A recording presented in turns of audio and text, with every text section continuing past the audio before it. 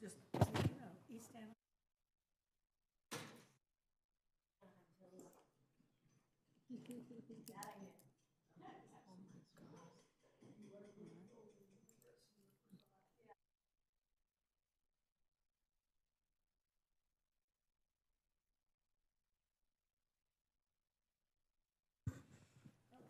I'd like to call the Anaheim City Council meeting to order.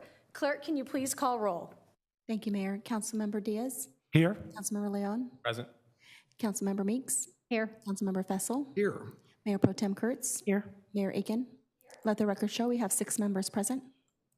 Do we have any additions or deletions to our closed session agenda? Mayor, there are none. And do we have any public speakers here to address the closed session agenda? We don't have any in-person speakers, and we did not receive any electronic comments on the closed session agenda. Okay, wonderful. So I'm going to close the public comment section for the closed session agenda, and we will recess to closed session.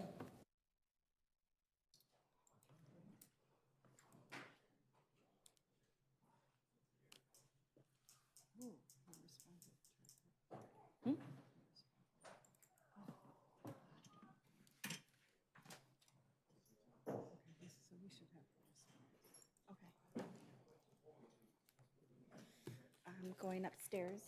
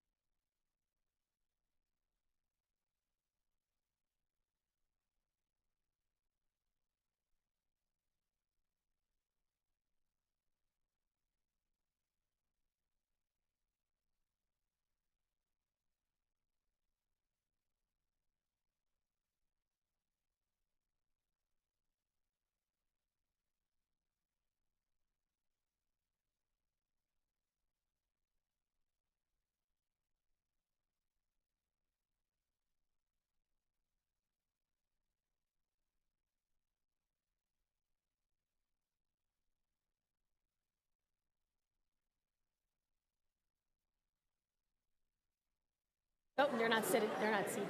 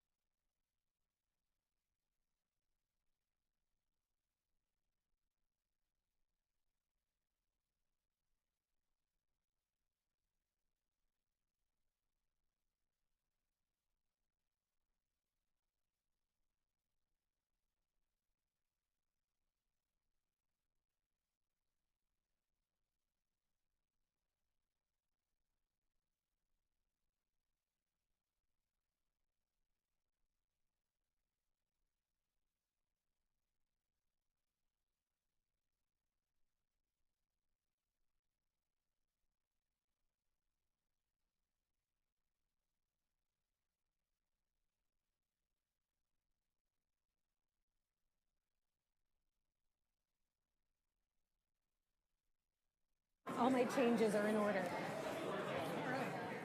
Good evening, everyone. I'd like to call the Anaheim City Council meeting to order. Clerk, can you please call roll? Thank you, Mayor. Councilmember Diaz. Present. Councilmember Leon. Present. Councilmember Meeks. Councilmember Fessel. Here. Mayor Pro Tem Kurtz. Here. Mayor Aiken. Present. Councilmember Rubalcaba. Here. Let the record show we have 7 members present. And do we have any additions or deletions to the closed session? Sorry. Do we have any, I'm going to go totally out of order. So the first item on our agenda is going to be our invocation that will be offered this evening by Pastor Tim Eaton of Zion Lutheran Church. And then Councilmember Rubalcaba is going to be leading us in the flag salute.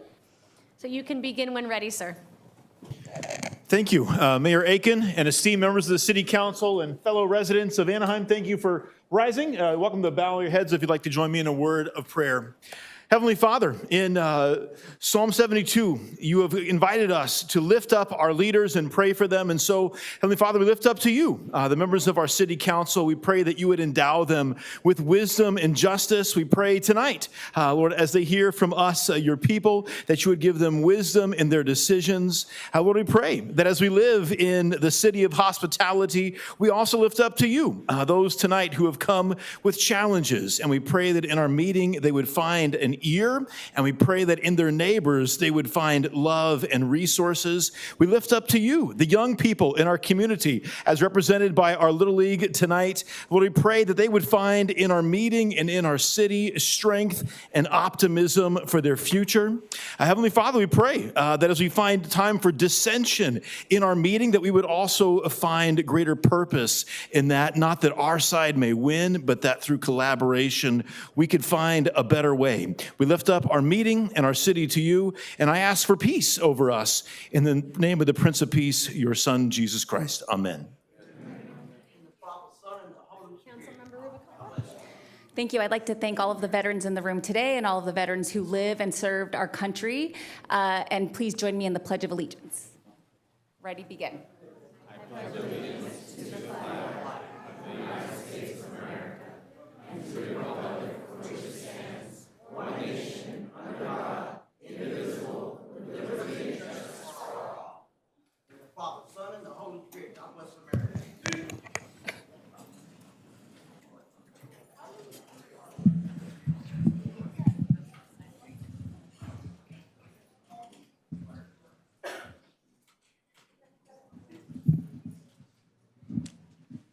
So we have a few presentations that we are going to start the meeting with. I would like to start today because we have the honor of recognizing Miss Mary Ann Rogers, who will be celebrating her 100th birthday on July 27th.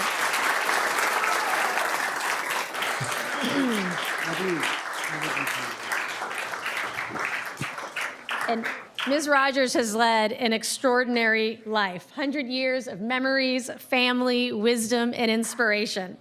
She was one of 6 kids born in 1924 in Albany, Minnesota. And at 18 years of age, she left to join the Marines, and in 1945, met her husband in a mess hall. She served in World War II, is a proud Marine veteran. So thank you very much for your service.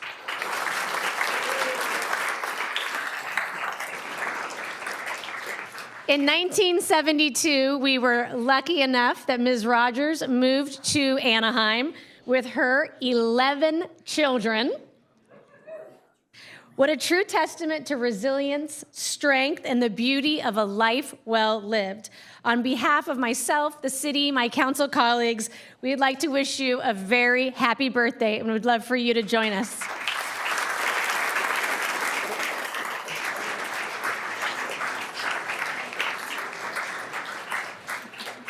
And your family is welcome to come up as well if you'd like.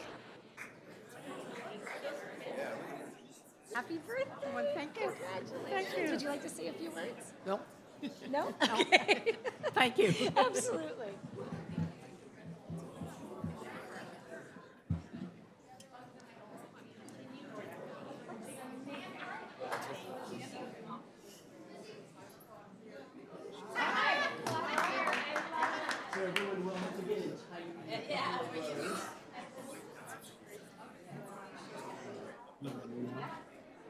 We'll have you open your certificate.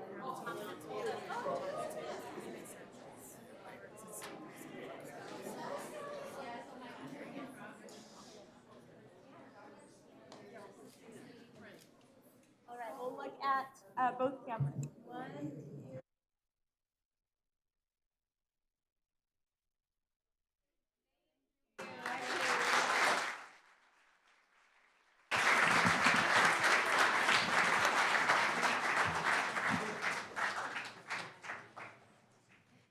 Our second presentation is recognizing the 69th birthday of the Disneyland Resort.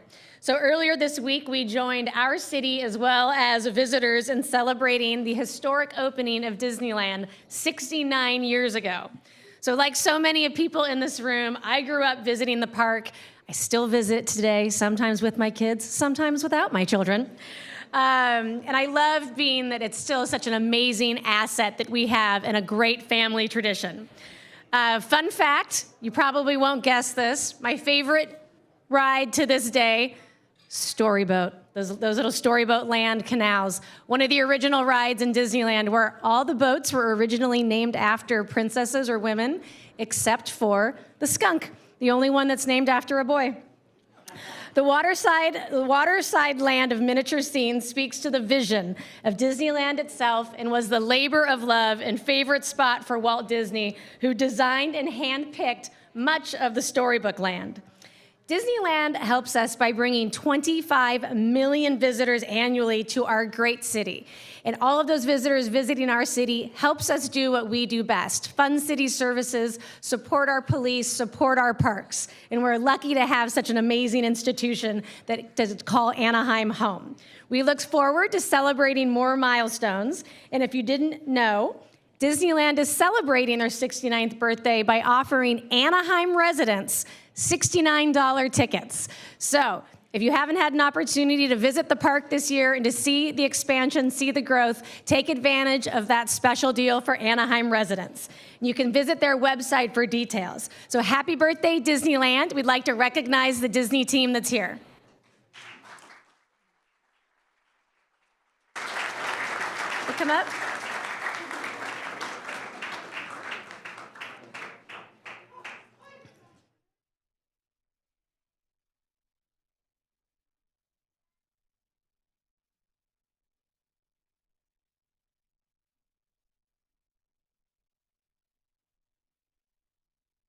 So we're lucky to be joined today by Jada, who's one of the Disney ambassadors, as well as members of the Volunteers program. So would you like to say a few words? Yes, thank you. Thank you so much, Mayor Aitken. Hi, everyone. My name is Jada. As Mayor Aitken mentioned, I am one of the Disney ambassadors of Disneyland Resort. We first just want to say thank you so much to the City of Anaheim for this recognition. We feel so honored that we can celebrate 69 years of not only Disneyland Resort, but with our relationship with the City of Anaheim. As the mayor mentioned, in celebration of the 69 years, we do have a special resident ticket offer. You can find all of the information at disneyland.com/resident ticket offerings. And we really do hope that our residents and our neighbors can celebrate all that we have at the resort, and we look forward to the endless possibilities of the future. Thank you so much. Thank you. Quick picture.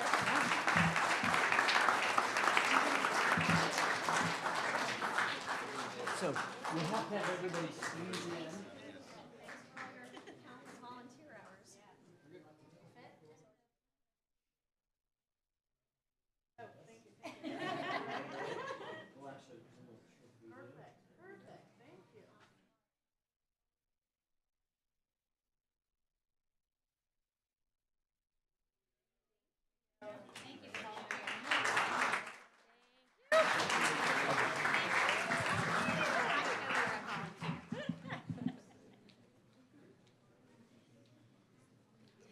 All right, you guys might have noticed we have a lot of special young visitors with us here today because we are recognizing our East Anaheim Little Leagues 11 and under, 12 and under, and junior division 14 and under for winning the District 46 championships in their respective divisions.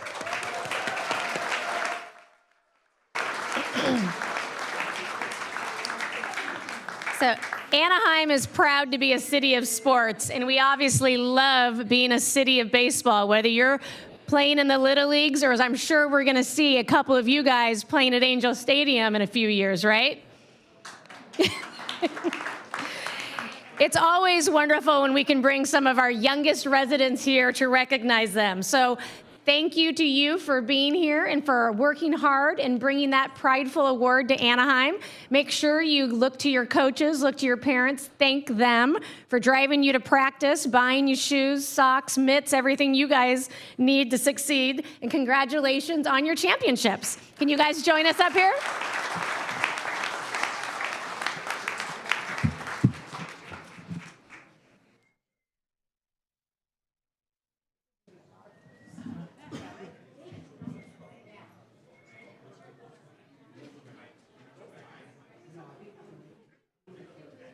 help me start a row right here. And if you're taller, you're gonna start a second row for me. Kind of go by height.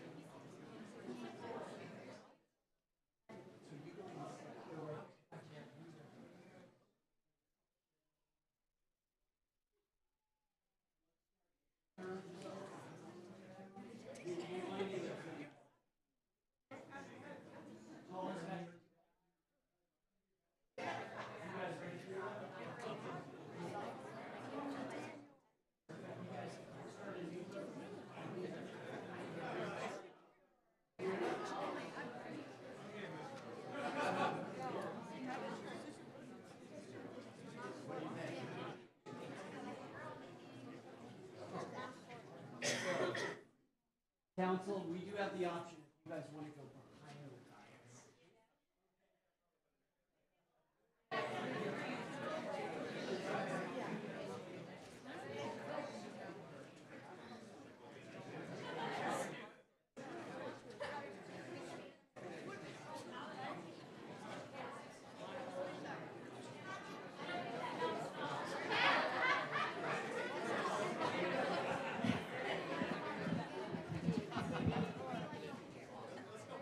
Okay, everyone.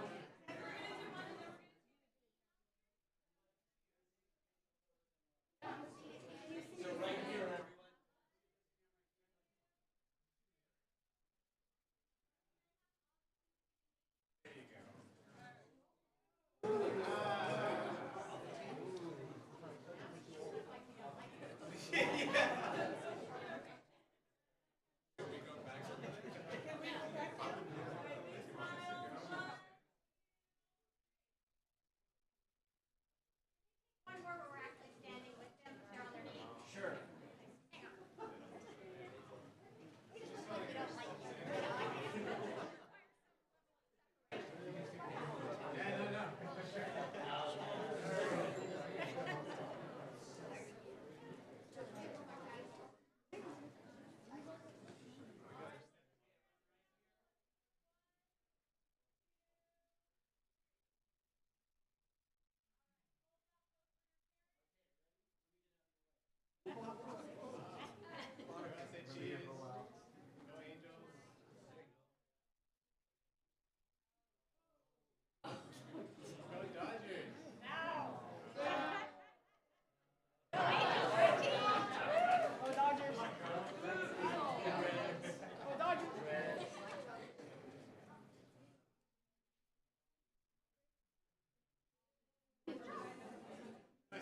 All right, thank you, everyone.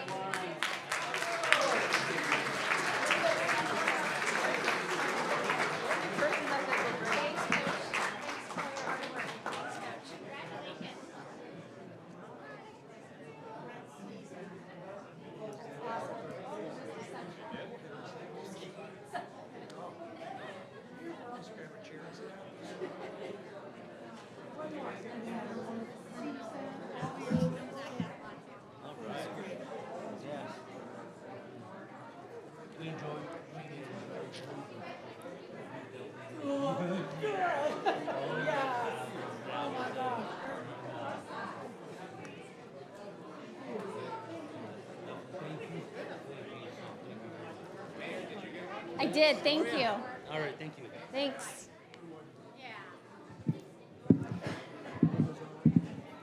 So I'd now like to recognize this year's 2024 City of Anaheim Employee VIPs. So every year, our employees have the opportunity to nominate their colleagues for Employee VIP awards. Our Anaheim VIPs go above and beyond in their daily work and are recognized during our annual Employee Appreciation Picnic. So congratulations to this year's Employee VIPs. Thank you for your hard work and dedication to our city, dedication to our residents, and congratulations from your team from the City of Anaheim. I'm now going to introduce our city manager, who is going to introduce this year's Employee VIPs.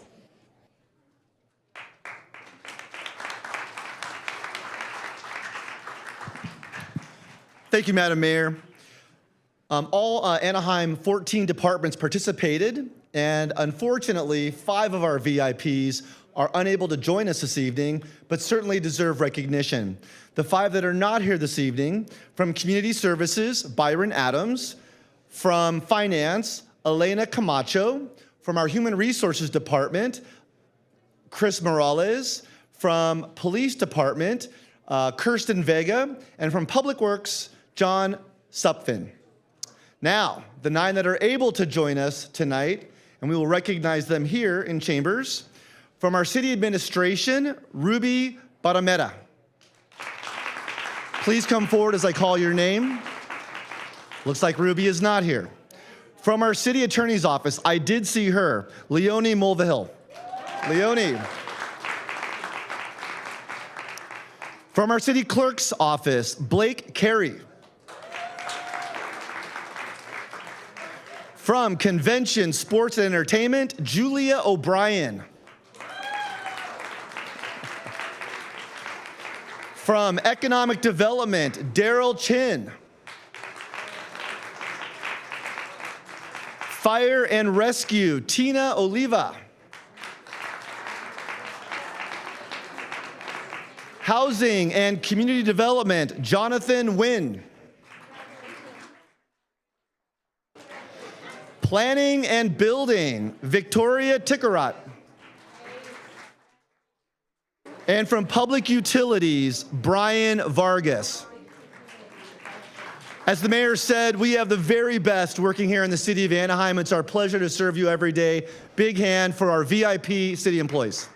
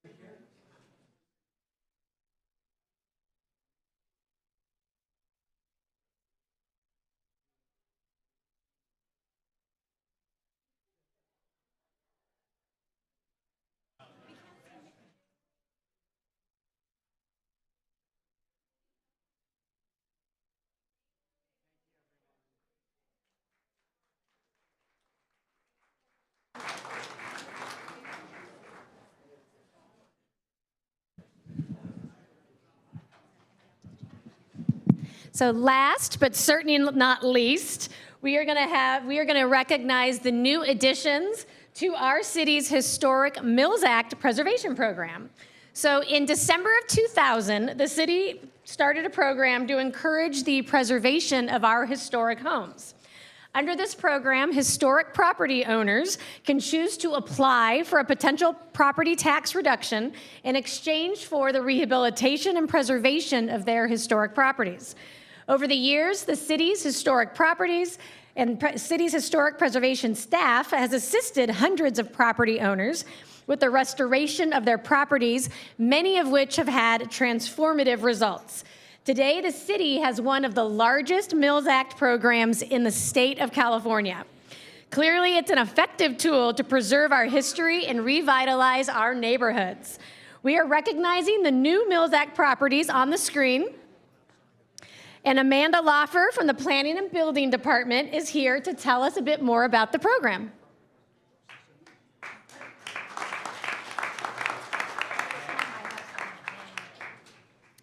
Thank you, Mayor and members of the City Council. As the Mayor mentioned, we would like to commemorate the efforts of the city and the community to preserve its historic resources.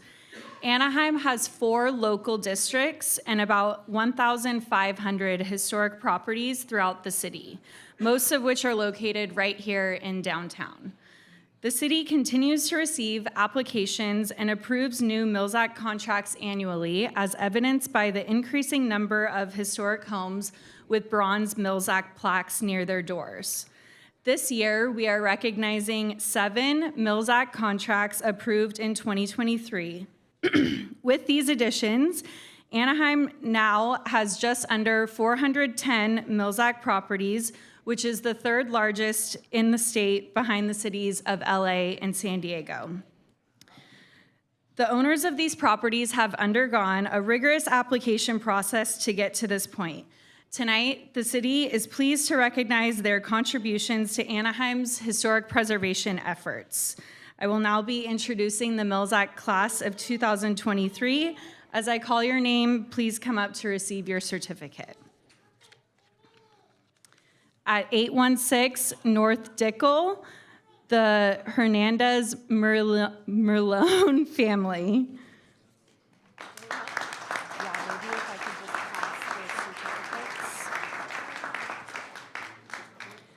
Do we want to do individual pictures? Oh, okay. Okay. So maybe I'll move this to the side. Okay. Or I can just stand off.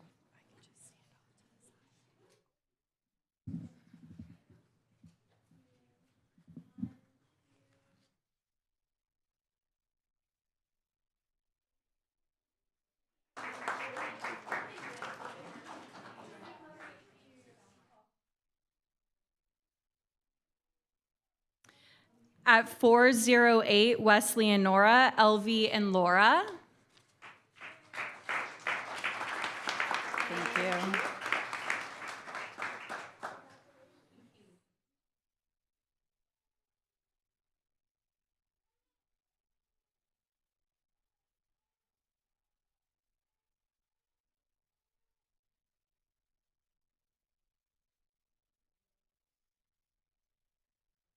At 117 South Atchison, Dante Rusomano.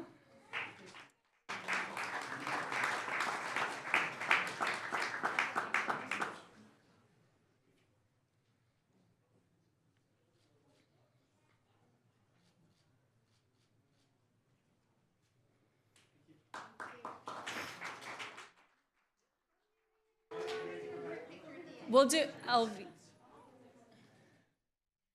At 117 South Atchison, the Gibson family.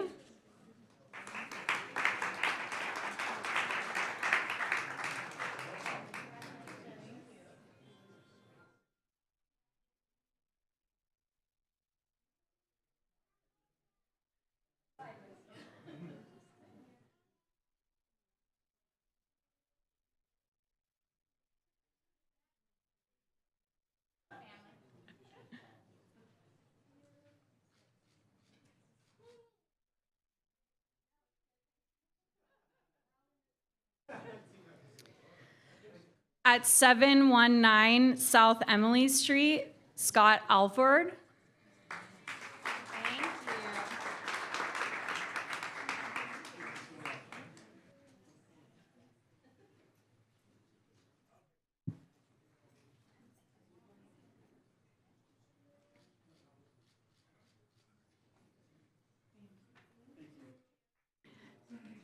I think they're gonna. At 531 South Clementine Street, the Sidner family.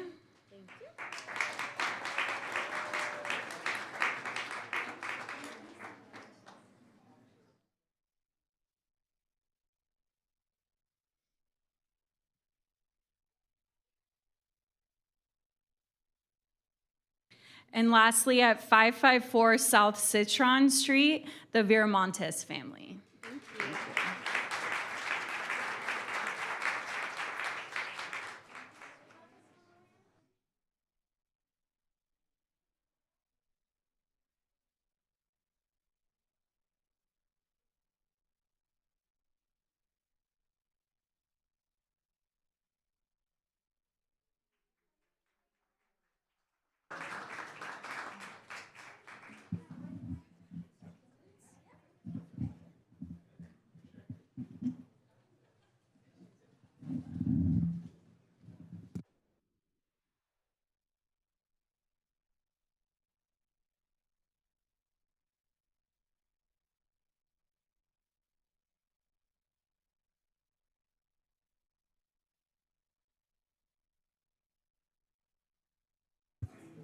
So next on our agenda is a recognition to be presented at a later date. Clerk, can you please announce it?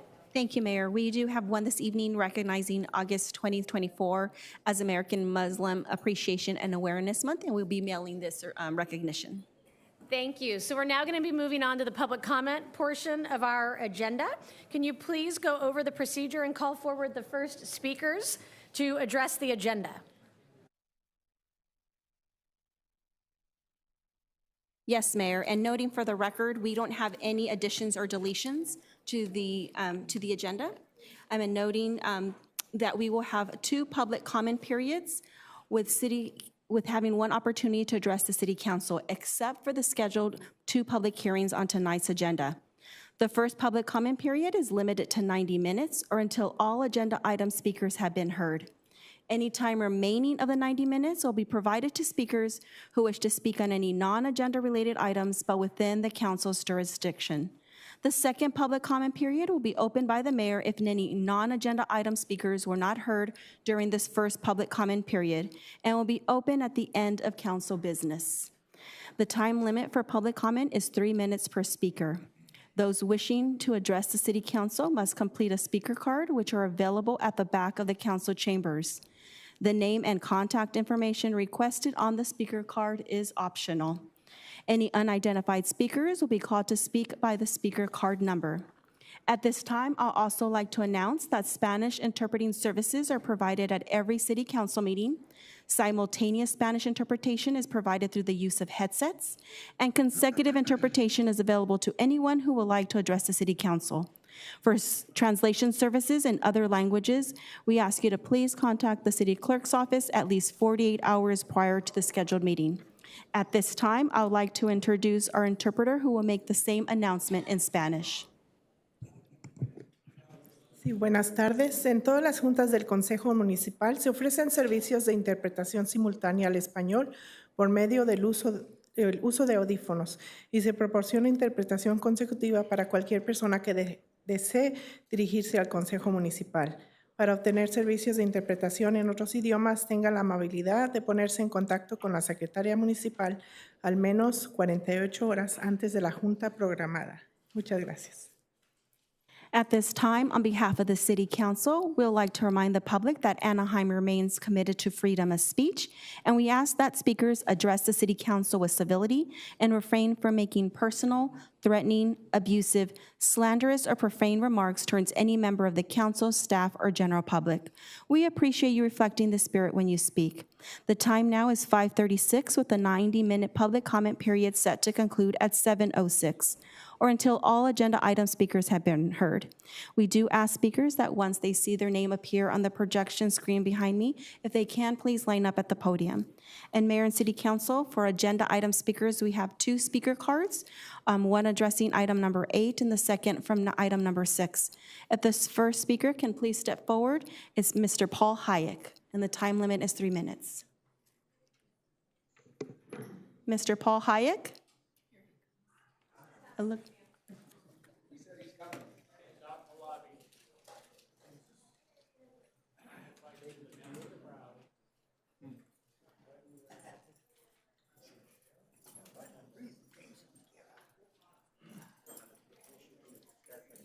Good evening, Council. This is the 3rd meeting I've had in 2 days.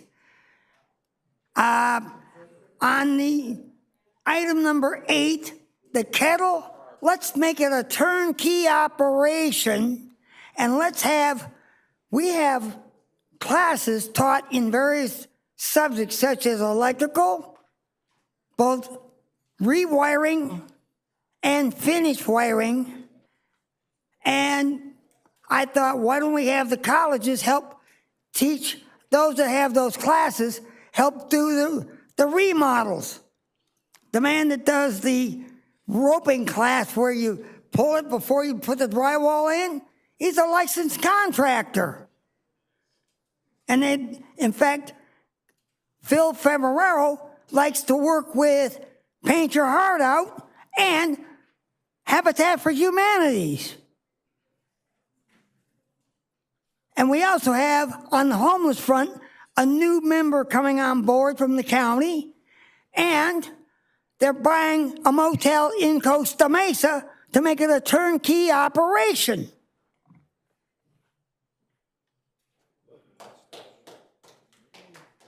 Our next speaker, if they can step forward, Victoria Michaels. Good evening. I'm Victoria Michaels, 29-year resident of Anaheim. Tonight I'm speaking on item 6. I'm not sure why the city is giving $220,962 to an entity to provide emotional and practical support to victims of traumatic events and their families when the city is paying tons of money to CityNet. Why aren't they providing these services? Somebody needs to really look into that. And speaking of emotional support, I needed that because the city has a contract with Republic Services. And I believe that that contract needs to be reviewed. I had the worst experience with Republic Services. In May, we requested a dumpster because the one we had was leaking brown, stinky fluid from the detritus that was decomposed inside of the dumpster. After many calls and many promises, I realized that the people I was speaking to were in the Midwest. I'm like, why is the city of Anaheim contracting with a company in the Midwest? And how can they help us? They don't even know where Anaheim is, some of them. So I decided to figure out if there was a liaison with Republic Services from the city. I found out through code enforcement that Mark McGee is the liaison. After 2 months, it took Mark McGee 1 day to have this dumpster delivered. 1 day.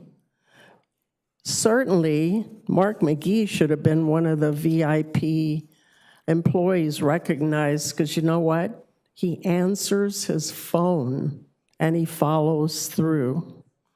And I want to just thank and give a shout out to Mark McGee. But I also want to give a shout out to Rudy Amami. This city is really fortunate to have him as the Director of Public Works. He also answers his phone, answers his emails, and follows through. So I want to thank both Mark McGee and Rudy Amami. Thank you. And Mayor and City Council, that concludes speakers on agenda items. We have 14 speakers to address on just under general comments. And I could go ahead and call those members forward. The first being Ruben Soto.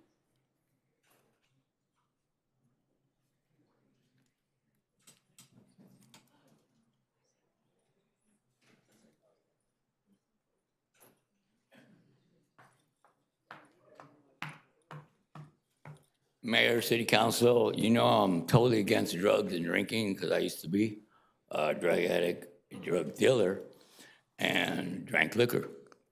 Now, me and the government are killing people, or used to, with the beer and now marijuana. You might not think so, but they are. Now, they took everything away from me because I used to do drugs and drink. In my divorce, threw me in the gutter. And now you say justice for all, in God we trust? That's bullshit. You know why? I worked all my life, paid my child support, paid my taxes. I'm 67 years old, living in a goddamn car. Excuse my language, but you know what? All these people think they're having fun. Your children will die in that stupid poison you're feeding them. I don't take the blame for the way I grew up. I blame society. I blame liquor stores, liquor companies. I blame TV ads. Everybody knows it kills you. That's my thing. Hey, cheers, okay? Yeah, you think you're having fun? You're crazy. Anyway, thank you for speaking, and I hate your cops, let me tell you. For our next speaker, step forward, Cecil Jordan Corkin.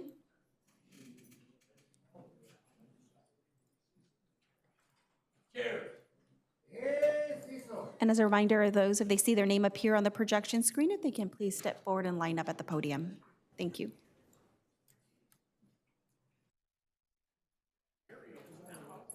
I got on the computer and did the reports of the rules and regulations of Disney. Now, it'd be something someone could personally talk to me about it, and that's what's in my bag here, called the rules and regulations. And it was Tom Sittu that did the movies that were nasty. And if there's anything anybody wants to know from the city council, Stephen Thessler knows how to get in touch with me. And we're praying for the purification of the parents that go there with their children to know better how to take care of themselves and not and be careful how Disney used to be or still is on how they dress in the animation outfits and things like that, and the rules and regulations on the health care for Disney as well. When the COVID-19 was cooking and the president resigned, and Kamala Harris is being sponsored through the president of Joe Biden. I wanted to say at least that much. And we're trying to establish the security on Disney so they won't be worried about the budgeting of Disney, and so they'll have the right financial paycheck to take care of themselves. That's what we're looking at. And we're looking at the understanding of what's going on with the security of Disney and the Father, Son, and the Holy Spirit on that matter, in Jesus' name. We don't know what's going to happen with the Gene Argyway and the zoning laws and how many years it's going to take to reconstruct Disney. Now, that can be quite interesting.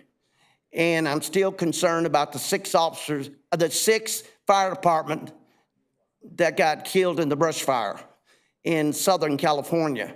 That's the way I understand it from the last time I came in here. I'm concerned about that and condolence to that situation in Jesus' name.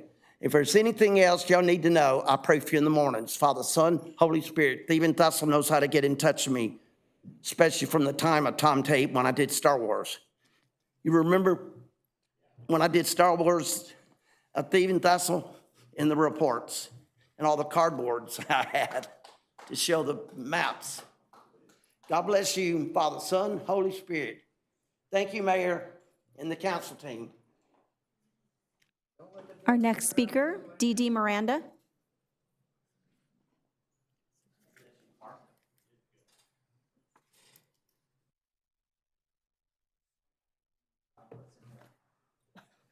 Good evening. My name is Dee Miranda. I'm a candy maker at Disneyland. I'm here to ask for the council support to help with the Disney cast members to get a fair and livable wage. I am a candy maker, and right now we are in negotiations. Currently, right now, I am on the bargaining committee. We would ask for help with them to bargain in good faith. What they are proposing is not what Disney cast members deserve. We help run this park. I am a lead and trainer for our candy cane program. I currently, when I work in a 100-degree kitchen with extreme heat for 8 hours, I am only getting offered a 25-cent increase. And the last was that they wanted to remove that premium. That, you know, they said that anybody can walk in off the street and do my job and do the job that any of the Disney cast members currently provide for our guests. They are trying to take away a lot of premiums and reclassify them so that they don't have to pay premiums for people like hat writers and the bibbity boppity, the people that do the hair and makeup to make the little girls, the little boys look like princes and princesses. You know, the cast members really like your support in helping us get a fair and livable wage for our contract. Thank you. Our next speaker, if they can step forward.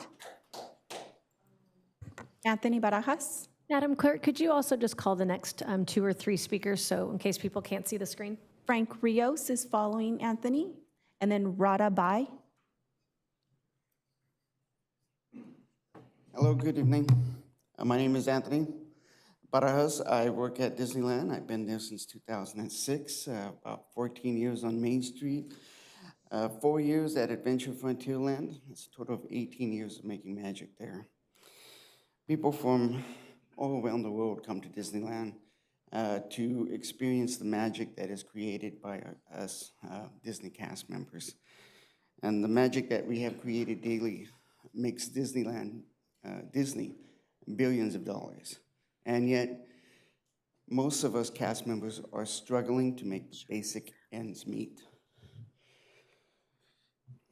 It is time for Disney to do the right thing and to give us a fair union contract that we could be proud of, and that could give us the living wage here to live in Southern California. Many magic makers that have been there 20 plus years their pay doesn't show or reflect how long they've been there. Many of whom share like the same amount of pay that I have. And I've been there 18 years, and I've seen somebody that's been there for 30 years, and they still have the same pay as I do. People who are hired into Disneyland have the same pay as I do. We are also fighting for premiums. The back of house, hat writers, embroidery writers, candy makers, all need their premiums. And Disney's trying to take that away from us. Also strollers. Strollers who works outside in the heat, and the stroller renters who work outside in the heat and in the sun, they don't have a premium, but yet they work hard and vigilant to create the magic there at Disneyland. Thank you for listening to me and to us here, us cast members. Just urge Disney to give us the contract, union contract that we're proud of. Thank you. The next speaker, Frank Rios. And then also on the projection screen is Adam Overton. Good evening. Hi. My name is Frank Rios. I'm also a cast member at the Disneyland Resort. I've been there 30 years. Right now, we are in negotiations, and we're asking for a fair and livable wage, and Disney's not providing that for us. You know, we're the face of the company. You know, you have the CEO and stuff, but you come to see us. I heard somebody here earlier saying that Storybook was one of their favorite rides. I did that. I did that back 20 years ago. I do the Jungle Cruise, and we make the magic. And we're not asking for a lot, but we're asking for a fair and livable wage. I've been there 30 years, and somebody who's gonna hire in 6 months from now, I'll make 40 cents more than them. And that's just not acceptable, especially when we're told constantly, you're the senior cast member, you set the tone. You make the magic. Disney doesn't treat us like that. Their wage is not what you think it is. Cast members constantly have to live in the Inland Empire because they can't afford to live here. Or something like a Starbucks, which is normal for other people, is a treat for someone that has to eat Uncrustables all week because 60 or 70% of their wages just goes to rent, which they live with 4 other people. And to start a family, they can't do that. We're not asking for a lot of money. We're not asking for something unreasonable, but we're asking for a fair and livable wage. And Disney is not holding up their bargain on that. We've been in negotiations, and everything is, we'll give you another quarter. We'll give you another quarter. You know, and we do everything. We know how much they make. We know, you know, when the CEO buys a soccer team for $300 million, but we're worth a quarter. And we're not asking for anything. We're asking for a fair and livable wage. We're asking to be able to do things that normal people can do. And we're asking for respect the senior cast members that have been there 30 years with more than just a quarter. We do things like that. And I don't take it out on the guests. I don't care if it's been that your 1,000th time on that ride or your first time. We want to make it special for you because we remember what it was like, but they don't. They constantly don't. We're not worth it to them. But they tell us, oh, you're great, you're great, you're great, but they don't treat us like that.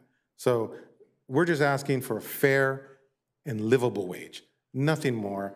We've even, you know, I know you've seen everything on the news with, you know, we've done buttons and we've done all that, and gone against us and tried to bully us just because we're asking for, to be able to live our lives the way we can, not have to live out in Rancho Cucamonga and drive 50 miles a day just because that's all we can afford, or Victorville, or sometimes Apple Valley. And so I thank you guys. We do have some buttons I would like to give to you. It's not, I know you don't have to wear them, but it's just to show that, you understand what we're going to, if that's okay with you. Once again, we're just asking for a fair and livable wage, nothing outrageous. And we thank you, and I appreciate your time. Will the next speaker please step forward? Okay, let's start with an explanation since you probably don't understand. U.S. Patent and Trademarks, RADA by, initially started back in the 1980s to reestablish my pen name, which I'd had before. Look up a book, Caves and Jungles of Hindustan. I just gave you a clue. And you can look up the registration number if you can't find it. I'm going to quote President Snow to Miss Witherspoon. I thought we had an agreement never to lie to each other. Now, didn't I give the mayor and the head of 5th District one of these coins before President Biden dropped out of the race?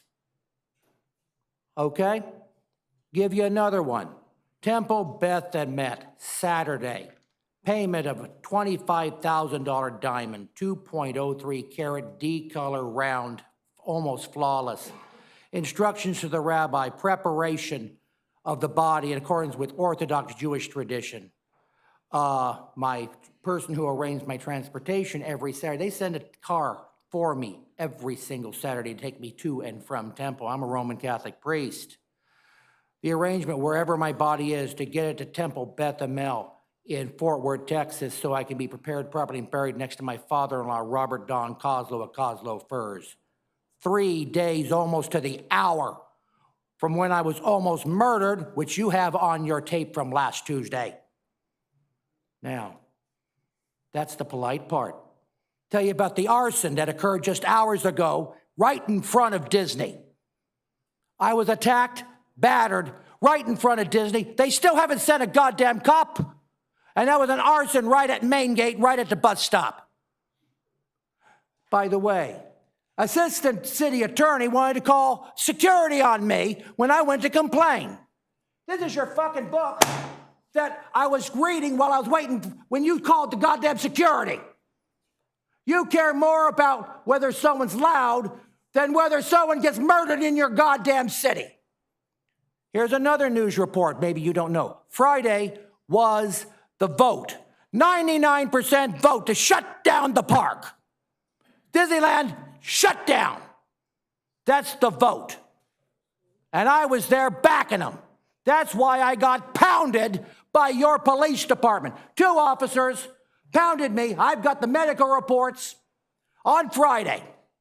Pounded me because they were upset I reported their car being in an emergency lane, endangering the public at Disneyland. Then you know what they did? Then they blocked and refused me phone calls. Then they impersonated the FBI on the squawk box because they knew that I was talking to the FBI. Then they called the CAT team on me because they thought they could cover it up saying I was a mental. Sir, your time is up. I know, but Mayor, I wanted you to make sure you got the whole bit of knowledge. Your time is up. Thank you very much. Tell me, how often does someone predict? Sir, your time is up. Thank you very much. Sir, your time is up. Thank you. Sir, I'm going to have to ask you to sit down. Yeah, that's Russian. Thank you. The next speaker, Adam Overton, and then Cynthia Carranza and Wendy Lewis.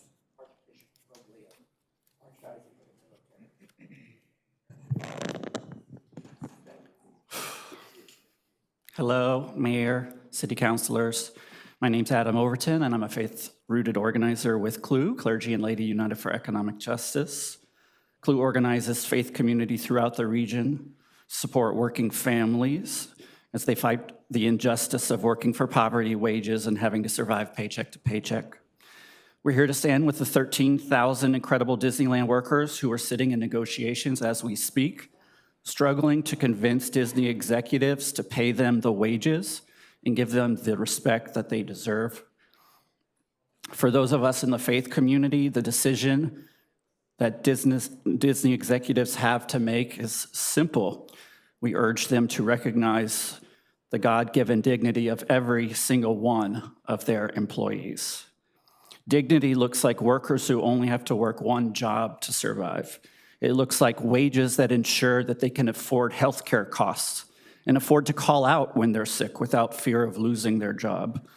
Dignity looks like having the wages necessary to be able to actually afford living in the city of Anaheim where they work. But this is not the reality. The workers we've met are in many cases working paycheck to paycheck, going to work instead of going to the doctor, commuting from their apartments hours away, or having to couch surf or even live in their cars. These same people, when you talk to them, rarely ever complain. The first thing they always talk about is how much they love Disney and their guests. Their dedication is unmatched. And despite the indignities they face at the hands of executives who are largely invisible to parkgoers and whose salaries continue to increase astronomically, while the lifeblood of the park, their workers, are left behind to fend for themselves. For people of faith, a society built on the back of workers like this cannot pass. Last week, these brave workers voted 99% to go on strike if their demands are not met. We hope they don't have to make the huge sacrifice of going on strike. But if they do, the faith community will be there standing shoulder to shoulder with them until they win. We call on Disney to agree to a contract that is fair and just, and that recognizes the incredible contributions and sacrifices their workers have made over the last 69 years to ensure Disneyland is still hugely successful, magical, and profitable. And we urge this council to stand with these workers of Disneyland by urging Disney executives to do the right thing, to truly respect their workers. Thank you. The next speaker, Cynthia Carranza, Wendy Lewis, and then Danielle following Wendy.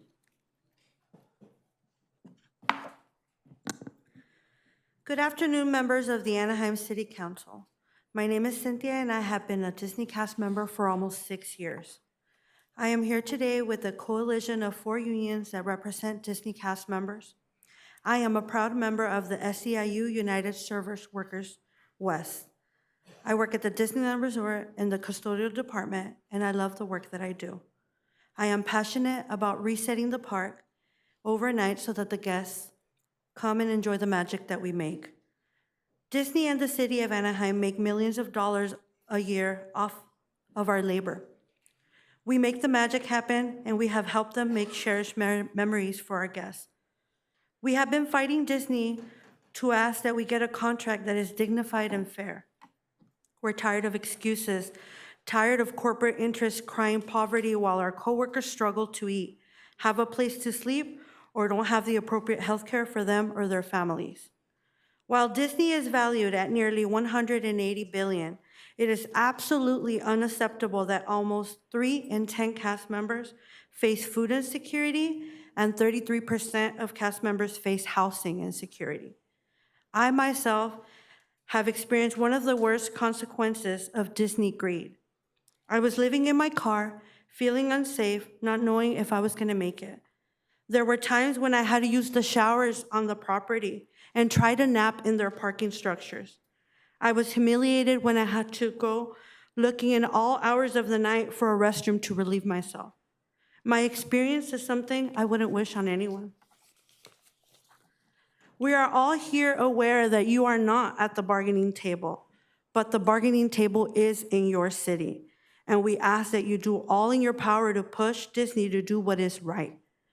The bargaining committee continues to negotiate, but workers are ready to use any tool at their disposal, including a strike, which the membership authorized by 99%, to get the contract that we deserve. I would like to let you all know that I am not only here for myself, I am here because I am passionate about my coworkers and their livelihoods. We ask for dignity and respect and we ask that you stand with us. Thank you. Our next speaker, Wendy Lewis. Wendy Lewis.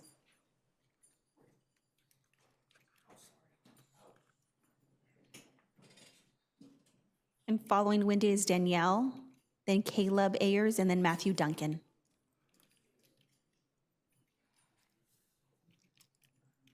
Sorry, I'm slow. Okay. My name's Wendy, and I've spoke before here. And I'm really upset, so I'm probably gonna cry, but anyway. My son and I became homeless last year for the first time, and we were clients of CityNet. And they're the only place that helped us. The other nonprofits don't even return your phone call. So we've been in their bridging program where they pay for a motel, and we're on the voucher list. And I've done everything that I'm supposed to do. And we called, our names got drawn, I made out an application, and we had an appointment yesterday to be fingerprinted. Then I get a call from Eric at the city that HUD's out of money. Well, that's the biggest lie I've ever heard. HUD is not out of money. So they've stopped everything. So Eric said, you go back on the list, and then, but it could be, no one knows how long it's gonna be. So, and then you have to, once it starts up again, you have to be picked again. So our chances are probably 0. So what happens to all these people that these nonprofits are bridging in the motel room? We're all gonna be out in the street. We have nowhere to go and nobody to help us. I don't care about myself, but what about my son? He's only 21. He has no hope and no future. There's a lady that sleeps on this street in front of the Denny's across from Disneyland. She covers with garbage bags. I see her when I go pick up my son from work. I see her there every night. That's my future. I'm gonna be laying on the street covered in garbage bags because I have no hope and no future.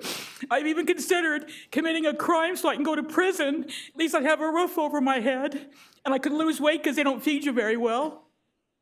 But I don't know what else to do. HUD is not out of money. I don't know why they're doing this to people. They're making the homeless situation worse. Because all these nonprofits are not going to pay for these motel rooms anymore because you're supposed to be, they pay for a motel room because you're waiting for a voucher, but now there's nothing. So all these people are going to be more homeless people now. All these nonprofits are going to turn all these people out in the street because they don't need to pay for the motels anymore because they don't know where to go. There has to be something better. And your government needs to care about the citizens.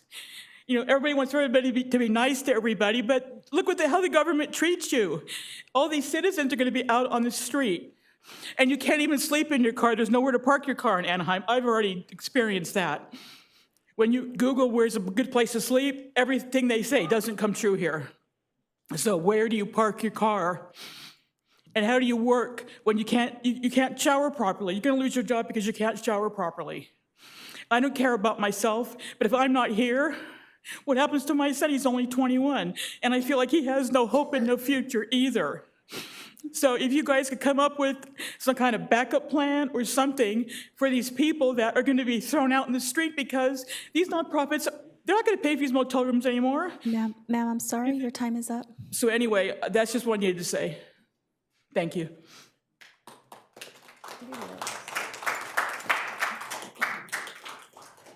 If we can have this next speaker step forward, Danielle. I don't know if they're pronouncing their last name, Lizagaraga. Caleb. Matthew Duncan.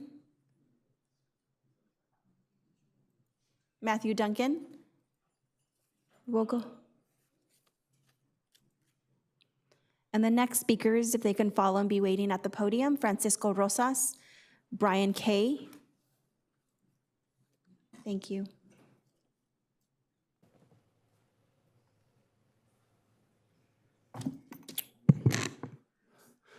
Matthew Duncan up here to resume my comments on the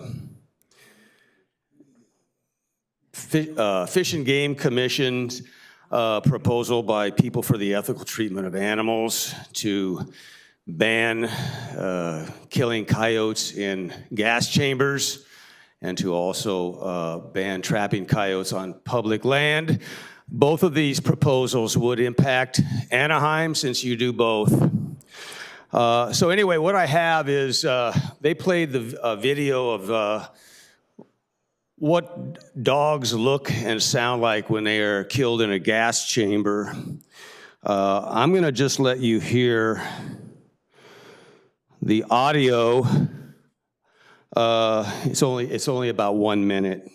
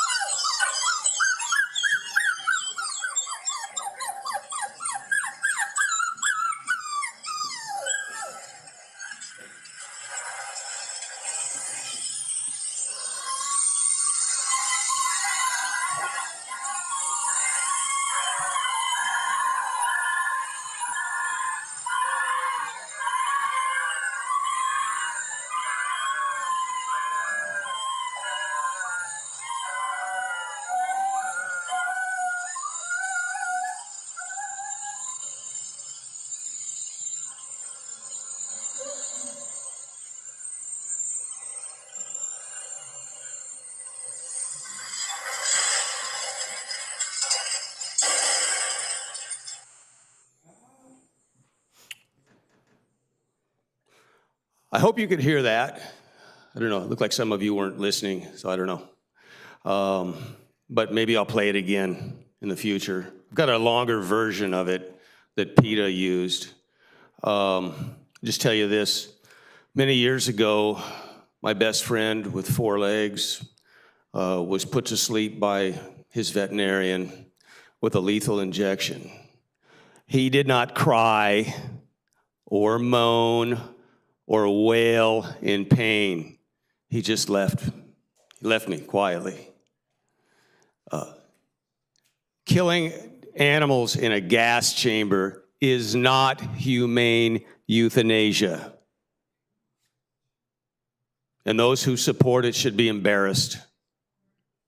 Thank you. Our next speaker, Francisco Rosa.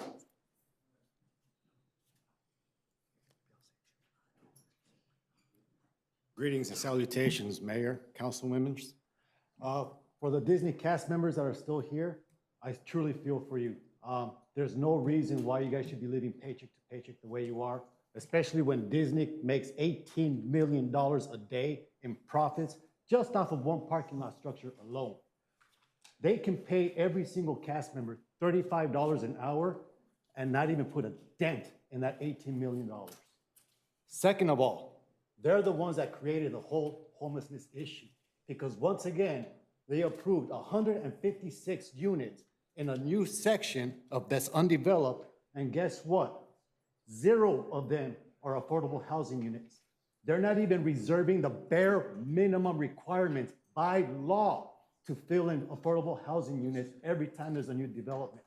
So you can blame your mayor and your city council for that situation.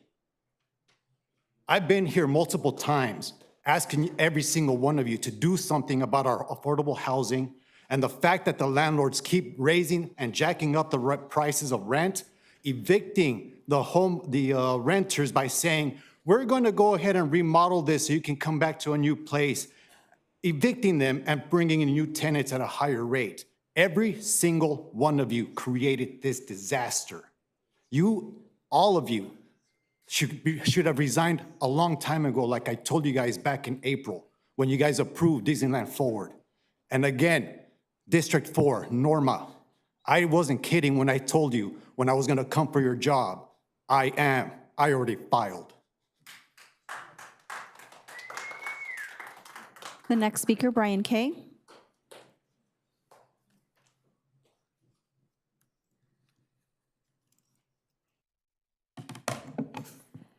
Happy day. You ever see somebody do something that you would never do or that they themselves would never do? I mean, if they knew what they were really doing. I think American comedy has overplayed the idea of somebody with, toilet paper trailing behind them or spinach, in the teeth. But these are real issues. And the people of Anaheim have given up their time to come down here and share their insight, their experience with what's happening in Anaheim. And I realize you put on these little shows and you say, oh, Anaheim's a great city because we do this, and Anaheim's a great city because we do that. But you have to pay attention and acknowledge some of the bad things about Anaheim, because unless you do, you'll never correct them. And we'll just keep repeating those same problems over and over again. And the people who come down here, I know I'm speaking heavily for them, but we love you. You know, I may not like that you sit back. You know, I may not find a purple tie to be my favorite color. I may not think that, you know, you're looking down, that you're flipping your pen, just sitting there being very intent. But I get past that. And I don't want to talk about things that don't matter. I want to talk about the important issues. And that's why we're here. You know, we don't want you to make a bad decision that hurts you. You know, it hurts us, but it hurts you as well. And I've petitioned, and I don't get answers. And then I see you bragging about how you're doing this and doing that, and doing this and doing that. But the people whose petitions you answer are happy and they're supportive, and they come down here and they're like, yay. But we invite you, even I, this is a personal invitation to each and every one of you. Email me. Just say, hey, I've received your report. Open some communication and improve the quality of life in Anaheim. Does that make sense to you? Do you understand that we love you and we want you to succeed? We want Anaheim to look good. You know, it's everything I can do to not talk about the bad things that have happened in Anaheim the 10 plus years that I've lived here. So today I put them aside and said, hey, let's address those issues and make sure that we don't repeat them. Let's show common respect and love for each other. Happy day. Will the next speaker please step forward?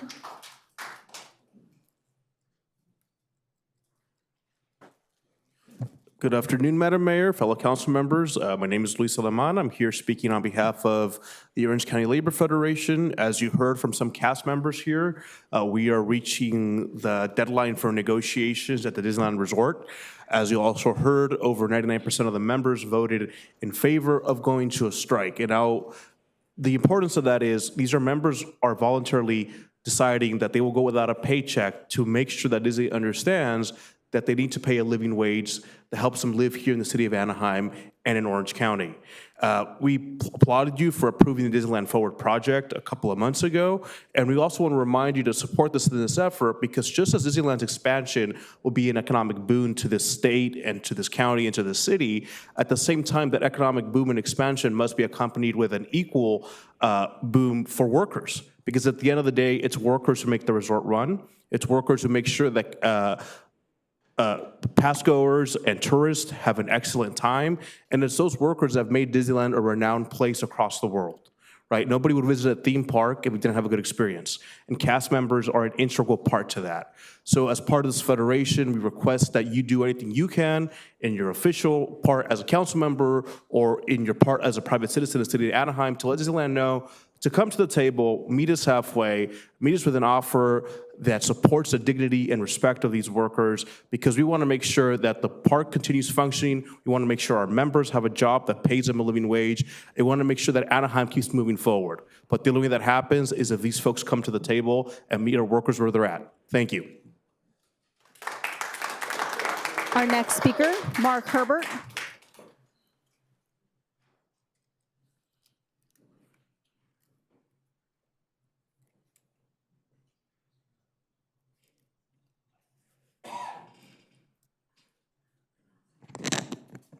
Mark Herbert, AnaheimGrease.com editor. It's up and running now. I'll start small and move larger. Happy to see the Wi-Fi password is up. I hope it's has a permanent place on the bulletin board. I'm a bit skeptical because it appears only when there's large crowds. It was posted on April 16th, disappeared afterwards. That was a Disney Forward meeting. It appeared at the Planning Commission for Anaheim Hills last Monday. It was up. It disappeared the very next day at the council meeting. It needs to be up every meeting. 2, Angel Stadium. I looked at the public calendars, and there's been 6 meetings with you and the Angels since March of this year. Everybody but Councilmember Rubalcaba. Each had an hour, and the mayor had 2 hours, I believe. And with major Angel officials, Molly Jolly, Senior Vice President of Finance and Administration, John Carpino, President of Angels Baseball. There's been some others. We need to know what's going on here. On the basis of the deal you struck to resolve your old contractual dispute with Artie Moreno, that wasn't in the public's interest. So we need to keep an eye on what you're thinking of in the future. Don't spring it on us at the last minute. And lastly, I was going to deeper details on those things, except after hearing from the Disney workers. And let's touch on what the council's responsibility is here. There's a hearing later tonight on a unit, 156 units. And in their proposal, this started in 2021, they brag that it will be good housing for Disney employees. There are no affordable units in that. They're all, quote, above market rate. Now, that was the old council. This is the new council. So what have they done? After consulting with Deer Park and Tom Daly, their consultant, that development was confident enough to present a 500-unit proposal at Deer Park in Anaheim Canyon. How many affordable units? 0. 0. Now, I'll continue this in greater detail during the hearing on the Anaheim units. What I will say, there are sources of revenue, a steady stream that the city can have. They can put an entertainment tax, which at $1 per admission, that would be about $25 million, and they can get in to visit Anaheim's $23 million. You have money for the resort district, but Mr. not Herbert, affordable I'm sorry, your housing. time is Thank up. you.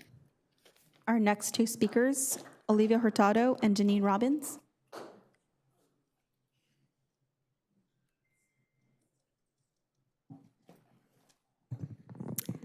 Good evening. My name is Olivia Hurtado, and I live at Rancho La Paz Mobile Home Park in Anaheim, California. It was a senior park when I moved in. I've been in Orange County about 30 years, and I've been at the park a little over 13 years.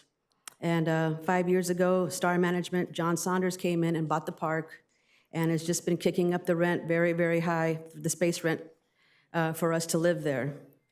The problem is that most seniors have a very fixed, tight senior Social Security income that is not meeting the increases that he's giving us every year. I am fortunate because I have been grandfathered in on a 10-year lower rent increase, but that will be up in 2030, and that will affect about 150 people in my park. If it's not taken care of, we 150 plus other people will be forced to leave the park. I myself really have nowhere else to go. I do have a job, but I know a lot of these seniors really don't have any other place to go. We are in serious need of an advocate to come in and talk to the manager. This can't be right that seniors who've worked their whole lives and are now collecting Social Security and some pension are being forced to either move out of state, or some of them have become homeless. I think it's quite obvious that when I look out in the streets, I see many older people out there, and it's not safe for them. And I'm scared that myself or other people that I know and love in the community will end up that way.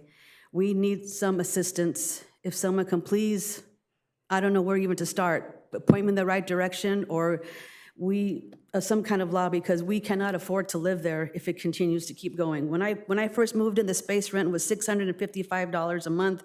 It's now $1,200 a month, which doesn't seem like a lot, but again, for someone on a fixed income like Social Security, that takes up almost the whole check. So please, please, please, she has my contact number on the card. I would be glad to help arrange a meeting with somebody that can hopefully get this straightened out. I appreciate your time. Thank you very much. Our next speaker, Janine Robbins.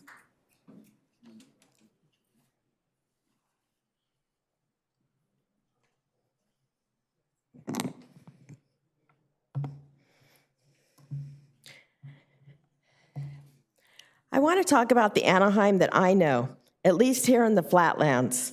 You all drank the Kool-Aid during the Disneyland Forward fiasco. Every one of you practically kissed Ken Potrock's feet as he stood up here and spewed lie after lie. You need to pay attention to reality. There is no magic kingdom outside the gates of Disneyland. The cast members are not happy and most likely will be striking. They are severely underpaid for the jobs they perform for making the magic. You should have forced Disney to solve their current problems before approving an expansion. The cast members come here to ask you for support, and you do nothing. However, the residents have stood with the Disney cast members for years now and will continue to do so. The People's Homeless Task Force held 2 sleepouts around Disneyland in 2017 and 2018 to raise awareness to the fact that Disneyland employees are homeless and were living in the riverbed at that time. These protests were picked up by the media worldwide. Perhaps it's time for another sleep out around Disneyland. We have extreme homelessness increasing daily. Where are the emergency shelters for them to escape the heat? Where should they go? We have an extreme shortage of not just affordable housing, but low and very low income housing. Could it be because the city lacks a housing mandate for developers because of their large campaign donations to all of you? We have 2 to 3 to 4 families living in one unit because we have no rent control. Again, could it be because the apartment association's campaign donations to all of you? There is rampant crime due to a shortage of police officers. Crime that happens and there is no police response because it doesn't rank high enough on their list of emergencies. Oh yes, unless you forget, it is not safe to walk your dogs in city parks because they might eat some meth that is lying on the sidewalk and almost die. My daughter-in-law was left thousands of dollars in debt due to the rampant drug use in our parks. Again, no police responded. They would not even take her police report. She had to fight with them in the lobby of the police department for them to take a report, and they told her not to expect a call. But the media sure responded to that one, as it was all over the news. So perhaps things need to change. They do need to change. And the Disney cast members need to be taken into consideration before any Disney deals are done. This is ridiculous. This is ridiculous, you guys. Mayor and City Council, that concludes our in-person comments. And noting for the record, we did receive several general comments that were distributed to City Council and posted on the city's website. Thank you, Clerk.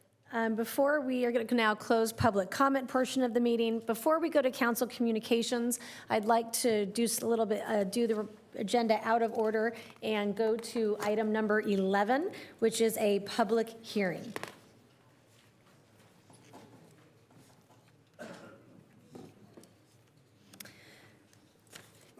So item 11 is a public hearing. Can the clerk please read?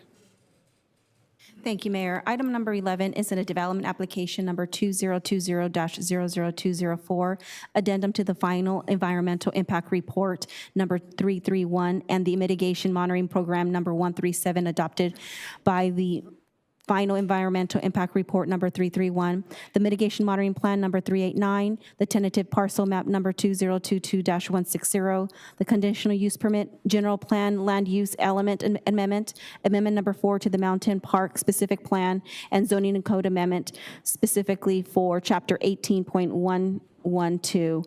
This is regarding a project that is approximately 283-acre property located at the southeast of the State Highway 91 and Jimson Canyon Road, the interchange of the on Santa Ana Canyon Road. Thank you. Thank you. Mr. City Manager, could we please have a staff report? I'd ask for a staff report from Deputy Director Allen, please. Thank you. Good evening, Mayor, members of the City Council. Heather Allen, Deputy Planning and Building Director. Joined tonight by Jose Borrega, Senior Planner, and Corey Wilkerson, Principal Transportation Planner. This is a request for the entitlements for the Gypsum Canyon Cemetery project. The Planning Commission at its June 17th meeting unanimously recommended approval of the project with one member absent. The cemetery project is proposed on property located within the Mountain Park Specific Plan. The specific plan was originally improved in 1991 and amended in 2005 and covers an approximately 3,000-acre area in the Gypsum Canyon. The specific plan identified 11 development areas that were intended for residential, institutional, and open space land uses. In 2014, rather than implementing the specific plan, the Irvine companies conveyed the property plan for residential units to the County of Orange to expand their regional park system for conservation and recreation purposes. Specific plan development areas 1 through 4 and development area 7 were encumbered in the transfer with the conservation easement to be held by the Orange County Parks Foundation. Development area 5 was donated without use restrictions. Subsequently, in 2019, Development Area 5 was deeded by the county to the Orange County Cemetery District for use as a cemetery. Development Area 5 is an approximately 283-acre property located immediately southeast of the Gypsum Canyon Road interchange for the 91 freeway at the terminus of Santa Ana Canyon Road. The property is vacant and undeveloped and is surrounded by open space to the east, south, and west. The site previously operated as a sand and gravel mining operation that ceased operations in 2004. Development Area 5 is designated for low, medium residential land uses in the general plan. The project includes the request for a tentative parcel map to subdivide the property of Development Area 5 into 2 new parcels and a conditional use permit to develop and operate a cemetery use. The request also includes amendments to the general plan land use element, Mountain Park specific plan, and zoning code to accommodate the cemetery use. However, the proposed project would not rezone DA5 and would not eliminate the Mountain Park specific plan. Lastly, the project includes the required environmental analysis pursuant to the California Environmental Quality Act, CEQA, and CEQA guidelines. Under the proposal, Parcel 1 would be an approximately 126-acre site owned and operated by the Orange County Cemetery District. Parcel 2, the upper pad, would be approximately 157 acres and is proposed as a veterans cemetery in collaboration with Calvet. Following initial grading to establish the pads, each cemetery would be developed in an approximately 10 to 20-acre increment on an as-needed basis for internment. Access to the site is from Gypsum Canyon Road at Santa Ana Canyon Road. A loop road within the property provides access to both parcels. Both cemeteries will be open daily for visitation from 8 a.m. to 5 p.m., with burial services limited to the hours of 8:30 a.m. to 1:30 p.m. Up to 4 burial services on weekdays and 3 on Saturdays would be scheduled for each cemetery during designated time slots to avoid overlapping with other burial services in the respective cemetery. No services will be held on New Year's Day, Independence, Labor Day, Thanksgiving Day, and Christmas Day. However, special activities may occur on Memorial Day and Veterans Day at the Veterans Cemetery portion of the property. Proposed improvements to both parcels include bridge crossings over Gypsum Creek, roadways for vehicular circulation and parking, administrative buildings, maintenance facilities, committal shelters, landscaping, and utility infrastructure. There would be no wakes or cremation services provided on site. The public cemetery would provide approximately 405 parking spaces, and the Veterans Cemetery would provide at least 359 spaces. Both parcels are designed with parking near the administration buildings as well as along the internal roadways, and each provides a surplus of parking using data from 3 different cemeteries, including El Toro Memorial Park, Santa Ana Cemetery, and Riverside National Cemetery. The project requires an amendment to the general plan land use element because the project is located within an area that has specific density limitations associated with the Mountain Park specific plan shown in yellow on the right side of your screen. Table LU4 of the general plan will be updated to reflect that although the Mountain Park specific plan remains in place, the residential development areas of the specific plan are encumbered with a conservation easement or otherwise restricted to a cemetery use. The project also includes amendments to the Mountain Park specific plan and associated zoning codes section to add cemetery and associated infrastructure as a permitted use in Development Area 5. When an EIR has been previously certified for a project, CEQA includes a strong presumption against requiring any further environmental review. CEQA guidelines establish the circumstances when a subsequent or supplemental EIR needs to be prepared, and conversely, when an addendum is the required environmental analysis. Consistent with these regulations, the city determined the project requires preparation of an addendum to the previously certified Mountain Park Specific Plan EIR 331. Specifically, the analysis evaluated potential impacts associated with the cemetery use versus those of the previously approved 1,595 residential units in Development Area 5. The project would not result in significant new or more severe impacts, and in fact has a reduced impact in several areas. No new mitigation measures are required. Therefore, EIR number 331 remains valid, and an addendum has been prepared. The analysis was based on city-approved technical studies, including on topics including soils and traffic. The addendum and all supporting technical studies were provided to both the Planning Commission and the City Council. Original applicable mitigation measures from the Mitigation Monitoring Plan have been incorporated into this project, and a new Mitigation Monitoring Plan, MMP 389, has been created to incorporate these measures, as well as project design features and standard conditions. The applicant and their development team have conducted various engagements with the public.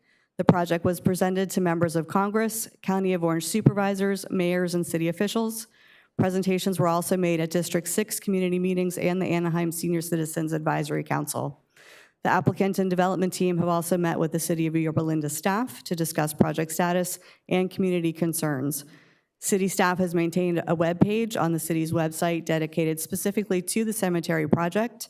Staff has periodically sent updates throughout the course of the processing of the application to those subscribing to receive information. Staff has carefully reviewed the proposed project and determined that it meets the necessary requirements and standards for approval. The project has been thoughtfully designed to ensure compatibility with surrounding land uses, provide adequate on-site operations, and mitigate potential impacts. The project will enhance the community by providing a needed public veterans cemetery while preserving the area's open space character. The Planning Commission found the project to be in conformance with the general plan, Mountain Park specific plan, and zoning code as amended. Therefore, staff recommends approval of this request. We are available for any questions, and we've also added Leonie Marvel-Hill from the City Attorney's Office with us this evening. Thank you. Thank you very much. Are there any questions from the council at this time? Okay, I'd also like to ask before we move to the comment portion from the appellant and the applicant, are there any ex parte communications council needs to disclose? Councilmember Fussell? Thank you, Madam Mayor. I don't have any, I haven't communicated with anybody on this, but I do have a question of staff. Oh, yes, sir. Thank you. Okay, and it may be the same question that will come from others, but all of us today received this document, which I'm sure you're familiar with, that is from a group of attorneys that is concerned about the original EIR, and they are concerned about a 20-year-old EIR and inadequate land use analysis, biological resources, traffic, geology, et cetera, et cetera, et cetera. I'm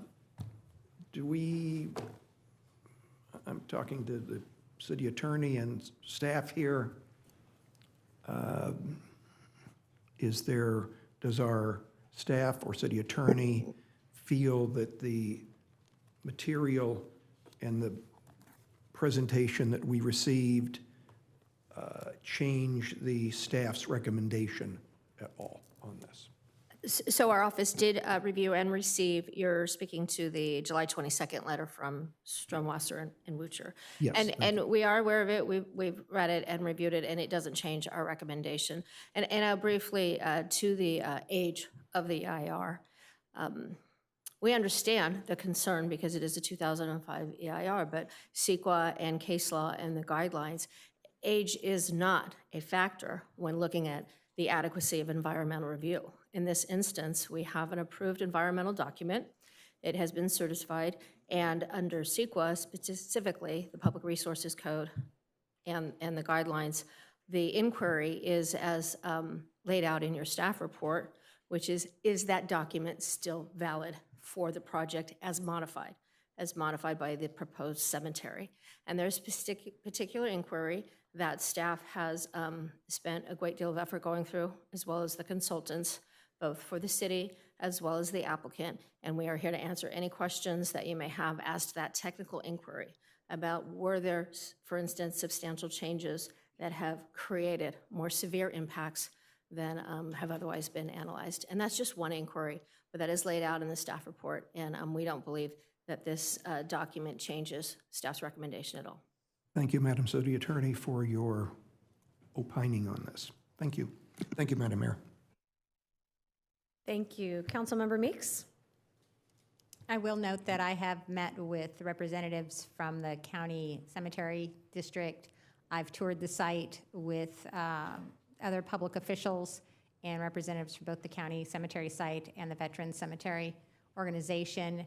I've also received numerous emails from constituents and have communicated with some of them. So those are my disclosures.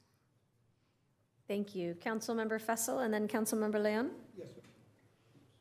Yes, Madam Mayor. Over the last several years, I've toured the site.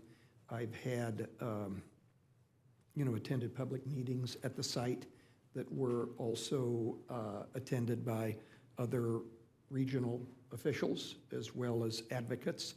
I've not met with anybody specific regarding the project recently, however. Thank you. Thank you. Councilmember Leon? Thank you, Madam Mayor. No formal meetings, but have run into some of the proponents for the project at different events, and have also received a number of different emails on this item. Thank you. Thank you. Just want to note that I have met with Mr. Deutsch from the Orange County Cemetery District about this project, as well as met with a lot of our veteran groups and have toured the site, both with other elected officials as with Secretary Sin from CalVets. So Councilmember Rubicalva? I will just note for the record that I've had not formal conversations with Bobby McDonald and Nick Berardino. Thank you. Okay, Councilmember Kurtz? I also have to add that at other events, namely the Memorial Day event at the Anaheim Cemetery, certainly did talk in the passing about the vote that's coming up. Thank you. So we are now going to open the public hearing. I will start the hearing with the applicant. Following that, the city clerk will announce any comments received electronically and invite our in-person speakers to address City Council. After receiving all public comments, the applicant will then be given the opportunity to provide closing remarks. I would now invite the applicant to begin the presentation. Your time limit is 20 minutes. Thank you, Mayor Eric and council members. My name is Tim Deutsch, General Manager, Orange County Cemetery District. I have the privilege tonight to try and carry out this community benefit that not only is going to benefit our community as a whole, our taxpayers and residents of your fine city in Anaheim, but also the county in general, but also to advocate on behalf of first responders. As you know, there'll be a first responders section, not a new cemetery, just a section. There'll also be an allied veterans section within the public cemetery.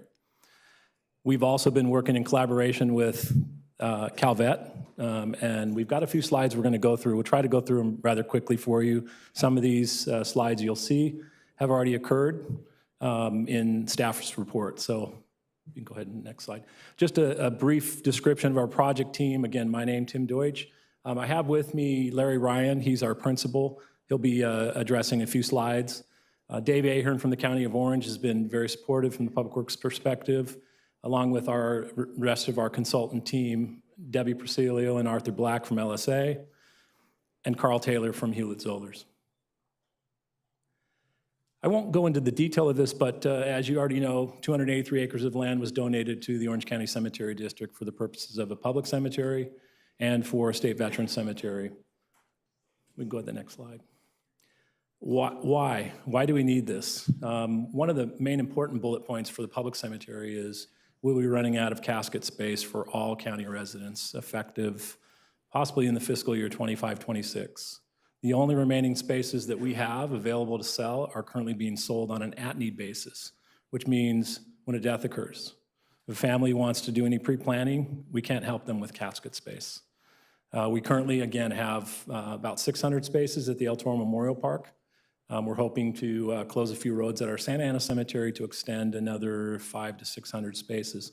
And our goal is that that will help us address at-need services for those who need the affordable interment through the development of the new cemetery. As you can see for our veterans, their options right now are to go to Los Angeles, San Diego County, or Riverside County.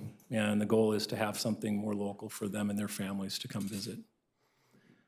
We mentioned the property was deeded by the County of Orange officially in 2018. We took the property in 2019. And I might add our first cemetery that we operate is here in this fine city of Anaheim, which was the Anaheim Cemetery, originally built in 1866, first burial in 1867. So we've had some longevity here in your city operating public cemeteries. A little bit about the Orange County Cemetery District. You know who we are. We operate 3 public cemeteries, cities of Anaheim, Santa Ana, and Lake Forest. We're one of 250 public cemetery districts in the state of California. We're the largest organization in the state of California. Our trustees are appointed by the Board of Supervisors. And then also most of our revenue is from burial sales, burial services. We do receive a small percentage of the 1% ad valorem tax that help us keep our fees affordably lower. This just gives you a brief summary. I won't go into all the details, but it talks about the depletion of our inventory. First, Anaheim in 2010, and this is casket inventory. We have cremation spaces and infant spaces at all 3 cemeteries. Santa Ana was depleted of the existing in 2020, and then as we projected, El Toro will be depleted in fiscal year 25-26. Next slide. I'm going to turn it over to Larry. This is our master plan that was developed by RJM Design Group. He can take you through a few of the slides, and we'll talk briefly about some stats.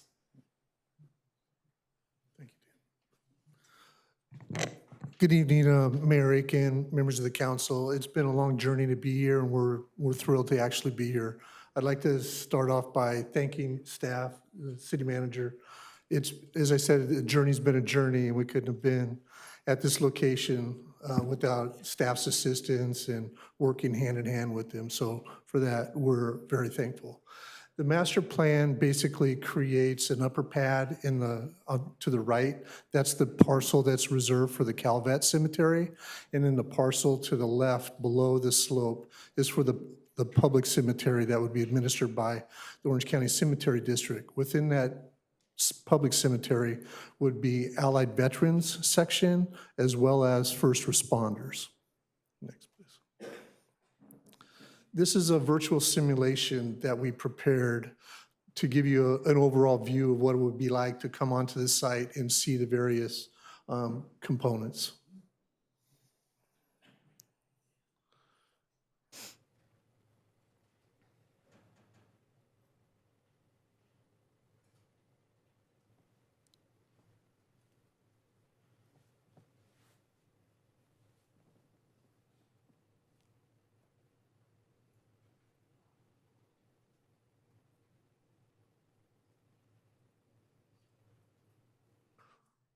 We could also skip this. Next, please. Happens to all of us. Yeah, despite best laid plans. Again, I believe you have seen a lot of this information, so I don't want to belabor it, but The bottom photograph is an aerial that shows the 283 acres, existing, photographs in the upper right. One thing I'd like to point out is we benefited from all of the cities in the county. All of the cities unanimously were able to, amongst their councils, pass a resolution that identified the Gypsum Cemetery as the place to have the cemetery operation, primarily for the Calvet Cemetery. And that's a pretty remarkable thing unto itself, to have council members and then 34 cities all in unison come to that conclusion. It's almost unheard of. Next, please. The entitlement process, staff's covered this. I probably don't need to go over that in any more detail. Next, please. Next. We've gone through a comprehensive set of drawings, working closely with not only staff, but also your peer review consultants. There's been some correspondence that were critical of the process. We've worked closely not only with your staff, but also with your peer review, with items such as the geotechnical studies, with the CEQA studies. And the simple response to that is we're all in unison. We all agree that what we've supplied, what we're asking for in terms of the entitlement process, your staff, your commission has all voted to support that effort. So the details of that stuff, we've actually supplemented information to answer some of those direct questions or criticisms, and I believe you have that in your file. Next. Next. Completed milestones. July of 2021, the County of Orange allocated $20 million for the development of a state veterans cemetery. In that period of time following July to October of 2021, that's when those resolutions were all passed. As I said, 34 cities supporting a state veterans cemetery at the Gypsum Canyon site. In June of 2022, the OCCD, the Cemetery District Business Plan, was approved by the county. In August of 2022, the development application packet was submitted to the city of Anaheim. We've been on this journey for quite a while. September 2022, state legislation approved to direct Department of General Services to coordinate a feasibility study of the state veterans cemetery development at Gypsum Canyon site. On November 2022, the flag raising event was held, and anybody that drives that corridor along the 91 freeway at Gypsum will see the byproduct of that event. January 2023, the county transferred $700,000 to the state of California to fund a feasibility and cost study. Calvet engaged the Department of General Services to launch that study. Recently, or somewhat recently, January of 2024, was the release of the Calvet feasibility study. June of 2024, we received the recommendation by the Planning Commission in support of the project. In June of 2024, Calvet's submittal for the federal funding application was submitted. I mentioned the flag raising ceremony. Next. Excuse me. So as part of community outreach, and you have a summary in your packet, you can see there's 3 things that were key to us. So we did a highlight video, informational booklet, and we started a project website a little over a month ago that has contents and information trying to address as many of the concerns that have been expressed by your constituents here as well as throughout the county. Next slide. I'm not going to read all these, but you can see kind of our key outreach, the things that we did with our outreach group, informational booklet, media relations. We have a bi-monthly newsletter, events and presentations. As you spoke with earlier, we talked about the July to October, 34 cities approving this project. District 6, we had 2 meetings, June 23rd, 2022, and then June 15th, 2023. And then also, lastly, the meeting with the mayor and staff at City of Yorba Linda. Next slide. a number of other outreach efforts that happened throughout the year. Again, I won't go into all the details. Some of them are crossovers from some of the previous slides. So next. Some of the positive community sentiment. These have appeared throughout our press, Voice of OC, Register, and others, and then individuals that were posting them on their websites, elected officials. All of these are all included in our project website. Next slide. And then project timeline, which I'll turn back over to Larry to briefly go through.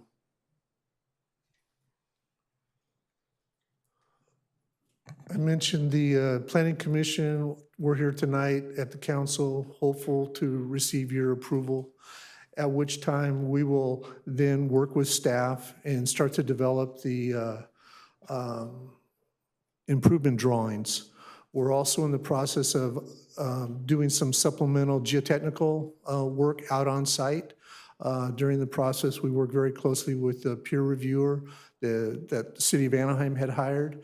And there were some discussions and possible benefits of having some supplemental testing done out there that might provide additional data that could be then beneficial to the project's development. So we're in the process of doing that out there as we speak today. I mentioned the preparation of the construction drawings. Hopefully, we'll have that well in way by May of 2025. In November, we hope to have that increase to 90%. And then by April of 2026, we will be through the plan check process and ready to go out to bid. We will obtain or approach city for approval June of 2026. And then in August of 2026, initiate construction with a construction contract. The construction administration begins for the public cemetery phase 1A and 1B approximately September of 2026. And then complete, ready for interment January of 2028 for the public cemetery section. Next. The Calvet project timeline. I mentioned that they had gone for their grant application to the federal government. So this is still in a state of flux, but it's the best we have right now. June 28, 2022, Assembly Bill 1595 heard at the Senate Military and Veterans Affairs Committee. August 31st, 2022, Bill 1595 must pass both houses of the legislature. June 2023 to June 24, Calvet prepares their concept plan and cost estimates for the Veteran Cemetery. And that was just recently submitted to the federal government for that funding. June 2024, Calvet submits, as I mentioned, and now to be determined, waiting on the federal funding. Okay, next. These are just some images showing the upper, lower pad. What's important here is when we first started, there was a lot of concern about how we would fit into the natural topography. You can see that we've been pretty respectful in that the major ridge lines and hillside character still remains untouched. The area that we're developing is the area that was formerly developed and disturbed, let's say, with the prior sand and gravel operation. Next. Next, please. Some of the imagery that were on that really cool virtual simulation that didn't load. Next, please. Next. Next. Next, please. I mentioned the separate areas on the Orange County Cemetery District parcel, the Allied Veterans section, as well as the first responders section, and those are what are colored in those areas there. Next, please.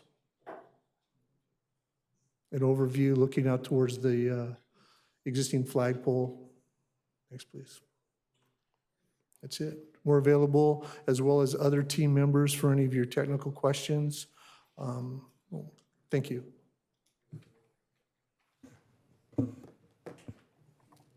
So we're now going to open up the floor for public comment. Clerk, can you please call forward any speakers we may have and any electronic public comments?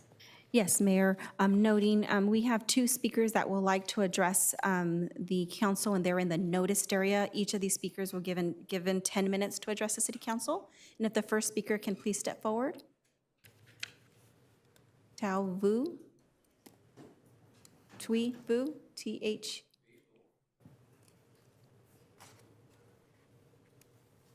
And then the next speaker, Ben Nguyen.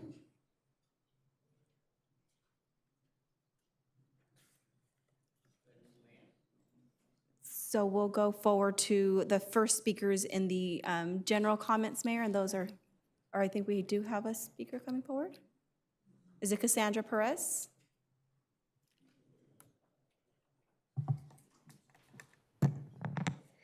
Good evening, Mayor and Council. I'm here on behalf of Congressman Correa reading a letter. And it states, I write today in support of the construction of a veteran cemetery in the city of Anaheim on the Egyptian Canyon site to establish a proper final resting place for our nation's veterans in Orange County. Orange County is the largest county in the state of California without a veteran cemetery. Our veterans and their families must travel long distances outside of our county to visit their loved ones and be laid to rest. With the release of the California Department of Veterans Affairs feasibility study earlier this year for the Egyptian Canyon site, it marks a significant step in making a veteran cemetery in Orange County a reality. The city of Anaheim has the opportunity to move forward and turn 157 acres into a final resting place for our veterans. I ask that you stand with our Orange County veteran community and vote to approve this project. Respectfully, Congressman Lou Correa. Thank you. Our next speaker, Anthony Monroe.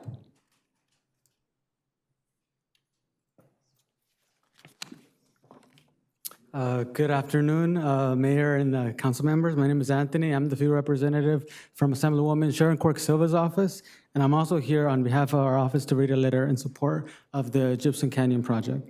And it states, Dear Mayor Aitken and Anaheim City Council members, I'm here writing to express my strong support for the Orange County Veteran Cemetery project at Egyptian Canyon in Anaheim Hills.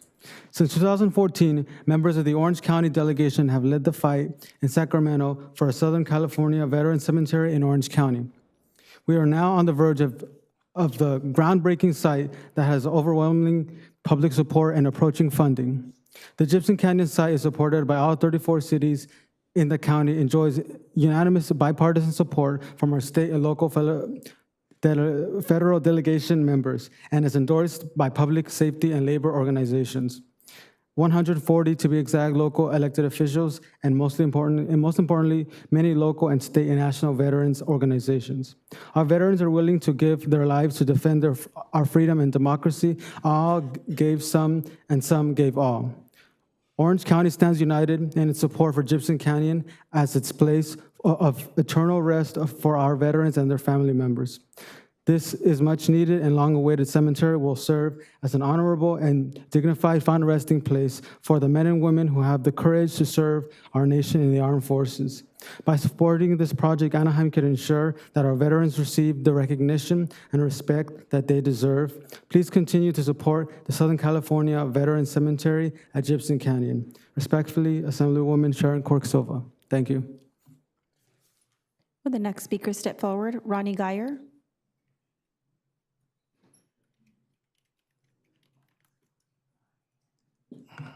Thank you very, very much. It's a pleasure being here.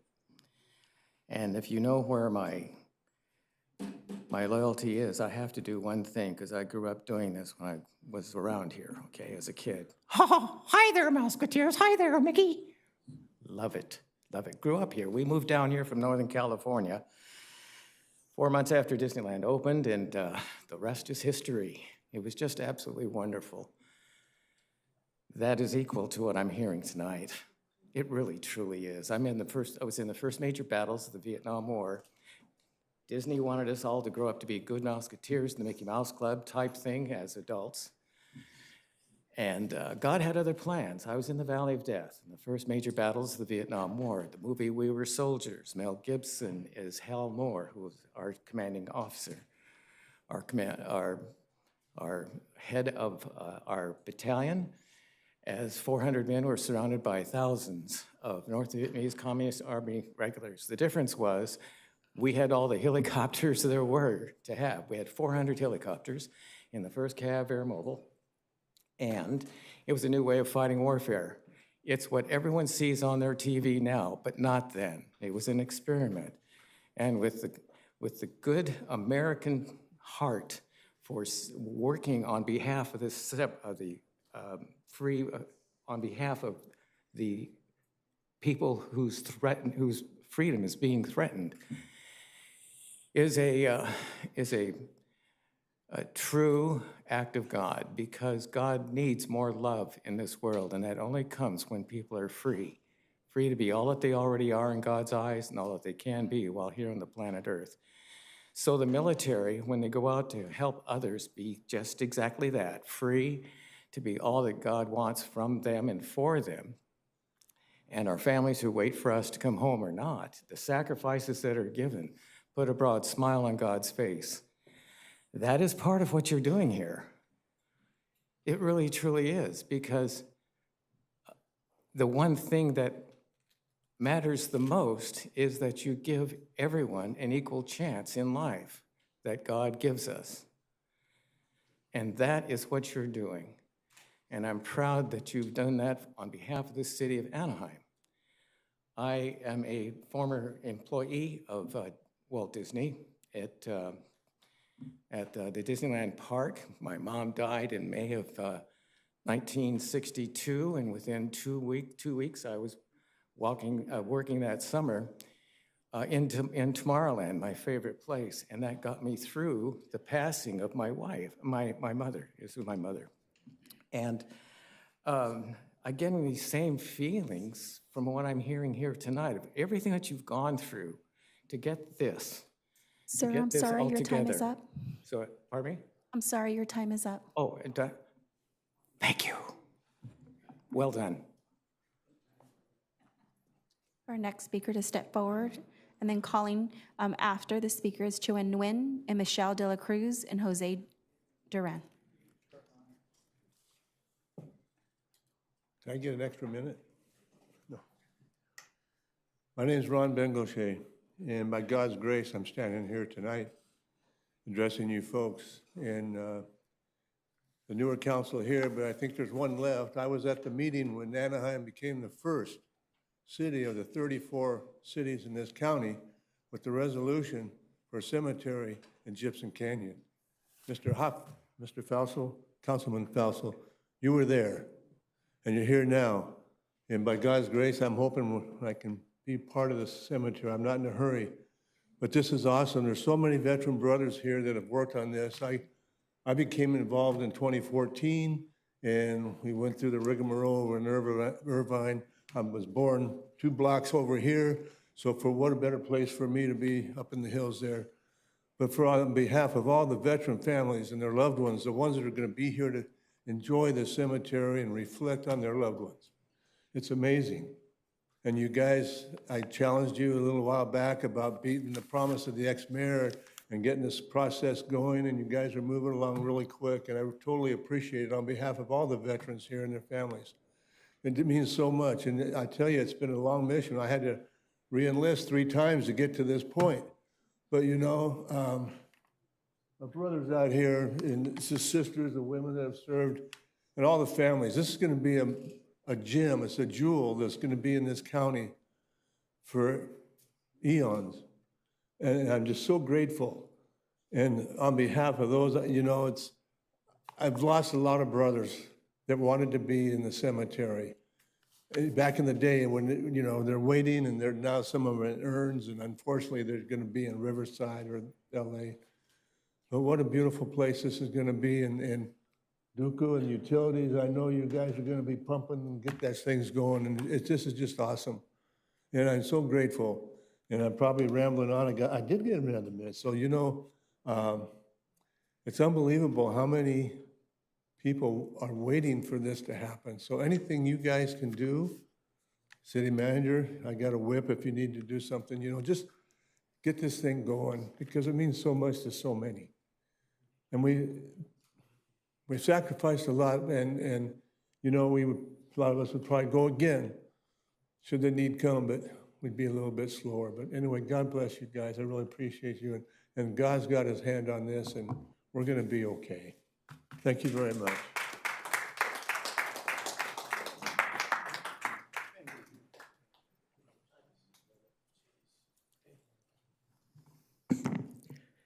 Good evening, Honorable Mayor Atkin, ladies and gentlemen of the Anaheim City Council members. My name is Chuan Nguyen, resident of Fountain Valley City. I'm a Vietnamese Air Force veteran, U.S. Air Force trained fighter pilot, serving Vietnam War from December 1969 to April 1975. I'm speaking on behalf of many Vietnamese war veterans who could not be here today for whatever reason regarding the Southern California Veterans Cemetery located at Gypsum Canyon in Anaheim. We fought bravely alongside our American brothers and sisters in arms with honor. Many of us sacrificed our lives for our country's freedom and democracy. We humbly ask that the Anaheim City Council please support of item 11, also known as the Southern California Veterans Cemetery, located at Gypsum Canyon in the city of Anaheim, so that U.S. veterans and allied veterans can have a dignified and honorable final resting place near home, which we have earned. We thank you very much for your considerations.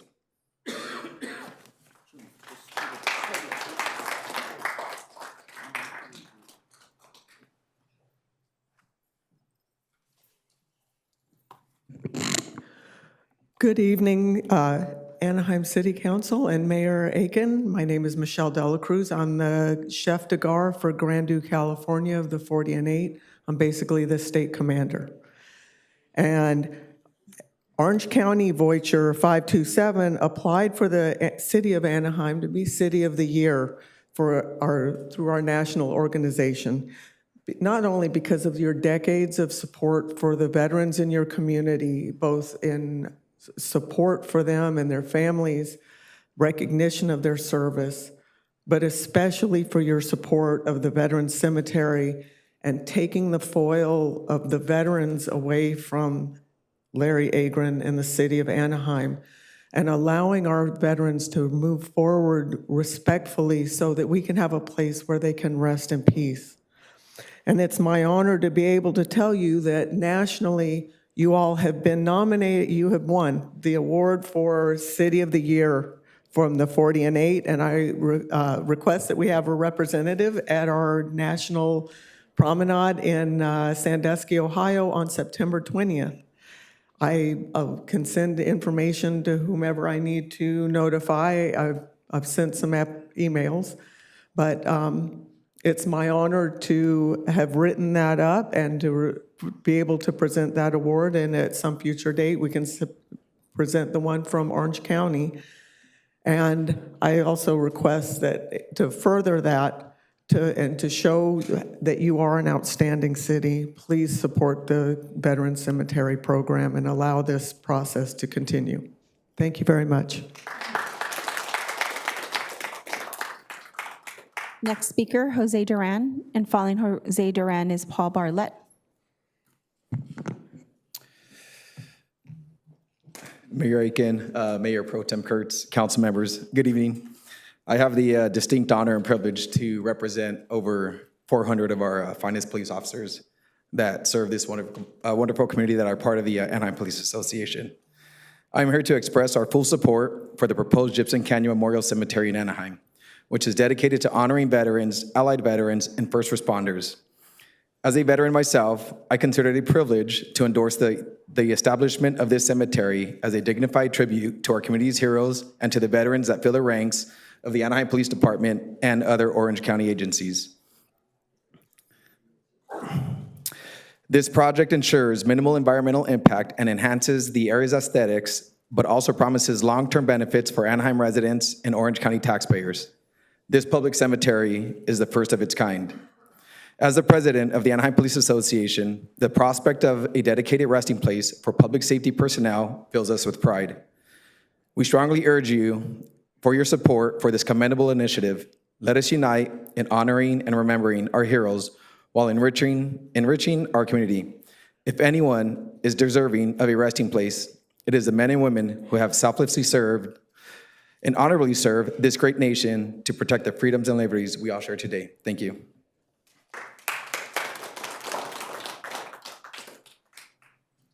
Paul Bartlett. Hi, good evening, Mayor and honorable council members. Thank you for this opportunity tonight to be here. I have 32 years in law enforcement and retired. I currently work for the executive director for the Association of Orange County Deputy Sheriffs. We represent 3,000 active county law enforcement officers, as well as 1,700 retired members.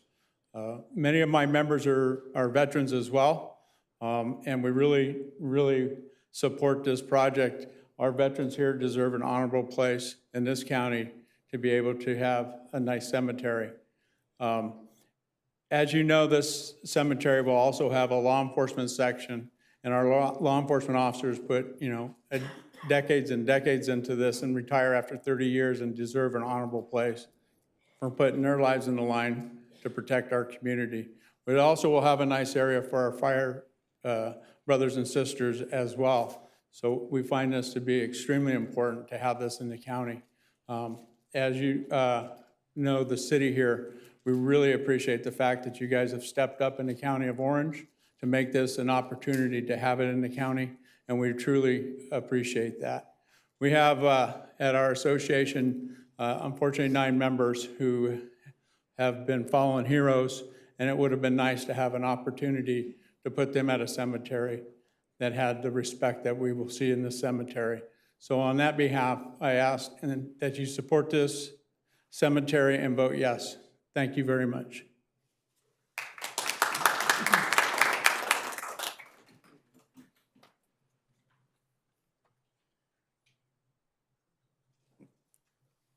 Can I go? Okay. My name is Nick Berardino. I'm the president of Valor, the Veterans Alliance of Orange County. And I always end up behind the cops. I don't know why, but it's my luck. Anyway, I wanted to first thank all of you for, I know you've been going through this for a long time, your visits up to the cemetery, your visits with the Secretary of Veterans Affairs. It's just been terrific. I want to thank the city manager. He has been enormously responsive. Every question he answers, and he answers very quickly. And so I want to extend my greatest appreciation to all of your staff. This has been a labor of love. It's been a long challenge.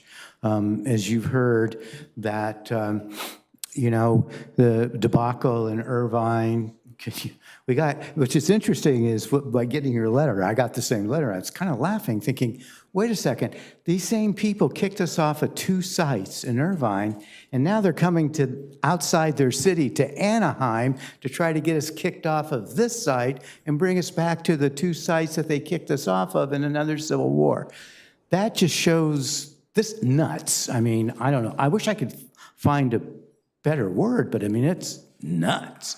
But once we get past that, what we're doing here tonight is something that none of us get an opportunity to do very much. And that's do something that's bigger than us. Something that's bigger than what our own interests are. And as a county of Orange, a very conservative county, what we're doing is we're taking the veterans, the first responders, our great allied veterans, putting them on the complex will be the first in the world, a place that talks about and reminds everybody, 347,000 cars a day, that freedom isn't free, that safety isn't free, And there are people who are courageous that will stand up and that will protect us. And us together, regardless of our ethnicities and our race and our religion, will honor everybody. What a message. And you know, the first of its kind in Anaheim, the first in the world. You have many great venues here, but this is going to be a great statement. And it is because of this city council. And I remember talking to a great friend of mine, Wiley Aiken, after we got kicked off our last site. And I said, Wiley, and he looked at me and said, you know, for me as a citizen, it would be a privilege to host you. And that changed my heart. And all of you have been so wonderful, so gracious, so thoughtful. Thank you so much for everything. And I want to say a special thank out to Natalie and Ashley, who know, your time is up. who helped build Heroes Hall, who's still a maintainer, and still a trustee of Heroes Hall and doing great things for veterans. Thank you all very much. God bless each of you, and God bless America. Thank you. And following the speaker, we have Bobby McDonald and Robert Bauer.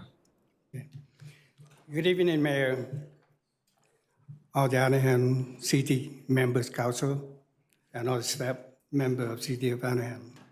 My name is Richard Bui Jr., President of Central Coordinated Republic of Vietnam Armed Force in Southwestern USA.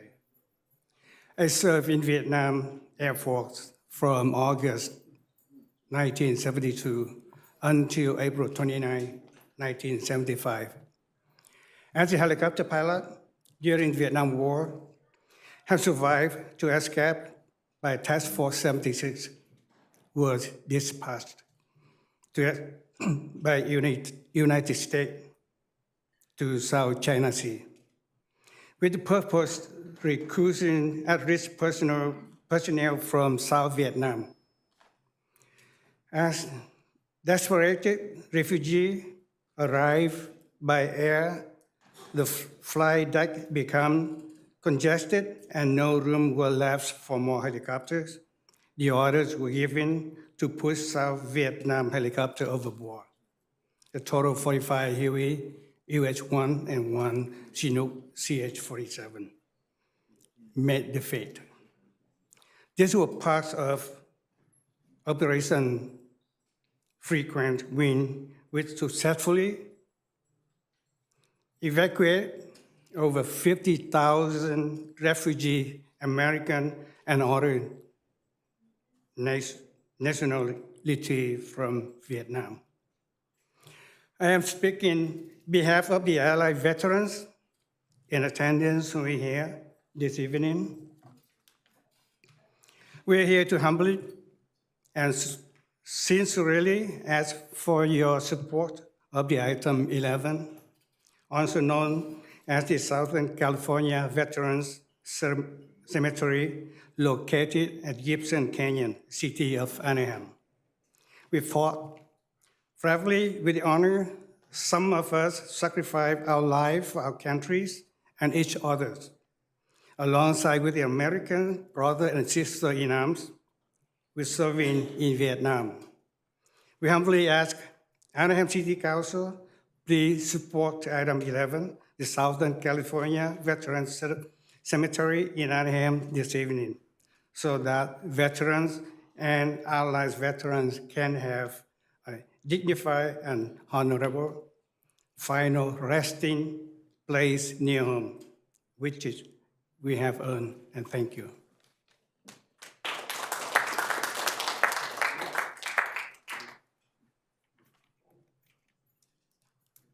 Good evening, Mayor Ashley Aiken and City Council member, honorable City Council members, thank you.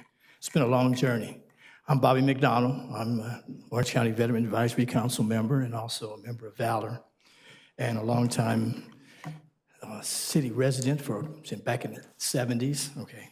I've been around some commissions and boards and a lot of things, but this is probably the most historic thing that I've done in the county, being involved with this cemetery, being involved with the city. And this is pretty awesome what we're getting ready to do. When I first started my program with the veterans way back in 2000, and I got on the Orange County Veterans Advisory Council, one of the things I put down on the bottom of my agenda was, have we helped the veterans today?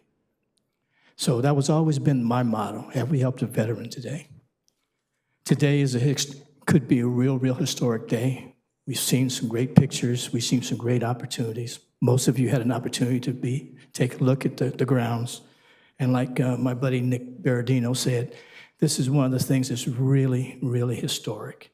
Nowhere in the world is this going to happen. And we're at the precipice of making it happen. And I definitely ask one more time for your support and recommendation for item number 11, the cemetery up in the hills of Anaheim. And that way, I can really feel, well, we all can go away knowing that we helped a veteran today. Thank you.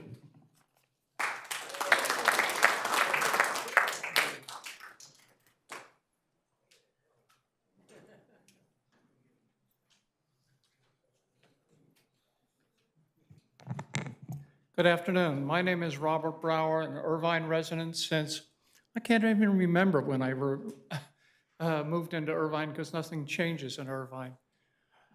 I started working on this project to build a veteran cemetery to Orange County, and I think about 2010 when I met Bill Cook. I'm a 100% permanently disabled veteran, served with the 101st Airborne Division in Vietnam in 69 and 70. And having seen what I did in Vietnam, I thought it was a very good project to get involved with. I had some experience here in Orange County with land use development, and I met Bill and started working on my journey with him.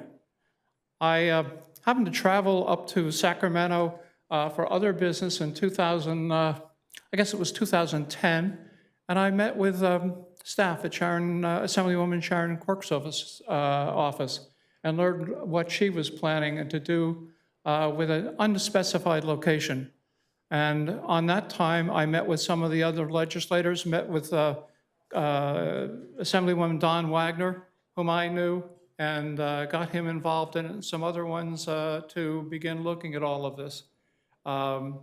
And Bill Cook and I went and testified before the Assembly in 2014 on an initial bill to bring a veteran cemetery to Orange County in Irvine. That went through. It had some programs, but no location.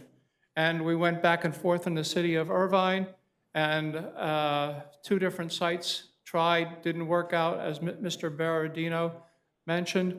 And what's important, too, to understand is bringing an veteran cemetery here to Orange County in Anaheim, it's going to serve veterans in the middle of between LA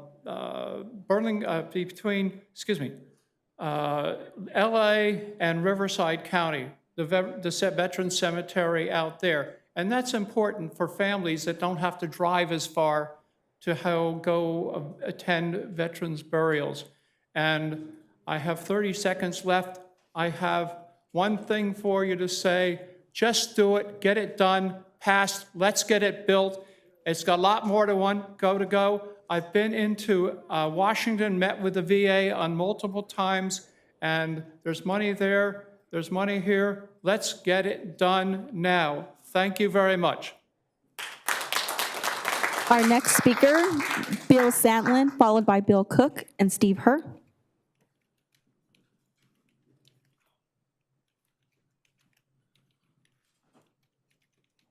I lived in Irvine for 37 years.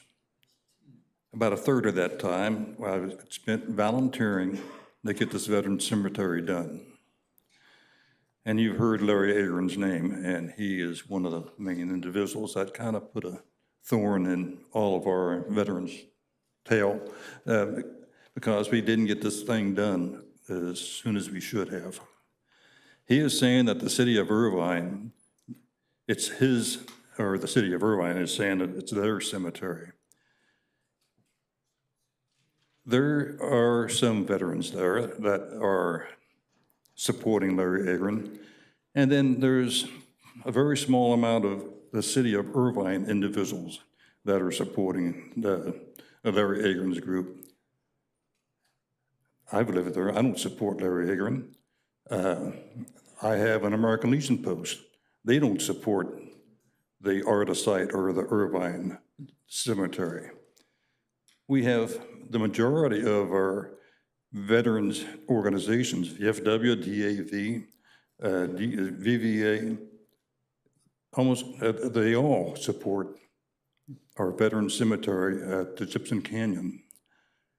All the cities support it.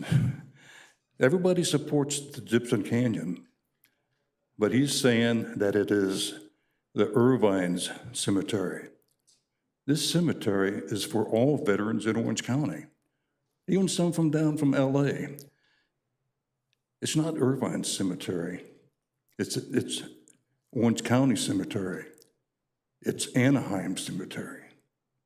I'm old. Let's get this done pretty soon, if you will.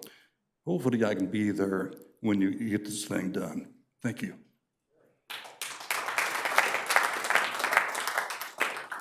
Next speaker, Bill Cook.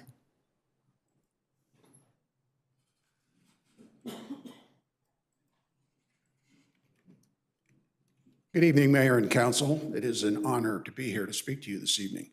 I am Bill Cook, United States Marine Corps Vietnam veteran.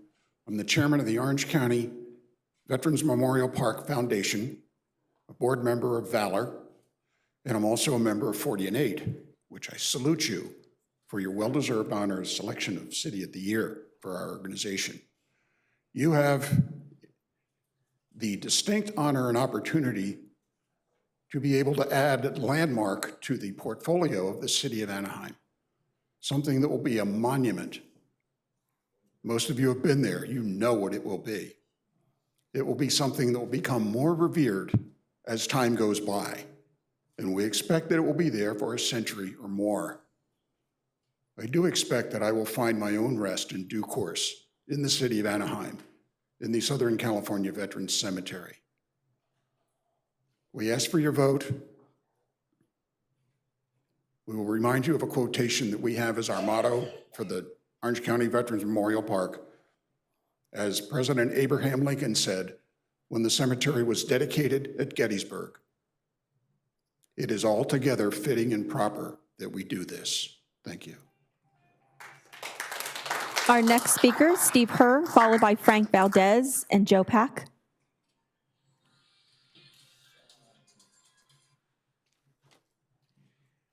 Good evening. My name is Steve Herr, and I'm a U.S. Marine.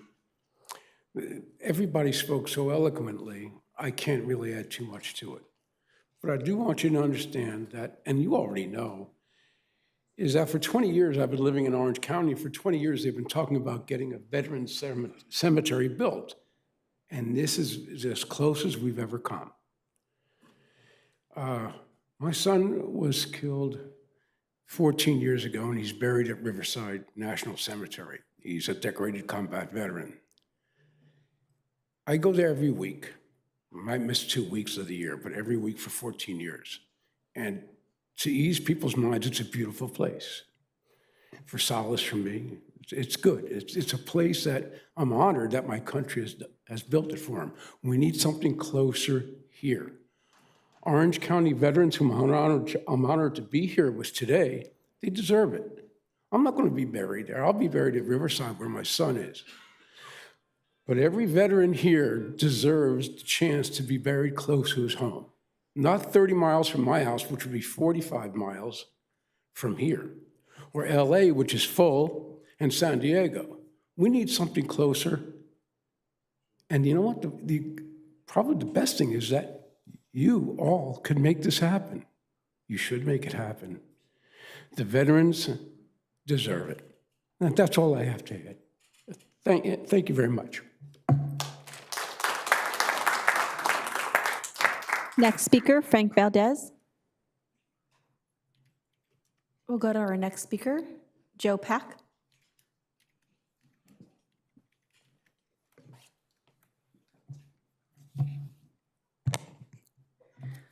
Good evening, Honorable Mayor Aiken and Mayor Pro Tem Kurtz, and my 27 years ago big boss and council members.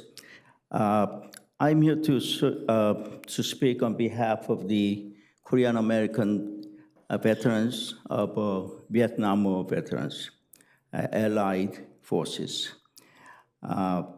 We are here to humbly and sincerely ask for your support on item 11, also known as the Southern California Veterans Cemetery, located at Gibson Canyon, Anaheim. Recently, Congressman Mark Takano authored the Korean American Allies Long Overdue Relief Act, also known as Korean Valor Act, which was signed by the President and now is a law.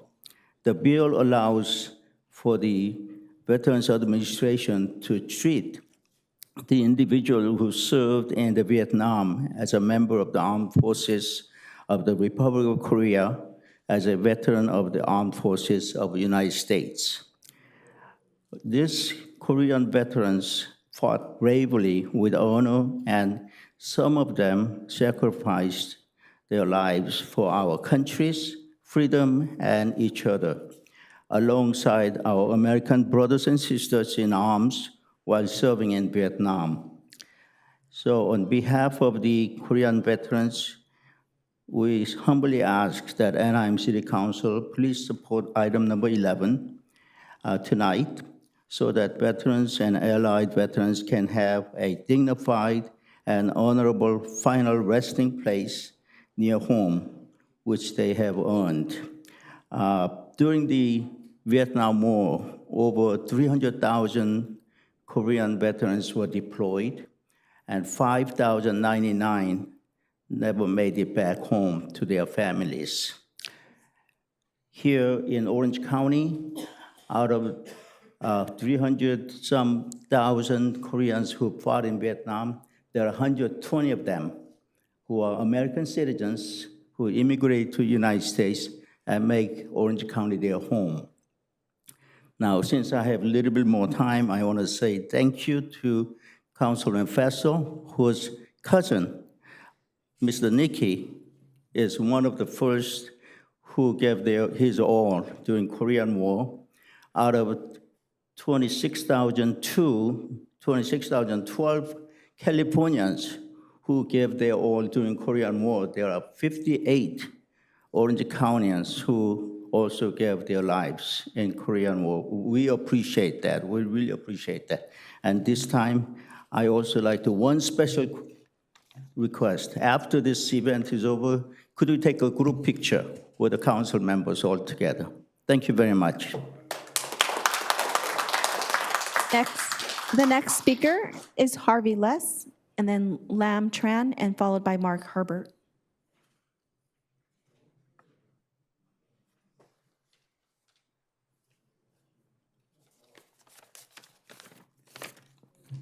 Mayor, council members, I'm Harvey Liss, Executive Director of Build the Great Park Veteran Cemetery.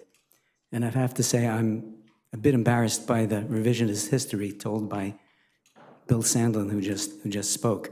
Our mission is to get a state veteran cemetery built in Irvine on a 125-acre site in the Great Park, a site where the veteran cemetery rightfully belongs, which is the former Marine Corps Air Station at El Toro.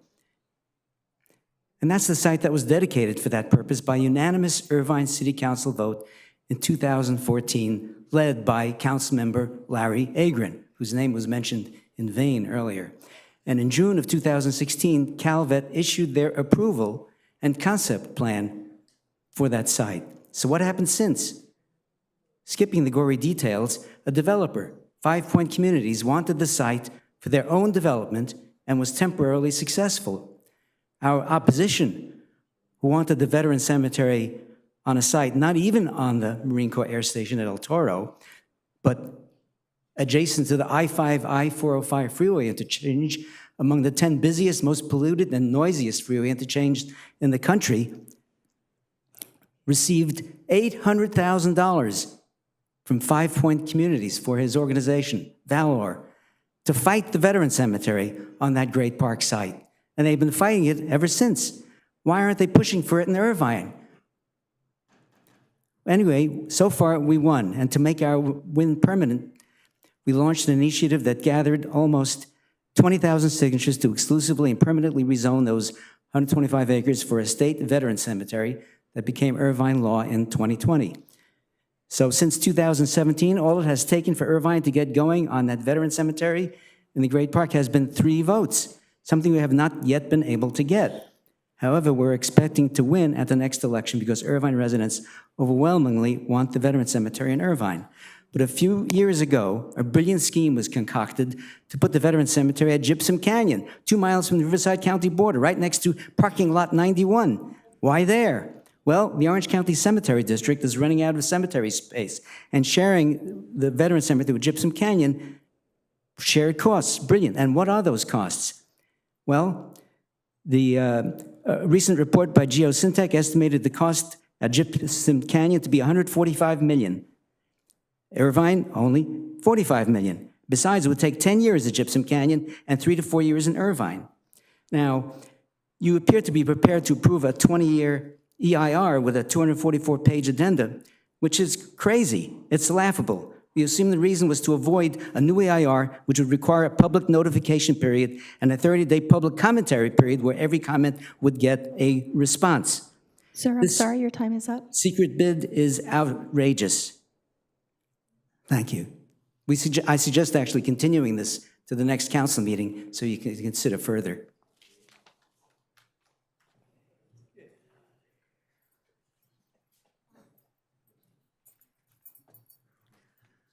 My name is Liam Tran, Orange County resident. I just ask you guys approve and vote yes on item 11. Thank you. Next speaker, Mark Herbert.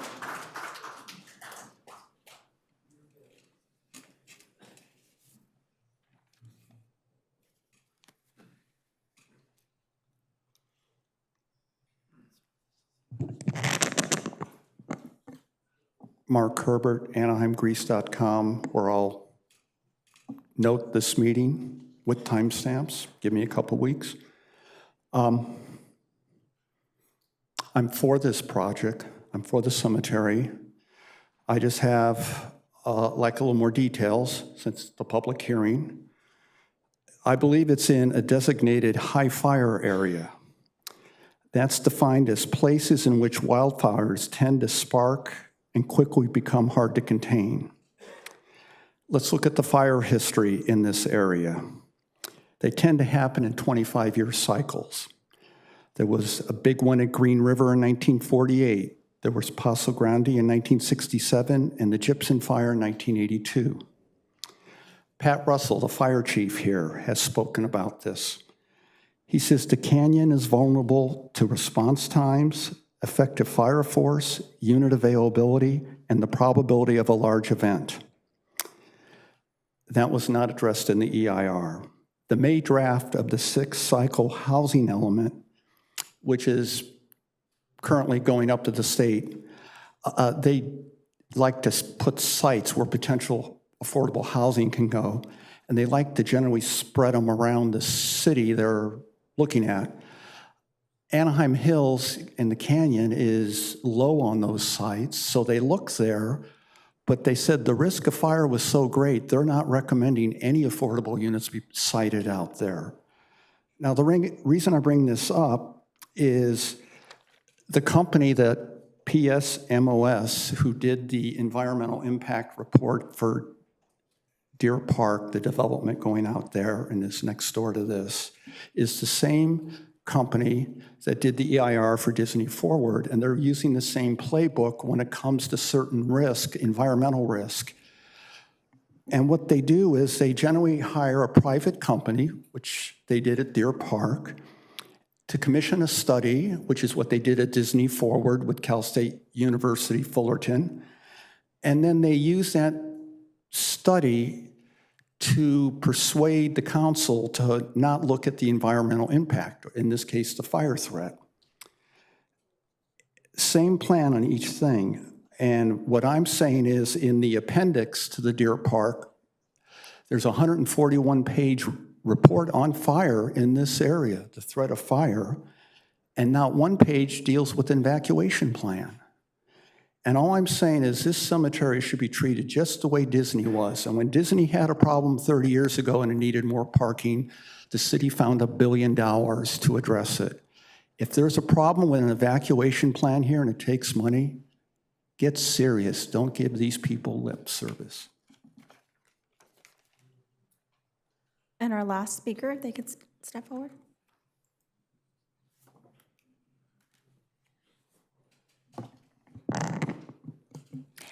Hi, my name is Marlena Trung. I am a district representative from State Senator Tom Umrich's office. Earlier this afternoon, we submitted a letter in regards to this item, so I'll go ahead and read that now. Dear Mayor Aiken and members of the Anaheim City Council, I'm writing in support of efforts to move forward with the Veterans Cemetery in Orange County. As a veteran and spouse of a veteran, establishing our own Veterans Cemetery in Orange County has long been one of my top priorities. Along with Assembly members Sharon Cork Silva and Tom Daly, I am proud to have secured $25 million in state funding to build a cemetery befitting the sacrifice of our veterans and their families. I ask that we all work together to see this project through to completion and encourage further efforts to make this dream of so many a reality. Sincerely, Thomas Schamberg, California State Senator, District 34. Thank you.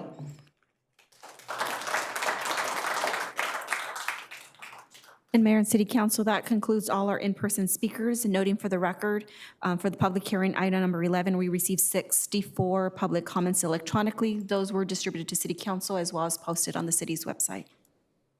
Thank you very much, Madam Clerk. I will now close the public hearing. Are there any questions or comments by council members? Mayor, I'm sorry, if you want to give an opportunity for the applicant to give any closing. I apologize. Would the applicant like any rebuttal time to address anything mentioned at public comment? And the applicant will be given 10 minutes. I just want to thank all the veterans and community support for coming out tonight. You know, again, this is something that not all of us will have this opportunity to build this cemetery in this great city. So thank you to everybody involved, and we look forward to continuing our work with everybody on this project. So thank you.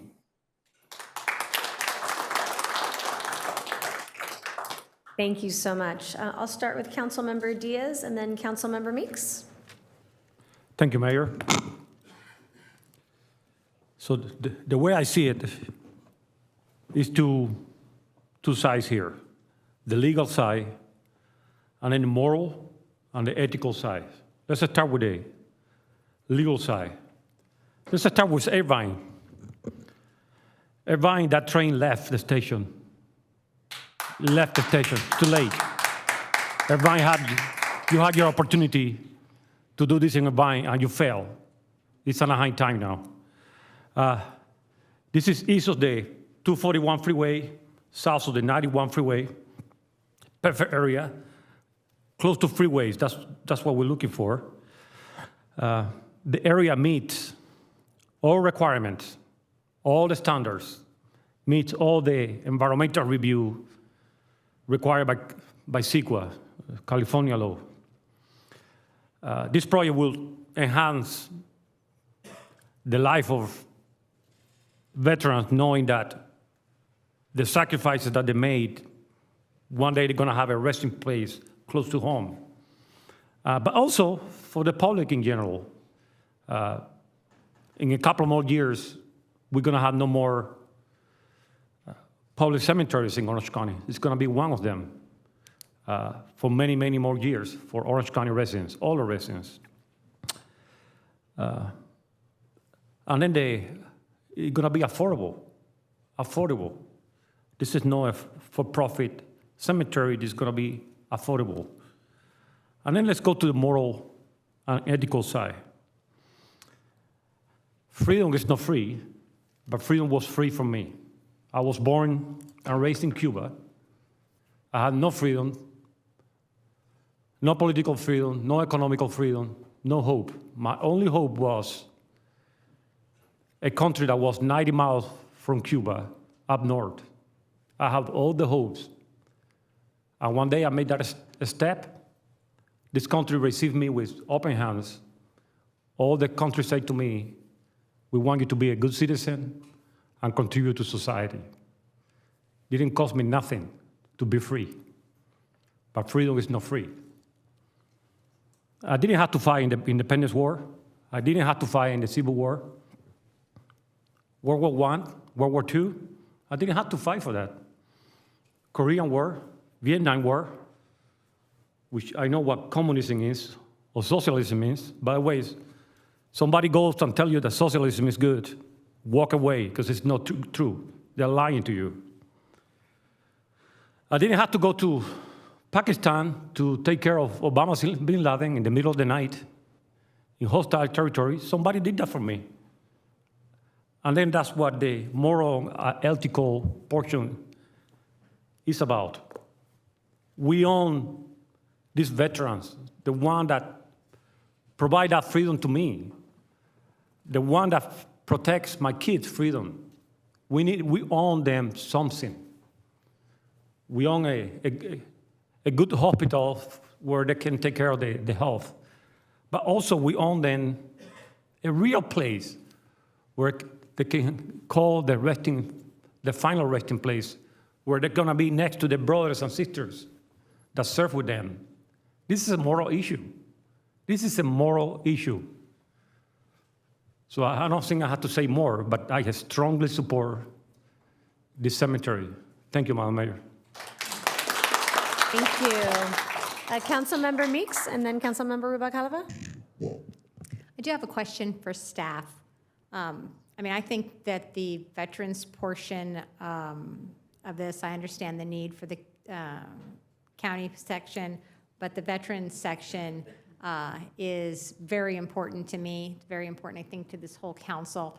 What is it in the documents that will make sure that area is reserved and restricted for a veteran cemetery? Because I know the county funding seems to be a little bit ahead of the veterans, and I want to make sure that the county doesn't take it all up. Certainly, I will answer, and then I may invite representatives from the Orange County Cemetery District to answer as well at the pleasure of council. They can speak to the restrictions in their deed.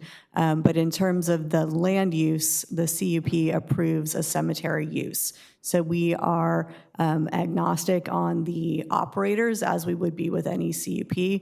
However, the CUP is conditioned to comply with the letter of request, which includes the description of the acknowledgement that the second parcel is in collaboration with the Calvet Cemetery. Can we put a restriction on that? I mean, can the city require some sort of deed restriction? In addition to the condition of approval, I'm not sure that that would be appropriate. Okay. I guess what is your concern is your concern.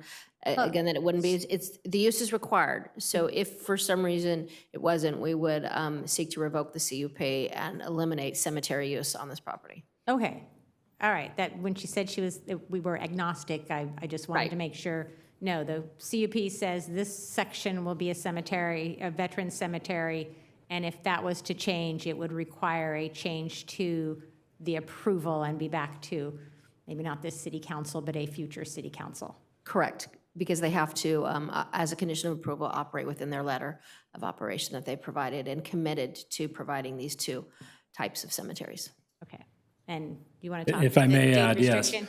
Part of the requirement that the County of Orange had on our land deed transfer stipulated that we had to set aside 50% of the developable acreage.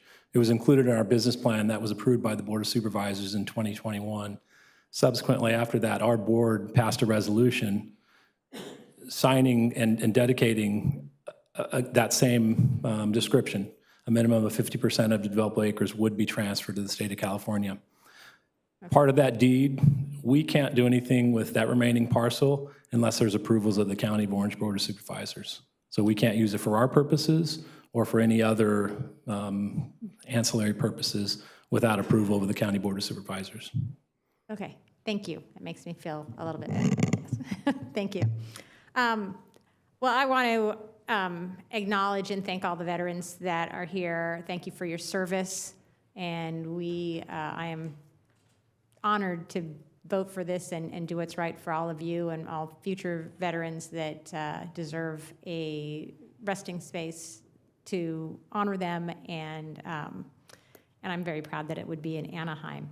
I also want to acknowledge those people that wanted it at El Toro on the base property, and I know there's a lot of history on that. My mom worked on that base for 20 years and understood the desire of those veterans to find their final resting place there, but that's not on the table. And I'm sorry that, for the people that feel strongly about that, but it's more important at this point to move forward with the Veterans Cemetery, and once again, proud to offer that in Anaheim. I also want to acknowledge, I received a lot of emails about people that felt this was an impact to their views and that it would impact their daily lives and things. This site is well separated from residential properties by both the 91 and the 241. So any views that are impacted would be from quite a distance. And personally, I would feel really glad to have that flag and that honor, out my back deck. But for, those that immediately don't feel that way, I hope they come to feel that way and understand what a wonderful place this is and how it honors the freedoms that we have here in America. So I think that is, my position. I support this. I also want to acknowledge that it is on area that has been disturbed. I mean, we have been able to find this location and offer this location that was a mining site. So we're not disturbing natural habitat and things. We are bringing this from an abandoned mining site to a really wonderful use for our community and our veterans, and very happy to support this project.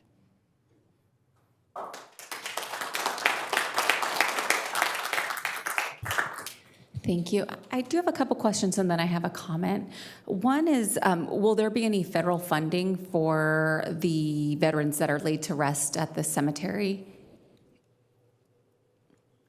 And I would defer the funding question to the applicant at the pleasure of council. So we're working in collaboration with CalVet. They're watching this presentation as we speak, and they've already submitted for federal funding. That was back in June, this last month, for supportive funding to the $20 million that the county provided, $25 million that was, almost $25 million that was originally allocated, and then the additional $5 million that was recently allocated by the state for the cemetery. And then the law enforcement, so I know that you mentioned that there will be a portion of the cemetery that will be for fallen law enforcement. So is that somebody who happens to pass away while in the line of duty, or anybody who works within the County of Orange? How will that work? Yeah, that's a great question. We're currently working with all of the agencies to develop the eligibility requirements for both the Allied Veterans and the First Responder section.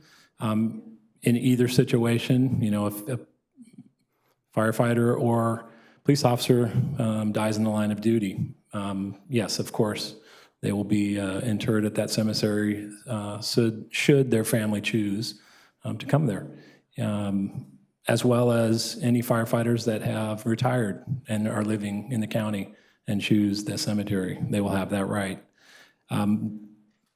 Funding-wise, the county did put up $1 million. Supervisor or Chair Wagner allocated $1 million for those first responders, and it's basically for the first 100 police and the first 100 firefighters that their space will be paid for when there is that need. Great, thank you. You're welcome. Well, I also just want to thank all of the veterans who took their time to come down to Anaheim City Hall and express your support for the cemetery in not only the largest city in the County of Orange, but the oldest city. So as a council member who is fourth generation, whose grandfather was also an Army veteran, who is buried at Riverside, Veterans Cemetery. I am grateful and honored to be able to sit on this dais and give my support and approval for the development of this cemetery in the city of Anaheim, where I think it rightly belongs. And the fact that we're going to include a portion for law enforcement, I think, is also meaningful, because we have many people who are here protecting our city and the residents and visitors who come to Anaheim. So with that, I just want to mention, I also have to give a shout out. So my district is the heart of the city. You're sitting in it. But we also are home to the VFW, the American Legion, the Disabled Veterans of America also utilize the VFW. So I just want to thank them for choosing Anaheim to also have a presence. Many of you veterans I know very well and participate in some of the community givebacks that you provide to the city of Anaheim and the residents who live in District 3. So for that, I want to thank you all for just the service that you provided to our country. And then I cannot say it any better than Councilmember Diaz. I mean, it was so touching, the words that you gave, but your sacrifices mean a lot to not only me, but my family, and I'm sure the people of District 3. So thank you. Thank you. Mayor Pro Tem and then Councilmember Leon. Thank you. I am incredibly proud and honored to be able to sit on the dais at this time, to be able to take this historic vote. And I take the vote in honor of my grandfather, who's a World War I vet, my father, a World War II vet, and my husband, who some of you know, a Vietnam vet, and all of you who've come, all the veterans who have passed and given their all for our country, for our current veterans in the armed forces today who'll be coming home, and any future vets that Orange County may have. They need to know that we honor and respect their service. As somebody also mentioned, Councilmember Meeks mentioned that we've received emails about people saying they're going to be reminded about death if they're looking out to the freeway or to the cemetery across the freeway. But one of you spoke eloquently. That's not going to happen. What's going to happen is when cars are driving down that 91 freeway, they're going to see that flag flying and note the cemetery and be very proud of the country they live in, and be very proud of the people who gave their all for their country. So obviously I support and want to mention also what was quoted before. It is altogether fitting and proper that we do this.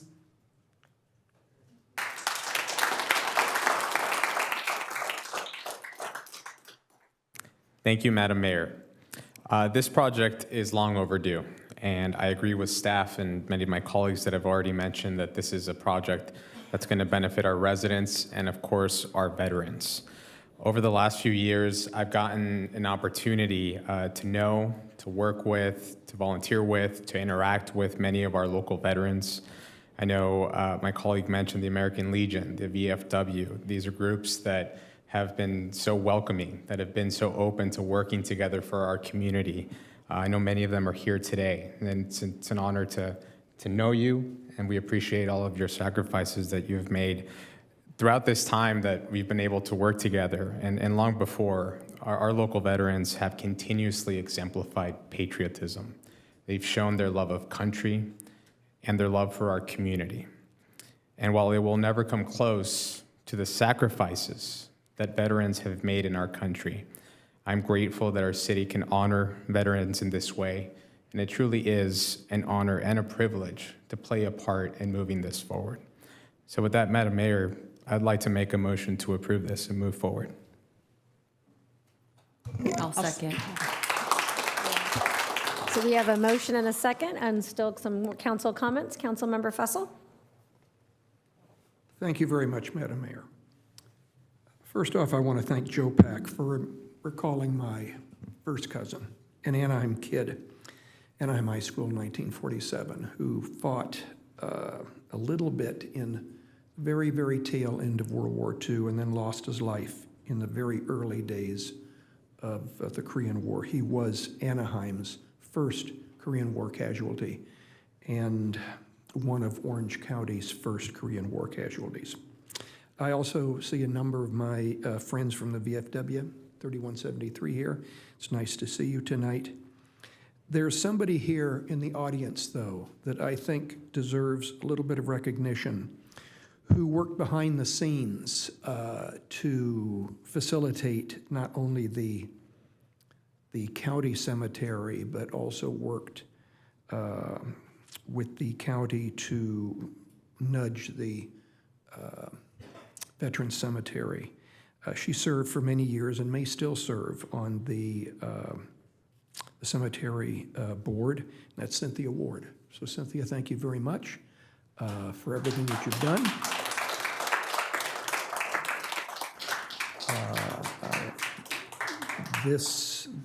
The result of tonight, likely, all of what we're doing here is a result of many people for a long time coming together.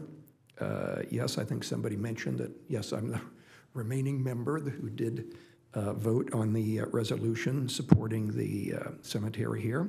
And yes, I will vote tonight in support of it. I've had, in 8 years, a number of legacy votes here as a city council member. And there's several of them. Although none of them, I think, mean as much to so many people as this one will. So as it said, when we drive down the 91 freeway and we see that flag and we see we know that that is the eternal resting place for those who gave their all for our country. I don't get to vote too often for things as important as that. So I just want you to know that, yes, you will have my vote tonight. I probably have been supportive of this from the get-go. I've attended almost every event that's been up at the site, including the flag unveiling, but I couldn't get close to it because there were so many people in the way. I sort of ended up towards the back. But indeed, I was there for that. I want to thank everybody that has worked so hard. If there was other opportunities to have this someplace else, those didn't happen. And it is happening here in Anaheim tonight. God bless you all. Thank you.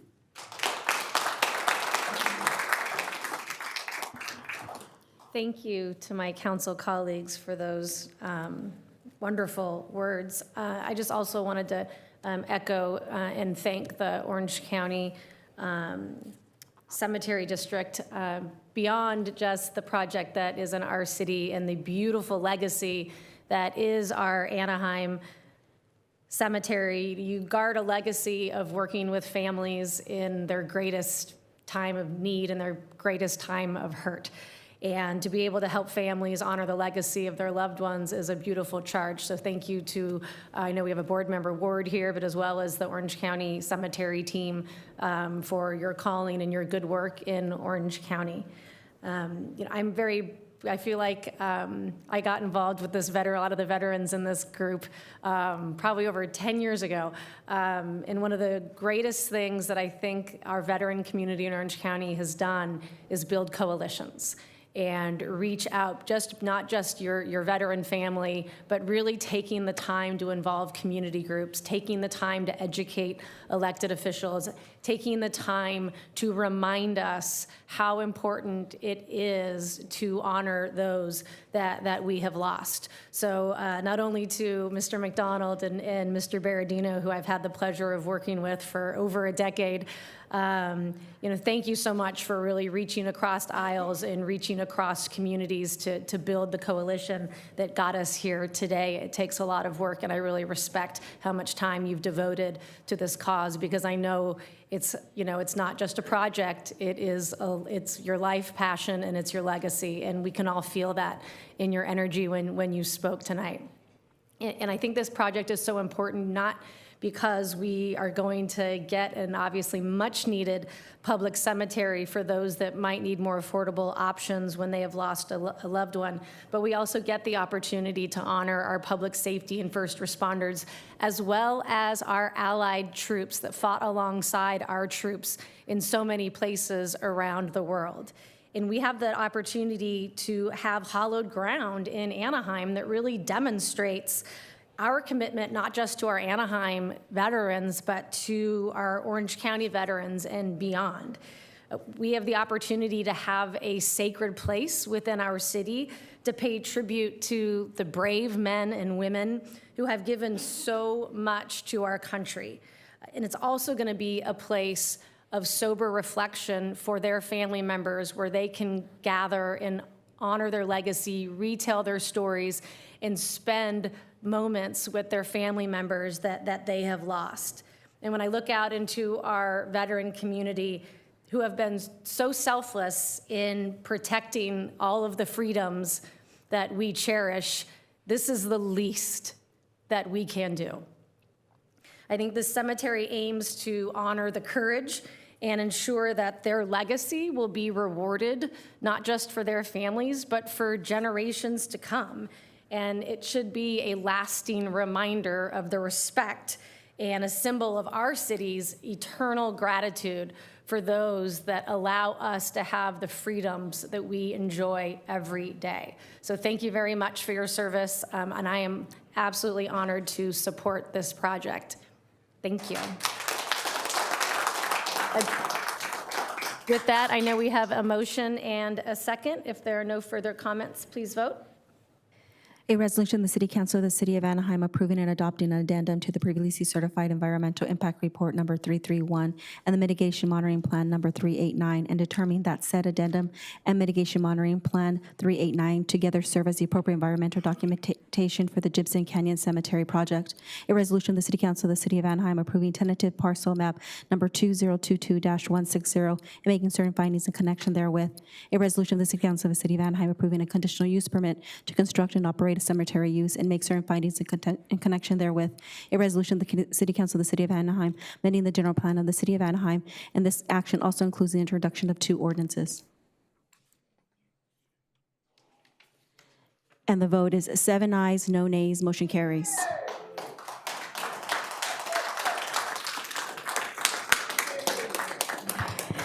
So if any of our veteran community are interested, we'd love to have a picture in the well with anyone that would like to join us. Yeah. So will the best and the city manager, all the people work on it. Come on.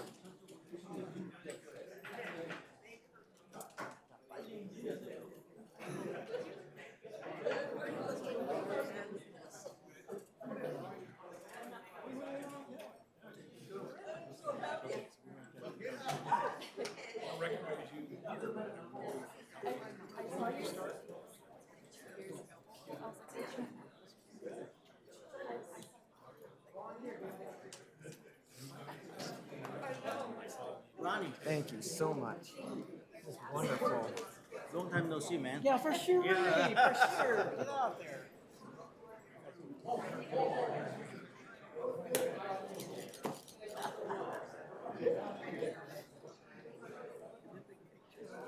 sure. Yeah. The code is 0111. Okay.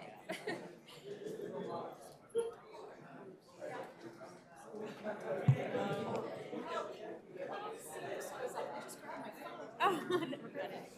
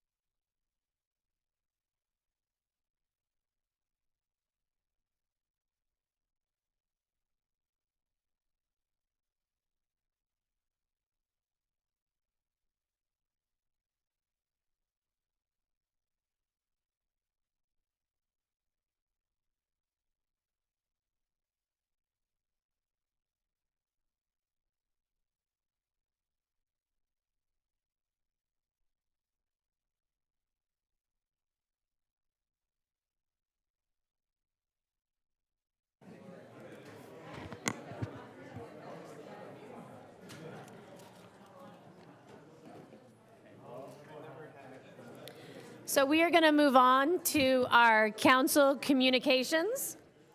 Do any council members have council communications they would like to share? Start with Councilmember Fessel and then Councilmember Rubalcaba. Wow, what an evening, Madam Mayor. I'd like to recognize one of our Anaheim family who's retiring. Leo Aguirre is retiring from the Anaheim Parks and Recreation Department after serving our residents since 1985. He's currently the Park Services Coordinator and Field Supervisor for the Anaheim Hills Fire Clearance Crew. That's a big title. He's worked at Majeska, Brookhurst, Boyson, Pearson, one of my favorite parks, and Peralta. So Leo, I think, is going to be retiring later this week. So Leo, thanks for, boy, what is that, 15 plus, what is that, 39 years of service to the city. So thanks very much on behalf of all those who use our parks. And then we have a member of District 5, Antonio Garcia, is a neighbor of mine who's celebrating his 75th birthday today. And we want to say happy birthday, Antonio. He and his family have lived in Anaheim since 1976. So that's 48 years. So good for him. Now, I have a few things to touch on as soon as the slides are up here. See if I can get all my notes.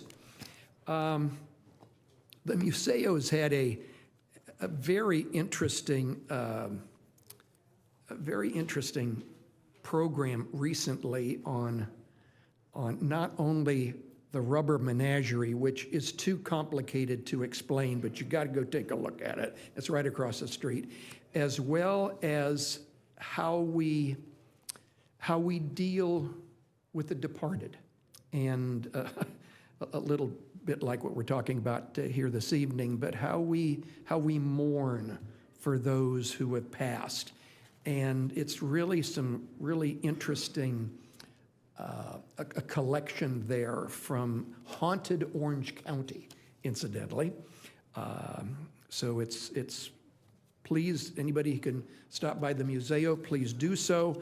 And it's always, they have very, very provocative material there from time to time. And of course, there I am with the two Anaheim beautiful gals as well. They insisted that I have a picture taken with this bald head. So, and next, what do we got? I was invited to the Access California Services for their sort of inauguration of what they call it, the Semina Collective, which is a group of a number of support organizations that help our folks, who've come from other countries. And of course, Nala was there, and as she always is, and so I sort of represented the city council there last week, and we were very, very proud to participate. And by the way, she's done wonders with that facility. If you haven't been there lately, there's a playground and pickleball courts, and everything is wonderfully cleaned and tidy, much different than it was when they moved in almost a year ago. So good for Nala. And if you've been down Lincoln Avenue lately, you might see that there's some construction, and most of that is in District 5. So thank you, Rudy, and the rest of his team the other day that invited my aide, Nam Bartash, and myself, and we donned well, I didn't have a hard hat, but I did don a vest, and we went walking around and dodging cars and heavy equipment to see how the project's going. There's about 3,000 feet of street widening there. It'll be done in about a year. It's going to widen a little bit, 7 feet to the north, a little bit less to the south. It will be completely repaved. They're installing new street lights, new water lines, new catch basins and sewers, and also there will be a future median in the center, which I know some of my neighbors have been asking about. So finally, some work is getting started on that. So Rudy, thank you very much. Tearing streets up is not fun, but I think we're all looking forward to some what it will look like eventually when it's all wrapped. And of course, we all know and appreciate the Anaheim Ballet, and they had their annual, isn't that that picture in the upper right, I can't do that. Is there anybody here that can do that? I can't do that. But we were able to take a photo of that. And so we were there congratulating Larry Rosenberg on his team of very, very, very talented performers. And of course, it's Pearson Park, so I always love to go back to the park that I was kind of raised in. And Larry, great job on this, and we had a lot of fun, Susan and I. And is there another one? Oh, okay. The Mayor Pro Tem and I got up at an ungodly 3 a.m. the other night to make it to Disneyland for the 60th annual Chalk Hospital Walk. And I think there will be more comment about that later from some of my colleagues. Over 7,000 walkers got up, probably earlier than I did, because most of them were already in place by the time we arrived, and walked throughout the park, as a fundraiser for Chalk Hospital. And it was wonderful to hear the many stories about some of the families who, literally, there were some walkers there whose lives were saved as children at Chalk, and that was very meaningful. So, and thank you for, there's Ken Potrock, the president of Disney Resort, who was kind of the sponsor and our master of ceremonies, so thank you. And is that it, or is there one more? Nope, that's it then. Okay, thank you, Madam Mayor. Thank you. Councilmember Rubalcaba and then Councilmember Leon. Thank you, Mayor Aiken. Madam Clerk, I believe I have a few slides to share. So as many of you know, I represent District 3, which is approximately 50,000 residents who reside around City Hall. And also goes towards Euclid and includes various neighborhoods. I am happy to announce that I'm partnering with Mondragon Market, which has been in the community for about 40 years. They're about 5 minutes away from City Hall, and we will be having a summer extravaganza this Friday. Thank you to many of the city departments, including Public Utilities, Community Services, Fire, and Anaheim PD, who at Public Utilities, Duke Cooley, thank you for always being present at many of these events. But we will be hosting a backpack giveaway for students in the area. We did something similar for Easter, and we are estimating between 300 and 500 students who will come and get supplies to ensure that they have the tools that they need to succeed this coming school year. The picture off to the right, I just wanted to thank the Anaheim Police Association and our Anaheim police officers who have contributed to this event to help buy school supplies as well as backpacks for the students in District 3. The family that's featured with our police officers, including our Chief of Police, Rick Armendariz, and our Community Police Lieutenant, Steve Pena, is the Mondragon family who are partnering with us, but the lead host on this event. Next slide.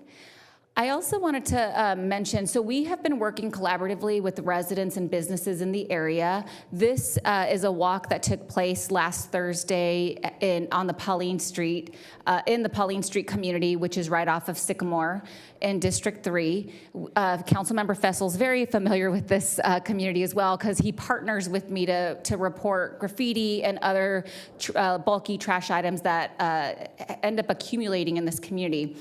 But what has happened in this area lately is there's been an increase in gang activity. We've had landlords who are providing substandard living conditions for many of the residents. So we went along with code enforcement, our chief of police, gang enforcement, or gang unit, public utilities, public works, and I think I already mentioned code enforcement, but we walked the neighborhood to identify some of the issues that are ongoing. We also identified a few housing units that needed to be addressed. So these are things that we'll be doing ongoing. It was a really good opportunity for us to engage with the community. I believe there's one more slide.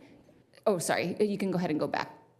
So this just features many of the apartment managers, residents. We also had a nonprofit called Neutral Ground, which is a gang intervention and prevention organization that has been really entrenched in our schools and is now working with us to really go into the communities and ensure that we're providing intervention options for students and young people who are living in these impacted neighborhoods. Next slide. I also was honored to serve with Councilmember Meeks and Councilmember Norma Campos-Kurtz for the Bright Girl Initiative, which is a STEM initiative hosted by Anaheim Public Utilities. This is their second annual. As you can see, we had a lot of young ladies who are a junior high age who attended this event. Project Say, Higher Ground had a lot of young girls who were there, and it gave us the opportunity to share our diverse professional backgrounds and also promote jobs within the city of Anaheim, which have good paying opportunities as well as pensions, which we really wanted to highlight the different opportunities that were here, not only in city departments, but also law enforcement and first responders. So for many of you who may know, but we have upcoming in August, our council approved August as Chicano Heritage Month. So it was my honor to join Shawnee Larson-Cash to visit the daughter of Emilio Vasquez, who is the godfather of Chicano art. He actually painted the mural at Little People's Park and several other Chicano related artwork across our city and in Santa Ana and other places. We visited their private collection in Eastvale this week, and they will also be featuring a lot of his art, as well as his daughter Rosemary, who is an artist in her own right, will be featuring her artwork during August and part of September to highlight and honor Chicano Heritage Month. So I just wanted to recognize Rosemary. We will also be providing her with the recognition during Chicano Heritage Month, just to highlight all of the work that they've done to really elevate this community and give us a voice. As you know, Anaheim was home to the Chicano riots back in 1978, so it has a historically significant meaning to people like me and others who reside in Anaheim. Next slide. Or is that it? All right, perfect. Well, that concludes my council comments. Thank you. Thank you. Councilmember Leon and then Councilmember Meeks. Thank you, Madam Mayor. This month, I attended the Magnolia Agri-Science Community Center's Berry Festival at my alma mater, Magnolia High School. There were tons of fresh produce, berries, and even got a sneak peek inside the new freight farm. And I would tell my colleagues, if you're able to stop by Magnolia High School to check it out, the freight farm is the first of its kind in Southern California, and it allows for a significant amount of more produce to be grown with a smaller footprint. And I'm excited that the future of agriculture and farming is right here in District 2 in the city of Anaheim. I want to invite everyone to a couple of upcoming events, and then I'll recognize our business and restaurants of the month. I hope to see everyone at National Night Out with our Anaheim Police Department. Make sure to mark your calendars for August 6th at 5 p.m. over at Majeska Park. This annual event is about strengthening our community by promoting partnerships and neighborhood camaraderie and making connections with our local police officers. There will be live music, a lot of demonstrations. I think the pie eating contest is still on, and so we'll see if we crown a new champion on that. What was that? Yeah, donut eating contest. I think Jason Perez is the 3 years in a row running champion from Community Services. So we'll see if someone takes the crown. But again, just hoping to see everybody there. Again, that's Tuesday, August 6th at 5 p.m. over at Majeska Park, and we're looking forward to it. The next event I want to invite everybody out to, including my colleagues, if you're free on August 10th, is our second annual Back to School Bash. It will be at Madison Elementary on Saturday, August 10th, 10 a.m. to 2 p.m. We'll be giving out backpacks, school supplies, resources, a lot of different community partners that have joined in to make this a truly memorable event. So we hope to see you there. I also want to give I'm not going to give shout outs to everybody because we're going to be here for a long time, but True School Barbershop is a barbershop located in District 2, and they'll be providing haircuts as well for a limited number of students who are there. So thank you again to all our community partners. We're looking forward to seeing everybody on Saturday, August 10th at 10 a.m. as we gear up to make this school year the best one yet for our students in our community. and there will be some raffle prizes as well. So hopefully we'll share those on social media in the next couple of weeks, but hope to see everybody there. I'm very excited to announce our District 2 Business of the Month, Walker's Deli. Walker's Deli is a hidden gem that serves up some of the freshest ingredients, some of the tastiest sandwiches that you'll ever have. They are, when I say hidden gem, I think it's almost literally, they're inside of a convenience store on Lincoln Avenue, just west of Euclid. And they are, if you go inside, they're literally just in a corner.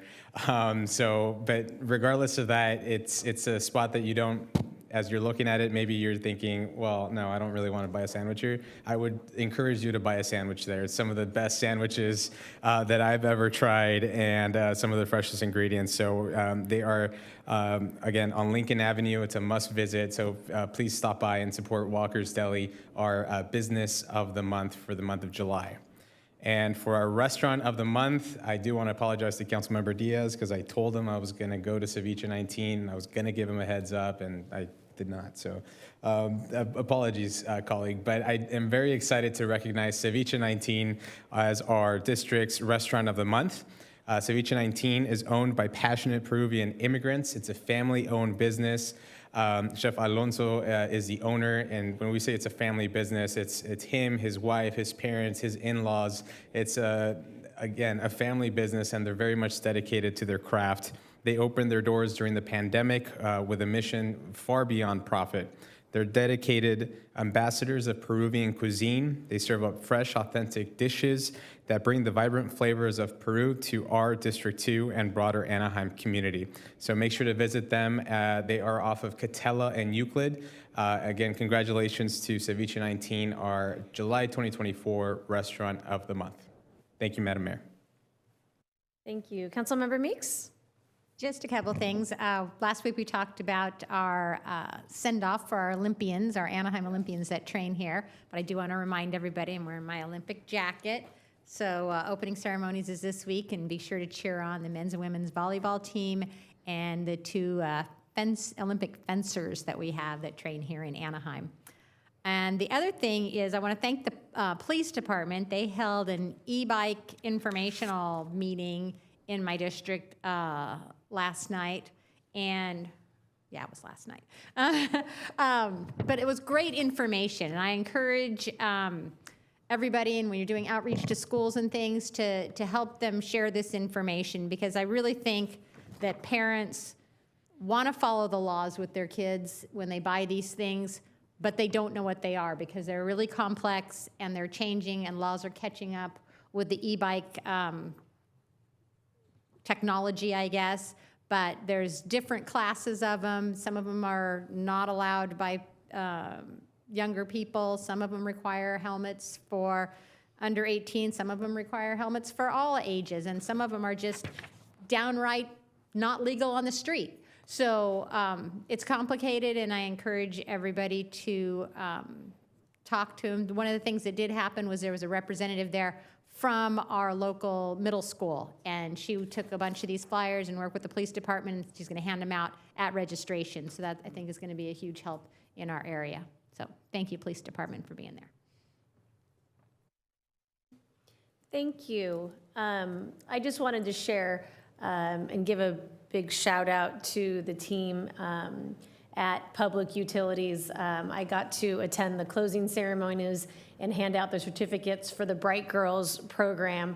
And it was so much fun. The girls just had great questions for me in kind of my background and in my journey and how I got there. I also got to spend, I felt like a rock star. I got to spend a lot of time signing shirts and hats for all of the girls, and they taught me how to take a 0.5 selfie, which I think I did a pretty good job. I mean, I'm no Councilmember Leon, but I was working on it. They were teaching me some good tips, and then I made some of their Instagram accounts, which was kind of cool. So my stock in the 12 to 14 age group is just blowing up. But thank you, Dooku, for all of your hard work and for great programs like this. You could tell they just enjoyed the heck out of that program. So keep up the good work.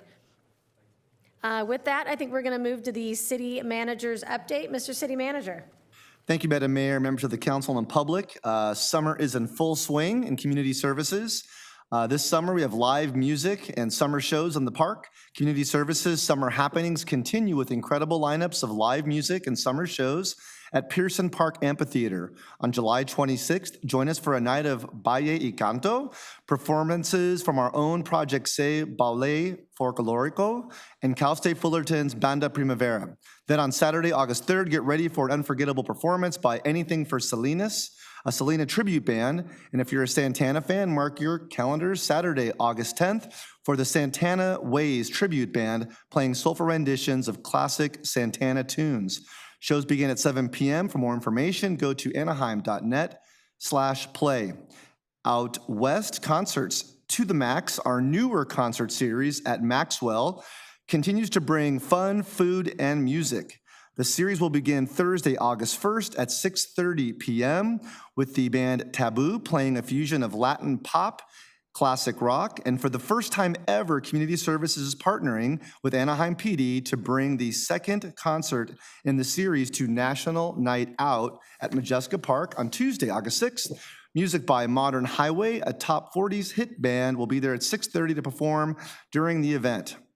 Kind of a sensitive topic, but I do want to point out the amazing work of our men and women of the Anaheim Police Department, Orange County Human Trafficking Task Force.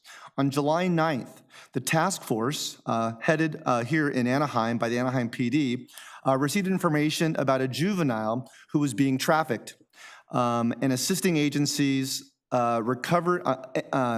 the task force and assisting agencies recovered the victim and located the suspect who was responsible for the trafficking. After locating the suspect, he led officers on a pursuit. Ultimately, the suspect was arrested. On July 11th, the district attorney's office charged the suspect with several offenses. He remains in custody, and the suspect is being held in lieu on a $1 million bail. The investigation illustrates the commitment of the task force in Anaheim PD and locating and identifying victims of human trafficking. Thank you, Anaheim PD. Thank you, Madam Mayor. Thank you, Mr. City Manager. We will now address the City Council consent calendar. Items 1 through 9 are before us. Are there any members of council who wish to remove an item for further discussion? Mayor Pro Tem? Yes, I'd like to remove item number 3 and 6. Okay, and Councilmember Meeks? Item 2. If no other items are to be pulled, okay, move the balance. Anna, we have a motion and a second. Please vote on the remainder. The consent calendar also included an ordinance number 6585, an ordinance of the City of Anaheim amending Section 18.54.035 of the Anaheim Municipal Code to require annual review of sex-oriented business employee identification cards and finding and determining that this ordinance is exempt from the requirements to prepare additional environmental documentation per CEQA guidelines, Section 15601B3, because it will not have a significant effect on the environment. And this is regarding development application number 2024-00026. And the vote is 7 ayes, no nays. Thank you. So the first item pulled, item number 2 by Councilmember Meeks. Would you like a staff report? I'm sure you have one, but I really just wanted to talk a little bit, just as a coincidence, I mentioned the issue with having the utilities, the telecoms, get off the poles so that we can actually remove the poles when we do an undergrounding project. And you have some information on that and wanted to kind of hear how long that is taking and what are our options to accelerate that. But if the rest of the council wants to hear the whole five-year plan. Thank you, Councilmember Meeks. I'm joined tonight by our Electric Capital Projects Manager, Vin Tran. And so we'll just go to the slide in question in regards to the communication companies. There are 6 different companies who have overhead facilities that we work with on projects. The 2 primary ones are AT&T and Charter Spectrum, and they're pretty much on most poles, but then there's a handful of other agencies. And so these companies have their own regional resources that they have to supply to Anaheim, as well as other Orange County, LA, Riverside, and other different counties as well. So we try our best to coordinate with them, but we fully understand that there's frustration from residents and businesses as projects are completed, the paving's done, and yet half the pole is still there remaining until, on average 2.4 years. So we recognize that, and so we did some internal discussions with the city attorney's office, with our technical team to see what we might be able to pursue. And at this point, we're recommending that we proceed with an ordinance to actually put some timelines into the municipal code. Right now, it's very vague in terms of what the code says. It just says in a timely manner, but there is no specific time frame. And so we're having discussions with those different communication companies to try to understand what their crew limitations are, the resource limitations are, to try to come up with something that we can then present to City Council at a later date. Okay, I appreciate that. And 2.4 years after we take all of our utilities down, cut the top of the pole off, and it's still going to sit there another 2.4 years is just frustrating, as you noted. So bringing something back would be great. And I want to acknowledge that these companies don't just get noticed when we go out there and do the work. They get our 5-year plan too. So in essence, they're taking almost 7.5 years to figure out how to get their lines off this pole. And I think they can do better. So and if I could just comment on that, yes, they get a 5-year plan. They also get a notice during the public hearing when the district is formed. And then, of course, when the construction takes place, then they bring their inspectors to see the installation of the conduits that we do on their behalf. So yes, they have plenty of notice on this, but again, they have their resourcing that they have to do. So we'll try to come up with something that's better than what's currently happening. okay, thank you, appreciate that.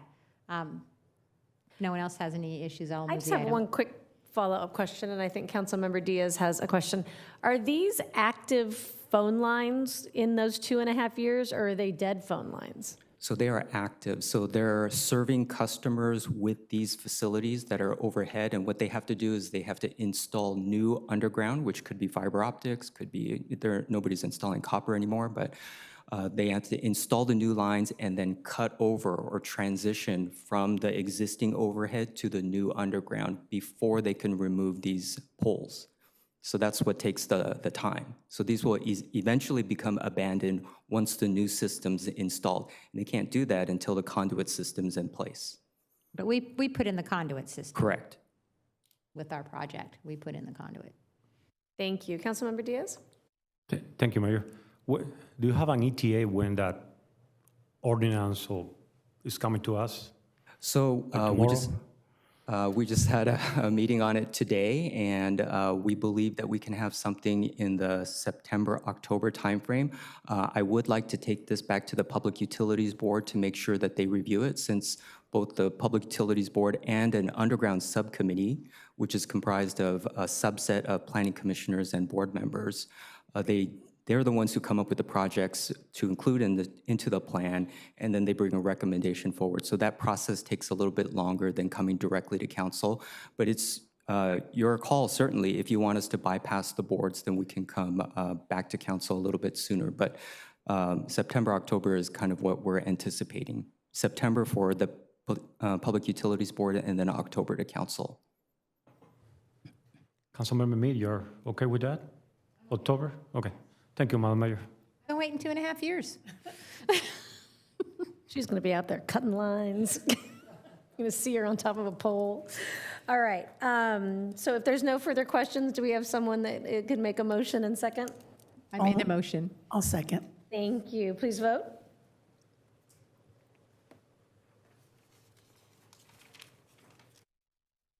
The vote is 7 ayes, no nays. Motion carries.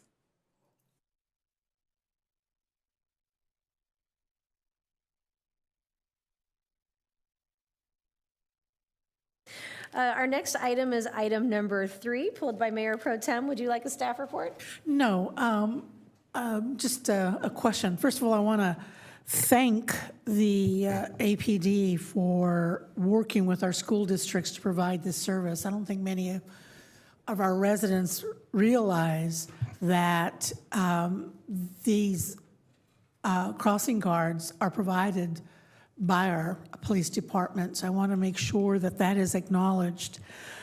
But I have a question. I've had complaints from residents that the crossing guards are absolutely wonderful, but the drivers not so much. That the crossing guards are trying to protect the kids crossing those streets, and even though they got their signs up and they're controlling even the number of kids crossing at a time, there's cars that are still cutting in front of them. And I'm wondering, do you have any type of system by which you capture that information? And then if you do, what can we do about those drivers? Well, good evening, Mayor, members of City Council, and Mayor Pro Tem, thank you for the question. You know, one of the things that we do is at the beginning of the school year, we, working with our traffic unit and working with the schools, we provide a lot of education and awareness. And we do that through social media. We do that through our connections with our parent-teacher associations at the various schools, and we do that with traffic enforcement. So we do increase our presence, not only our motor officers, but also our patrol officers and our school resource officers now during the beginning of the school years to really show that visual presence and deterrence, and when violations occur, enforce when we need to. But it's really that overarching collaboration of both that education, awareness, and really the enforcement at times we need to take place, making sure that people are cognizant that you know, they get lax during the summertime, and when schools start up, it's important for them to realize that they need to pay attention on not only their own driving, but the surroundings as they're driving. Thank you. The complaints I've gotten are from parents who have observed these cars. And so I'm glad you're working with PTAs, but how can parents report this? And is it possible then, when you get reports, to have an officer at these locations so that more care is taken by the drivers? Yes, to answer your question. So we do encourage our citizens to report, obviously, as you're aware, whether it's graffiti, whether it's, but traffic is something that we really want to make sure that we're made aware of. A lot of how we direct our enforcement is through traffic complaints. So parents can do a couple of things. They can notify, obviously, the schools, because we work collaboratively with them, so that information gets reported to us. They can report it to the crossing guards, because we also collaborate with those crossing guards and make sure that that information, we have that feedback back and forth, and they can report it directly to us. And that's probably the best way and the quickest way, is reporting straight to us on any traffic complaints, traffic issues that they see, so we can better address those as they come in. Thank you. Thank you. Do we have any further questions? If not, can someone move the item? I'll move the item. I'll second. Okay, thank you. Please vote.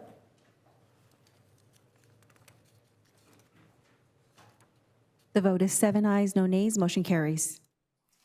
Last, we have one more item for Chief.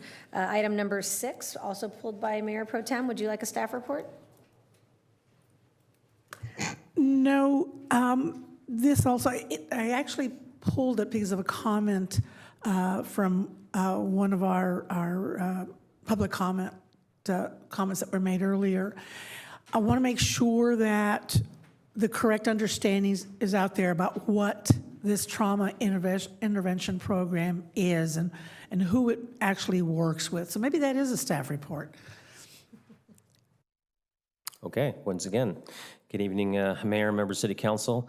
Before you is a request, a recommendation to move forward on a contract between the city and an agreement between the city and the Trauma Intervention Program to provide emotional and practical support to victims of traumatic events and their families. These are victims that both the fire department and the police department come into contact when they're victims of either the parents have lost a child due to a SIDS death or a fire or domestic violence. Anytime there's a need, whether it's the adults or children oftentimes that we're in contact with, being able to provide that service 24 hours a day, 7 days a week.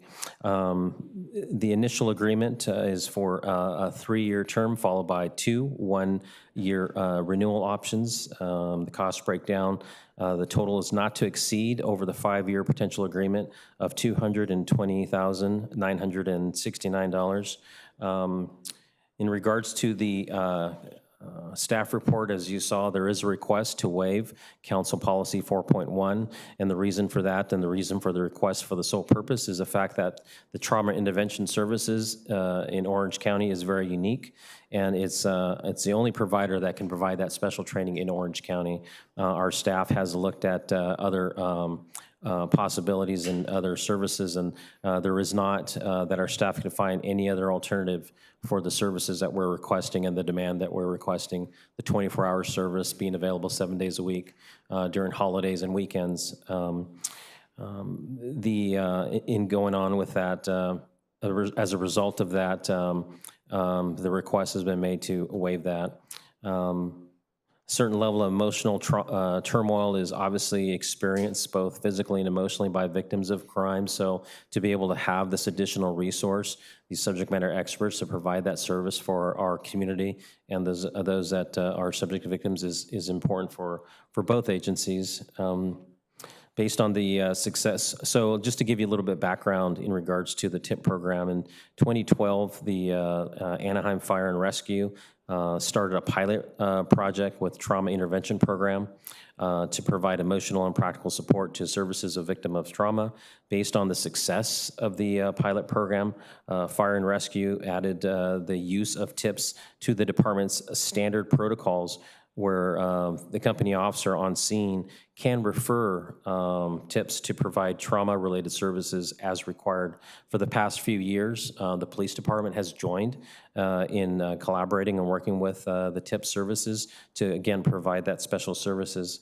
Staff is requesting a waiver of Policy 4 that allows us to continue to use TIP in crisis situations because a TIP provides invaluable services to the city.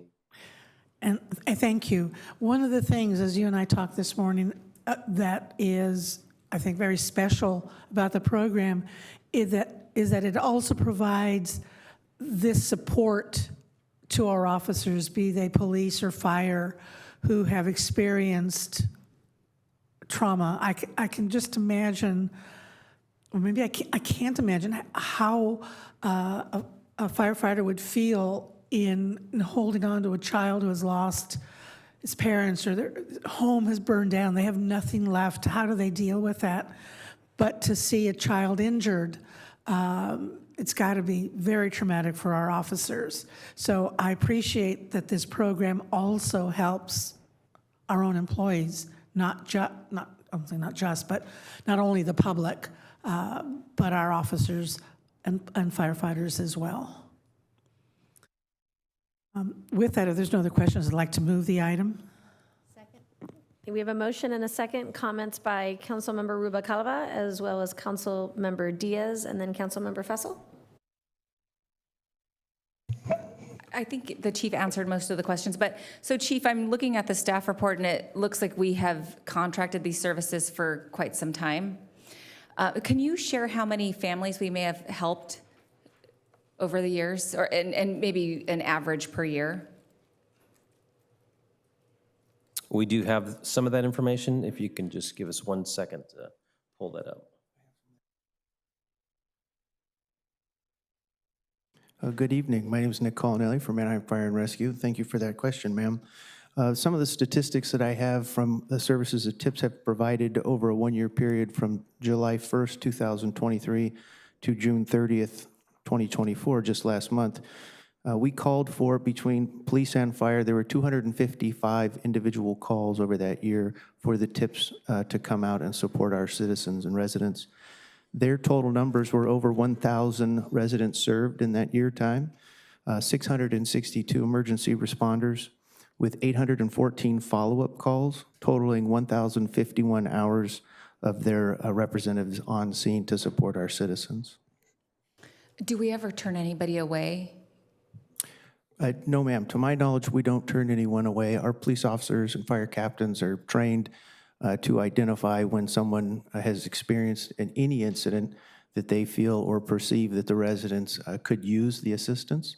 And so it's offered to them. It's not, forced on them, of course. We have to ask for their permission, but we do let them know that the city has a service available to them to provide them with whatever it is they need on what is most likely their worst day.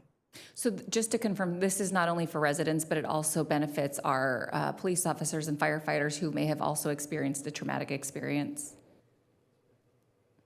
Yes, ma'am. Those services are available to really any individual, whether they're a resident or an employee of the city. If they have experienced any type of trauma, these service providers will help connect them to the services they need most immediately that very day, those moments. Typically, our first responders will remain on scene until the service providers get there, which is typically within 22 minutes of being called. And that allows our resources to become available, and if they don't need the services themselves, and make sure our citizens and residents have those services available to them immediately. And for our city employees, would risk or workers' comp be a benefit for them to also leverage if it happened while on the job? Thank you for the question. Yes, obviously, as you know, not only with the first responders, both fire and police, employee wellness is essential. So we're very fortunate in the city that there are additional services that are available for our employees as well. Okay, perfect. Thank you. Thank you. Councilmember Diaz and then Councilmember Fessel. Thank you, Mayor. So the comment today coming from the public is from a resident that I happen to have a lot of respect for her. It's a confusion here. We provide services to the homeless community to try to remove them from the streets into a productive life. This is different. I have a friend, her name is Margaret. 25 years ago, she was a stay-home mom, 5-year-old boy, 7-year-old boy, 8 p.m. The door knocked down, somebody knocked the door. A drunk driver killed her husband. That's when these services take place. Your whole life is turned upside down. It has to be some type of services for the trauma and for the survival portion. Hey, how am I gonna support my 2 kids? How am I gonna pay the rent? How am I gonna explain to my kids that that is no longer here? That's what these services are for. So it's 2 different type of services. We need to have these. Also, a police officer or a firefighter goes to a house, a child is deceased, you have an impact in there. And then you gotta go home a few hours later to your family. Well, those services have to be there for that firefighter, for that police. So it's no reason to question this money. This money is very, very needed. Thank you, Madam Mayor. Thank you. Councilmember Fessel. Thank you very much, Madam Mayor. I've been very, very pleased with the work that TIP has performed a number of times, more than a dozen times that I can kind of recall in District 5. Yes, beyond, apartment fires and things like that, we've had some fairly tragic losses of life. A family lost their husband and a child in a devastating car accident. Another was another child lost. And these happen from time to time. It's very, very unfortunate. And again, these families, as was said, it's the worst time in their life, that moment. And TIP has always stepped forward through the, support direction, I guess, perhaps, of police and fire. And again, they send out appropriate individuals that have the languages necessary. In most of my cases, Spanish is the dominant language, and they make sure that the care providers, or have the appropriate language. I have, over the years, been invited to a couple of their fundraisers, and to really hear some of the stories, they are quite powerful. And I'm glad that we have them. Thank you.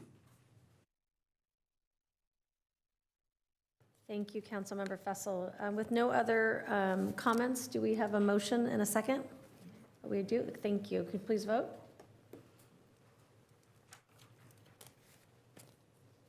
The vote is 7 ayes, no nays, motion carries. Thank you. So we're now going to be moving on to item number 10, which is regarding an initiative petition filed entitled City of Anaheim For-Profit Hospital Gross Receipts Tax Initiative. Mr. City Manager, may we have a staff report? I'd ask for a staff report from City Clerk Bass, please. Thank you. Mayor and City Council, the item before you is related to an initiative petition filed by proponents that would impose a general tax on each for-profit general acute care hospital located in the City of Anaheim, equivalent to 3% of the for-profit's hospital gross receipts. Following a prima facie review and examination of the petition, my office determined that the petition contained the requisite number of signatures and forwarded the petitions to the Orange County Register of Voters for signature verification. The Orange County Register of Voters completed review and provided the city clerk's office with a certificate as to the verification of signatures on Friday, July 19th. The certificate was distributed to the City Council and made publicly available on the city's website as part of the agenda packet, specifically Exhibit A to the resolution accepting the certificate. Pursuant to the Elections Code, once a certificate is received, it is to be presented to the City Council for acceptance. The petition was found to be sufficient and contained the signatures of not less than 10% of the registered voters of the City of Anaheim. As a result, the City Council is required to take one of the following actions pursuant to the Elections Code. 1, adopt the ordinance without alteration. 2, submit the initiative measure without alteration to the voters, or order a report on the effect of the proposed initiative measure. In this case, because the proposed ordinance imposes a tax, the council cannot exercise the first option. The state constitution, Proposition 218, requires that a tax measure be approved by the voters.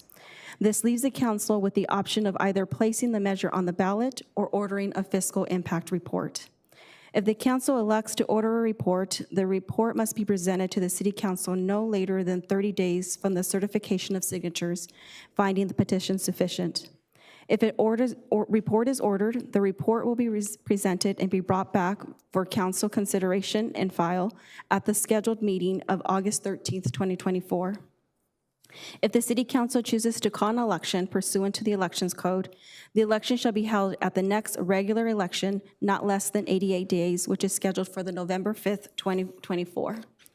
The resolution before Council calls for the election, establishes the ballot language to be submitted to the voters, and other provisions such as requesting the Orange County Register of Voters to render the services relating to the conduct of the election, establishing the deadlines for the filing of arguments and rebuttals, and directing the city attorney to prepare an impartial analysis. Pursuant to the code, the legislative body may also elect to submit an argument against the measure. If the council elects to submit an argument against the measure, and in order to comply with the Brown Act, staff is recommending that the City Council designate 3 or fewer of its members to author the argument against the measure and on behalf of the City Council. This concludes my report, and I'm available to answer any questions you may have. Thank you. I'm going to start with Councilmember Rubalcaba. I think those were old. I didn't chime in. Okay, so I'm going to clear it. Does anyone have any comments or questions on this? Councilmember Leon and Councilmember Meeks? Thank you, Madam Mayor. I just think, just given the timing for the staff report and the schedule, I'd be supportive of submitting this to the voters for the November 5th general election. Thank you. Thank you. Councilmember Meeks?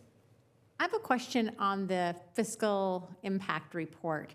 Would that address the potential impacts to services for Anaheim? Like, is this going to put hospitals out of business where our residents would no longer have as many options for their medical care. Would that include that? Or would that just be a fiscal impact on the city, on city resources, city coffers?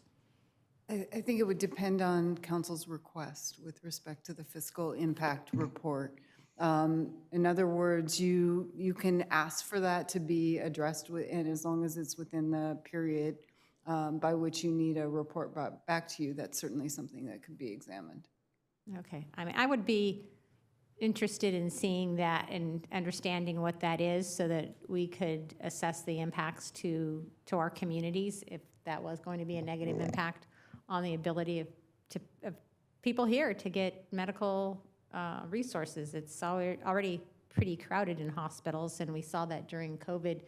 Do we lose a couple of hospitals and have a more restricted availability of those services? Thank you. Councilmember Rubacalva and then Councilmember Diaz. Thank you. How many for-profit hospitals do we have in Anaheim? 4. 4. Do we know what the potential revenue is? I mean, because I think this is an odd measure simply because it's being put on the ballot and it's, I mean, I'm grateful it's going to benefit community services, but what are the estimated amounts that would come back to the city? So that's the, as you can see, the final part of the ballot measure, because we're required, since it's a tax measure, to estimate the fiscal impact, the funding to the city. And finance came up with a range of $6 million to $12 million, in part because they don't have all the data and don't know how medical bills have increased since the data they do have. But that's what is estimated to be in the city coffers on an annual basis. And from a timing perspective, if we requested a economic impact report, what would this still be able to go onto the November ballot, or would we have to have a special election? It would not be able to go onto the November ballot. It's going to push it beyond the time frame. So, yeah, it would not allow it to be brought to the voters this November. And then legally, if the proponents decided not to move forward with it, what's the timeline for removing the measure from the ballot? So the proponents have up to 88 days before the election to notify us that they want the measure removed. We then have 83 days to basically uncall the election, so to speak. We do another resolution, there's a form for it that changes it, that we're no longer calling it, we get it over to the ROV. So that's sort of the time frame. It's 88 days, and I didn't do the math on that, but I bet Teresa did. Yes, so pursuant to the Elections Code, it allows the proponents up to August 9th, that's the 88 days prior to the election, to, even though after it's been found sufficient, to withdraw the petition. The Election Code also provides the legislative body, once an election has been called, to withdraw or amend a measure that's been submitted and stating the reasons or the recitals and facts. The Election Code allows for August, 83 days prior to the election would be August 14th. We do have that meeting right before the City Council on that August 13th. So if, scenario-wise, if the measure was presented and the resolution was adopted calling for the election, the proponents during that time period, it does withdraw and submit to the clerk's office and to myself with the signatures from the proponents stating their request to withdraw it. Then it would be at the August 13th that I would present for City Council's consideration that withdrawal of that resolution calling to withdraw the measure from the November 5th. Following up on the question with respects to the timeline, because we're looking at providing the 30 days and giving that time frame to allow for that report to come back to City Council, that will pass the August 9th, which is the deadline in order to present it to the ROV to call for an election to be placed. If that's the case, it will go to the next November election in November of 2026. 6, or if the city council so desires, calling for a special election for that specific measure. So we're not required to call for a special election? No, it would go to the way the initiatives, it will go on the next general election within 88 days, no earlier than 88 days. How much, with Measure A, I think the economic impact study was important to me because it was actually going to cost our city something. How much would an economic impact study estimated would that cost us? I know we've commissioned them in the past, but it's been a while, and I wasn't involved in the finance of it, but I have to imagine, do you? I have to, depending on the breadth of the report, right? You could ask for one particular thing, but depending on the breadth of the report, I would think it's going to cost you, tens of thousands of dollars. Well, and these are private businesses, so we may not even be able to get access to their financials to understand what the actual impact. I'm just trying to figure out like what, if it would even be worth doing an economic impact study. What would that look like? Okay, thank you. Thank you. Councilmember Diaz and then Councilmember Fessel. Thank you, Mayor. This is so bizarre, it's so weird.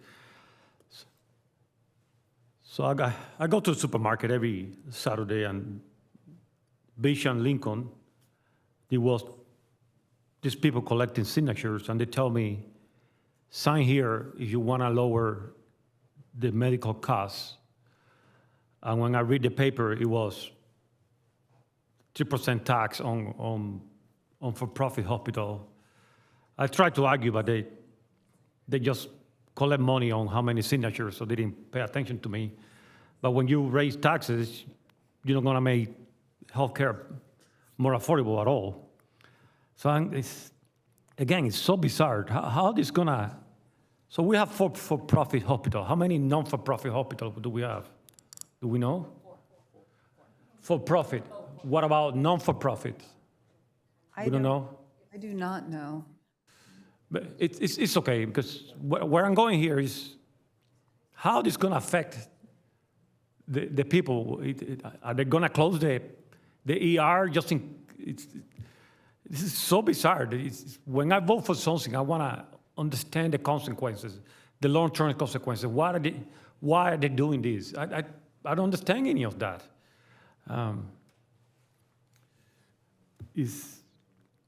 What are the consequences? What are the long-term consequences? And by the way, if this council decided to do in the ballot to put something against, I would like to be part of it, because this is not the way to do business. This is so bizarre. When you don't understand what you're voting for, it makes it very uncomfortable, very uncomfortable. Thank you, Mayor. Thank you. Councilmember Fessel and then Mayor Pro Tem. Thank you, Madam Mayor. I appreciate my council colleagues' use of the word bizarre. Generally speaking, and there's been a number of clear examples in Orange County over the last few years, a city government finds that they need additional forms of revenue, and they will end up increasing a sales tax or a use tax or a public utilities tax or something. And I clearly understand that, and that is where the city government then decides, okay, we need another form of income, and it's a general tax. It goes to the community, and the community can either, vote it up or down. This is not that case at all. Here is a group that went out and, again, got the proper number of signatures. I'm not questioning that at all, but I'm almost thinking that this is almost punitive. Okay, so they're going to use a tax that we will, as a city government, likely benefit from the tune of $6 to $12 million against for-profit hospitals. Now, I don't know why a for-profit hospital would have to pay a tax and a not-for-profit hospital wouldn't have to. That's the bizarre part to me. The bizarre part also to me is why are we didn't ask for this tax. We're not endorsing this tax. None of us here contacted the hospitals, I don't think at least, and suggested that we should be charging them an extra 3% just because of the fact that they are a for-profit hospital. For this, and because of this nature, the way that this arrived in our docket today, I would be interested in the, the financial effect on not only the hospital regarding the levels of service to our community, as well as, again, it looks like we will get $6 to $12 million. Maybe we don't need more input than that, but I'd kind of like to understand what the hospitals say about this, because this was no action on our part to propagate this. And I don't think that's fair to the hospital until such time as we know a little bit more about it. So there I am. Thank you. Thank you, Madam Mayor. Thank you. Mayor Pro Tem? Couple of items. When you say bizarre, it is bizarre. But, did the hospitals, any of the hospitals or the Hospital Association contact any one of us? Did they contact anybody on staff they're not here saying that we shouldn't do this? So you talk about bizarre, maybe that's bizarre. So kind of have to think about that. Is this a play? I'll leave that open. Madam City Clerk, you made a comment, and I want to make sure I understood that. The proponent, and do we even know who the proponent is? The proponent has the opportunity, if we pass this, if we send it to the ballot, the November ballot, the proponent has the opportunity to notify us in writing that he, she, they want to pull the ordinance for moving forward. And you said then at the next council, or maybe I want to make sure I understand it. You said then at the next council meeting, an early council, August council meeting, we would have the opportunity to vote. So if the proponent pulls it, we can't challenge that, can we? I mean, they pull it, they pull it. We just are saying it doesn't exist anymore. Is that correct?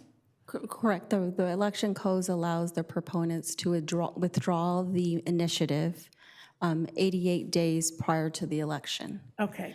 The additional information, the election code also provides the legislative body 83 days prior to the election, either to amend or withdraw a measure that's already been called for or placed on the ballot. So that was just the election code I was providing. If we do, the proponents come forward, I'll be presenting that to the city council and letting them know that we do have the request to withdraw the measure, and the resolution before council would be either to take that action to, will be withdrawing from the November 5th if it's called this evening. If the measure is, the resolution is approved by the council this evening to place it on the November 5th, 2024 ballot. Okay, so if we pass that today, and the proponent comes before August the 9th to you and says, I'm withdrawing it, it comes back to council? I would be presenting it at the next council meeting, letting council know that the proponents requested withdraw, and the resolution would be for council to consider if they want to, it would be to withdraw the measure on the November 5th, November 2024 election. So we could vote to withdraw it, or we can vote to let it continue to go to the voters? No, we can't withdraw. No. If the proponent in writing sent something to you that says, I want to withdraw that, and you say you'll bring it to us at the next council meeting, after that notification is made, and that we would take a vote then to honor that withdrawal? To withdraw, it would be honoring the withdrawal, because then that would be letting the ROV or letting the public know, because we had your first action was calling for the election. Now your subsequent action, if getting the notification to withdraw, would be the resolution withdrawing that measure that you called in place for on the November ballot. And we could vote to ignore that petition to withdraw and let it go to the ballot? I don't know. I don't think so. I mean, I don't know. We're conferring over here, and I wouldn't think there'd be a practical reason that we would continue with it, because it's got no proponent now, right? I mean, it would make this even more bizarre, so, but I will tell you that it's rare, because Teresa called the ROV. They've never even seen this done before, but the Elections Code clearly provides for it. I did consult with Elections Council, because like most of the Elections Code, you read it and you go, what? And this is the process that would be followed. They would file to withdraw it, and then we would submit a resolution, basically, you know, not calling the election, asking for it to be removed from the ballot. Thank you. So I just have a point of clarification. Because it's a tax measure, we're a bit in a box. We can't just accept it. We can't vote it down. We have to make the decision about whether we want to turn it over to the voters in November or whether we want to call for a special election. I know the November election will be, you said $356,000 to $419,000. We know special elections citywide is going to be even more. So I'm just trying to be pragmatic about this.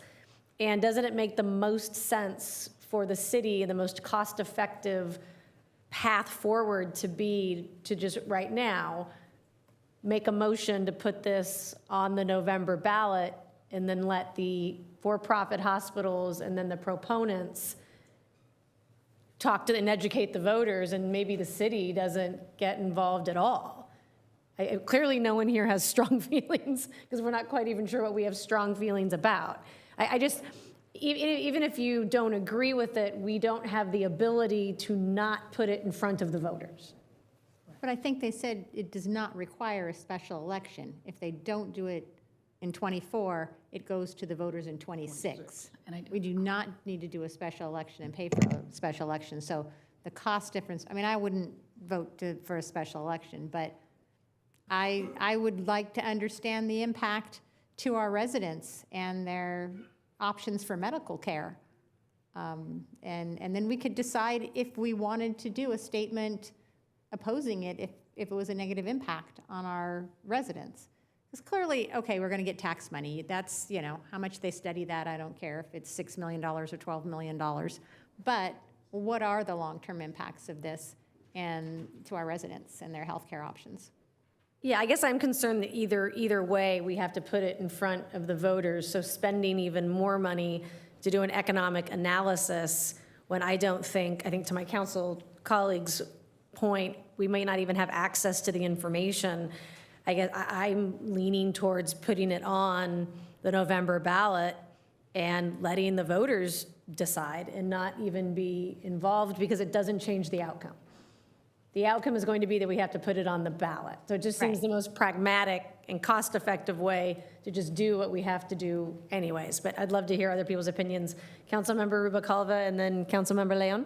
Yeah, I actually, so based on our discussion, I would like to make a motion to go ahead and put it on the November ballot for two reasons. One, it's pretty much the only option that we do have at some point is to put it on the ballot and let the voters decide. And two, I don't really think it's responsible for us to use more of our taxpayer dollars to conduct an economic impact study that we're not even sure what we're looking for. I know it's going to cost us money to probably collect, because now we'll have to, it's sort of the business tax that we have. I'm going to compare it to what we have for the TID and self-assessment for our hoteliers. So that'll just be another burden that our city staff will have to take on. But I think from this point, it's probably the best to just send it to the November ballot instead of having it loom until 2026, if that makes sense. So if I can get a second, I'd like to move that. I'd be happy to second. Can I make Councilmember Leon, and then Councilmember Meeks, and then Mayor Pro Tem, and then Councilmember Diaz. Thank you, Madam Mayor. I think I already stated where I was at earlier in the conversation, but I agree with Councilmember Rubalcava about just putting this on the November ballot. Thank you. Thank you. Councilmember Meeks.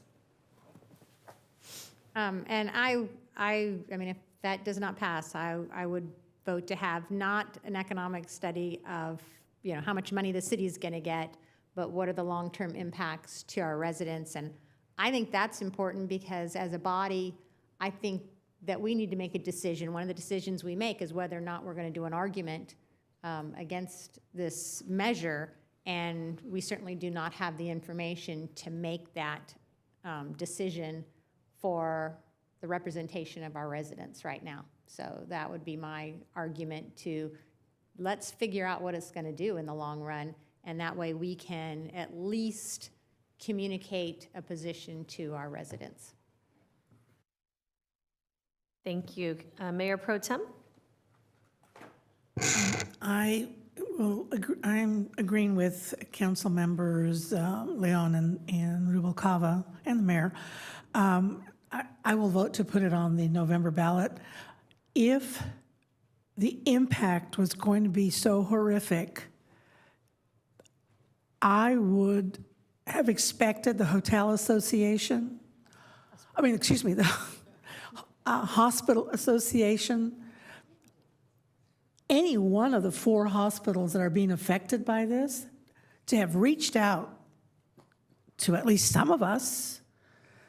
And I have not heard one word from anyone. And I take it none of you have either. So I'll vote to put it on the ballot. Let the hospitals make their pitch to the voters, and if it even gets that far. So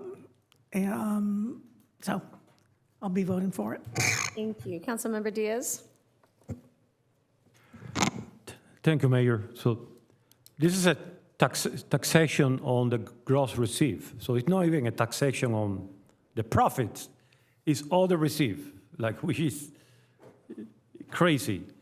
What this probably means is that it will divert taxes from the state and the federal to the city, because you pay your federal taxes on how much profit you made, real profit, not the receive. So you make less profit because you're going to pay less state taxes and less federal taxes. So it's even so weird. My worry is about how it's going to affect the services. We don't have a lot of ERs out there. You go to an ER in Anaheim, and you have to wait for a couple of hours. You're not dying. Seriously, you have to pay. So what this going to do? I kind of agree with the mayor in let them figure it out, let them reach out to us. But at the same time, I'm worried about how this is going to affect the services.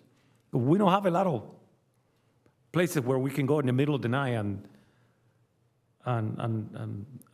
go to the ER. It's not a lot of them. And they decided to close 1 or 2. We're going to be even in a worse situation. So on one hand, I agree with the mayor. On one hand, how are we going to inform our residents that their service is going to be affected if we don't know? Because right now we don't know. So I have a dilemma with me. Thank you. No, I understand. So we have a motion and a second. If there's no further comments. Mayor, if we may, if the first action could be on a motion on the resolution accepting You're this. right. Sorry, so we're going to, so the first action is the resolution accepting the certificate of the verification of signatures. If we could have a motion to accept the signatures. I'll move. Okay. Second.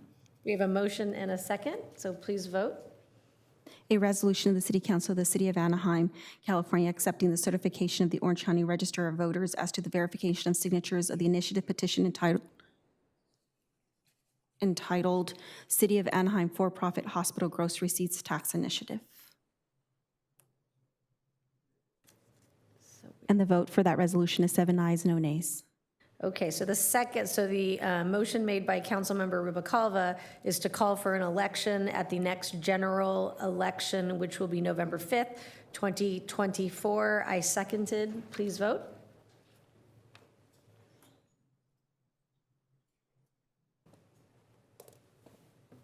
So a resolution of the City Council of the City of Anaheim calling and giving notice of a general municipal election to be held on Tuesday, November 5th, 2024, and ordering the submission to the qualified electors of the City of Anaheim an initiative measure imposing a general tax on each for-profit general acute care hospital located in the City of Anaheim, equivalent to 3% of the for-profit hospital's annual gross receipts, requesting the Orange County Board of Supervisors to direct the Orange County Register of Voters to render service to the city relating to the conduct of the general municipal election, establishing deadlines for the filing of arguments and rebuttal arguments, and directing the city attorney to prepare an impartial analysis.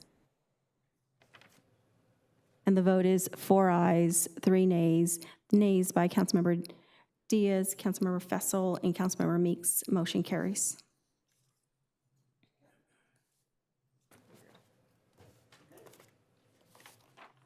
And Mayor and City Council, at this time, if there was going to be a decision on council, if they would like to submit an argument against, and then if so, the council desires, if they wanted to designate members of the City Council, recommending at least 3, so there will be no violation of the Brown Act in order to be the authors of the argument.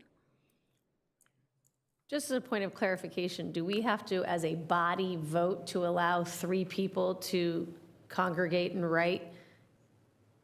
That is correct, Mayor. Okay. Councilmember Meeks?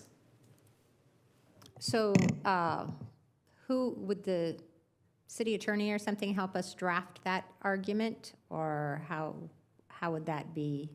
Or did this 3 people just get together and, okay, 3 people get together and It would be draft the 3 argument? council members coming forward with the argument. Okay. I mean, I think it's bizarre and ridiculous, so I would volunteer to be on that oppose opinion. Councilmember Diaz? I would like to volunteer myself also to be there. Okay, No, thank you. And Mayor and City Council, there's no requirement. We just made a recommendation if it could be 3 or less. Well, but the whole council needs to vote, make a motion and vote to take a official opposed position. And then designate those members that would be writing the argument against. Whereas individual council members can vocally take whatever personal positions on this that they want, no matter what, correct? Correct. We would just need a motion to have the city take an official position.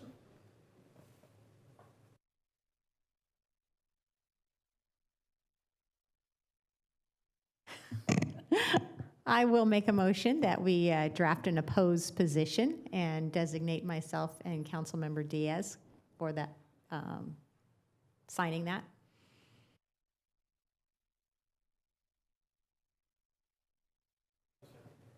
Okay, we have a motion and a second. Okay. And I have a comment. Oh, one more, sorry.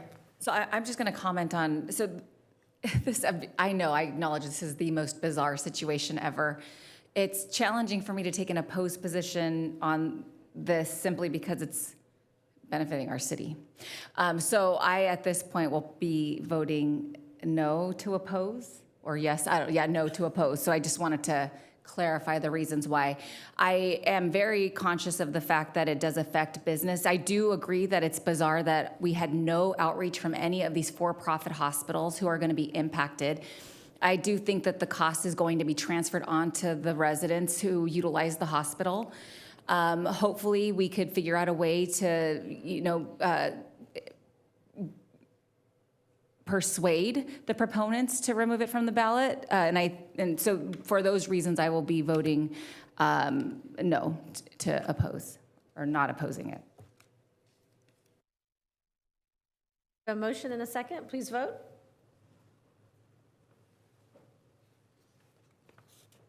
So just to clarify, so if it's no, you don't oppose? No, we're not, we're not setting up a oppose. Okay. committee to write in opposition.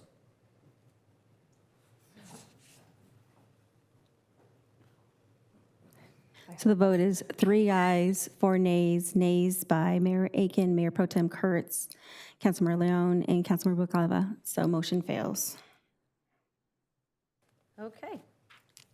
The next item, we've done item 11, so we're going to be moving on to item 12, which is a public hearing. Clerk, can you please read?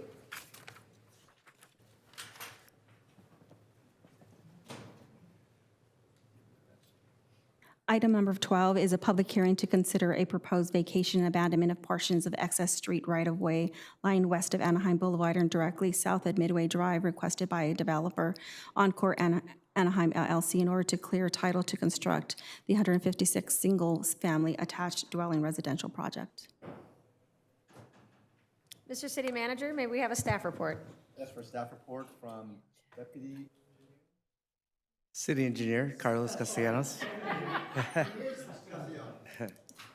Thank you, and good evening, Mayor and members of the City Council.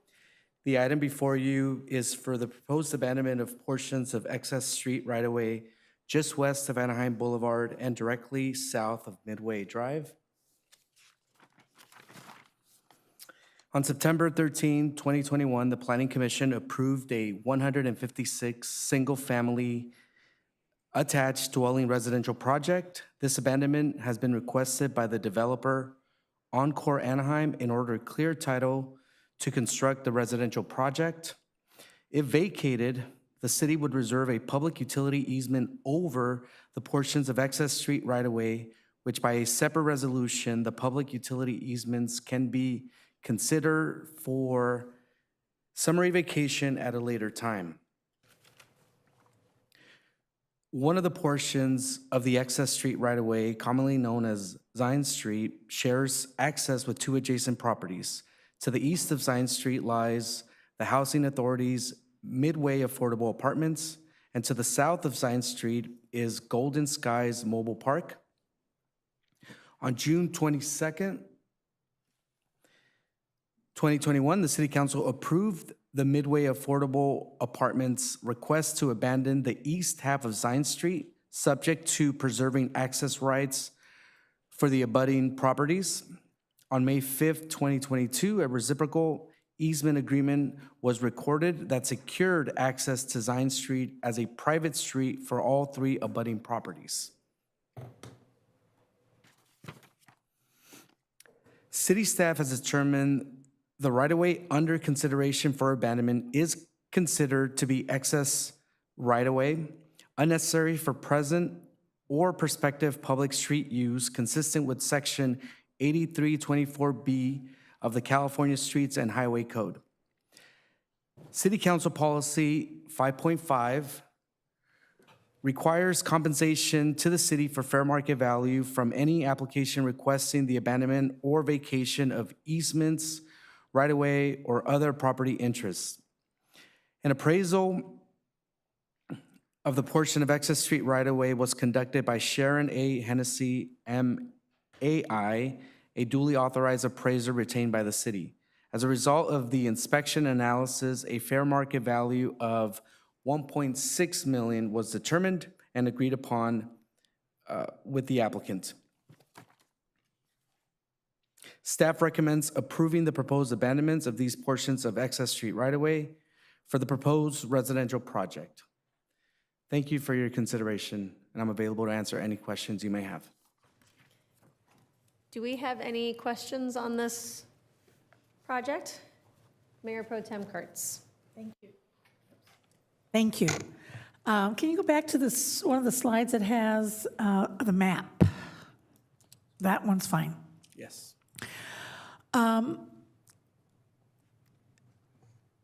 We're selling them the west half of Zane Street.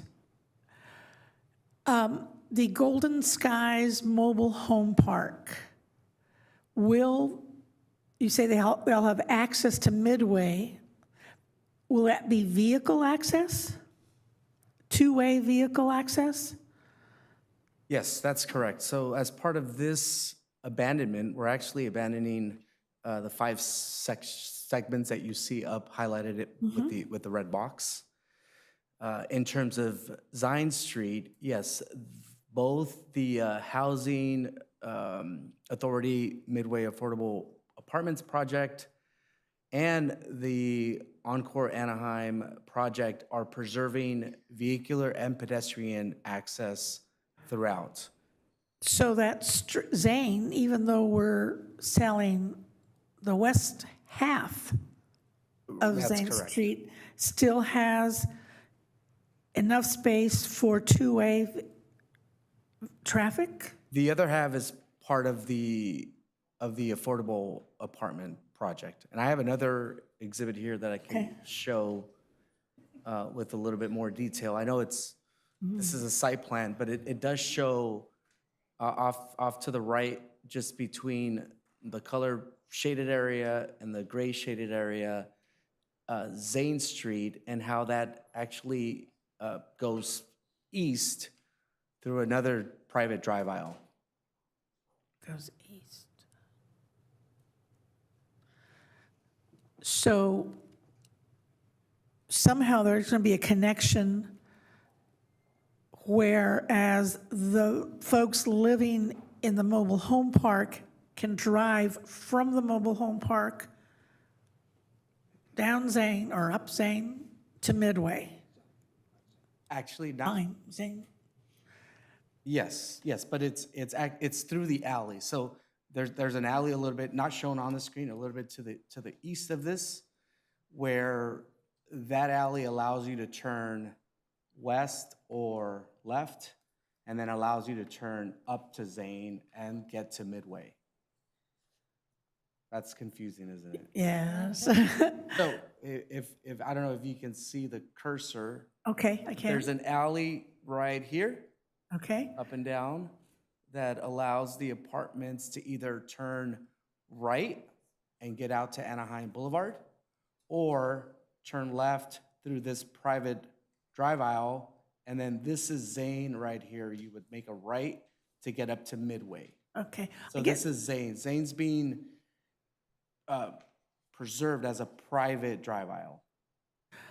I guess I have a couple of concerns. A, the kids that live at in the mobile home park, will they be able to walk Zane over to Midway, then they'll of course always walk to the corner to cross the street to go to school? Yes. For any kind of an emergency, all those folks that live in the mobile home park really only have one access out then, or they can either use that one driveway out to Anaheim Boulevard that these affordable homes are also going to use? That's correct. Again, that's the existing condition today. And it's not a good one. I've gotten several complaints about the traffic jam right there, and the danger in people entering and exiting at the same time and it not being wide enough. So they would have to kind of make a U-ey and go around to that alleyway and then out to Midway, but using that same driveway? I'm not quite sure the U-turn that you're referring Well, to. and it's not, Yeah, so there's an alley here. There's an alley here, just off screen. uh-huh, Go back to your other exhibit. Is it better? yeah, maybe. Not that one, that Oh. one. Yes, thank you. So this is an older alley that is now been vacated as well. So today, because the apartment project has already started construction, people that are coming from the mobile home park can make a right and get onto Anaheim Boulevard. And in the after condition, we'll also be able to make a left on the southern portion of the apartment project and then get to Zane by making a right and then out to Midway Drive. And I guess that's my point. As they're coming out of the mobile home park, Yes. they will drive up and then, again, almost make a U-turn, not a U-turn, but a quick, sharp left turn. So everybody if there was an emergency, everybody would be leaving via the same way. That street that now, you know, what you're showing the car making that right-hand turn out to Anaheim Boulevard, Yes. they won't be able to go straight there? No. It's a right only at that point. Okay.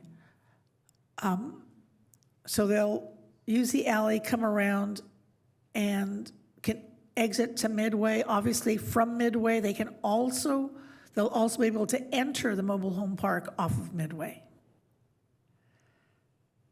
Yes, so you can come, this would be westbound Midway, and then go south on Zane, and then turn on the southern portion of the apartment property to get back to that alley.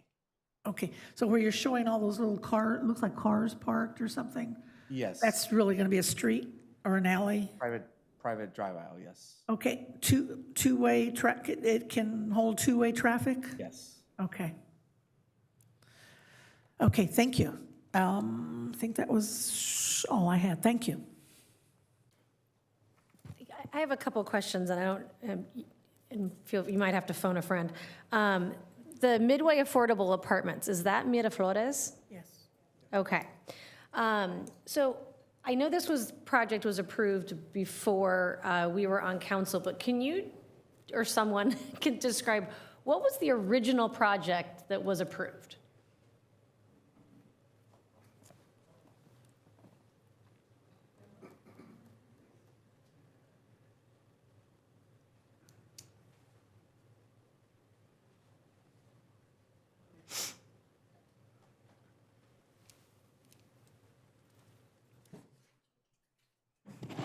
I think between Heather Ellen and myself, we'll probably be able to answer the questions. If the original site that we're talking about, the Housing Authority site, that is the Miraflores site. So I think your question now is about what's been approved on the Encore site? Correct. Okay. So what was approved, as city engineer mentioned, back in 2021 was the 156 single-family attached townhomes. And has the project changed, or are they still intending to build the 156 attached townhomes? This application has not changed. We've had some other discussions, but nothing formal has been filed. So we have an application that is still active for the townhomes. And what do you mean you've had other conversations? So we've, and I think as one of the responses that Grace had provided to one of the primary requests, Encore has been in discussions to potentially bring in another party, but no application has been filed. But they would take over the existing entitlement. So the map would be what they would be using for the 156 townhomes. And are there any affordable units being built at this site, or is it 100% market rate? It's 100% market. And did they participate in the city's voluntary affordable housing program? They did not. So when we did the analysis of these 5 alleys that we are turning over, are we assessing each alley independently? And then that's a conglomerate amount of the fair market value?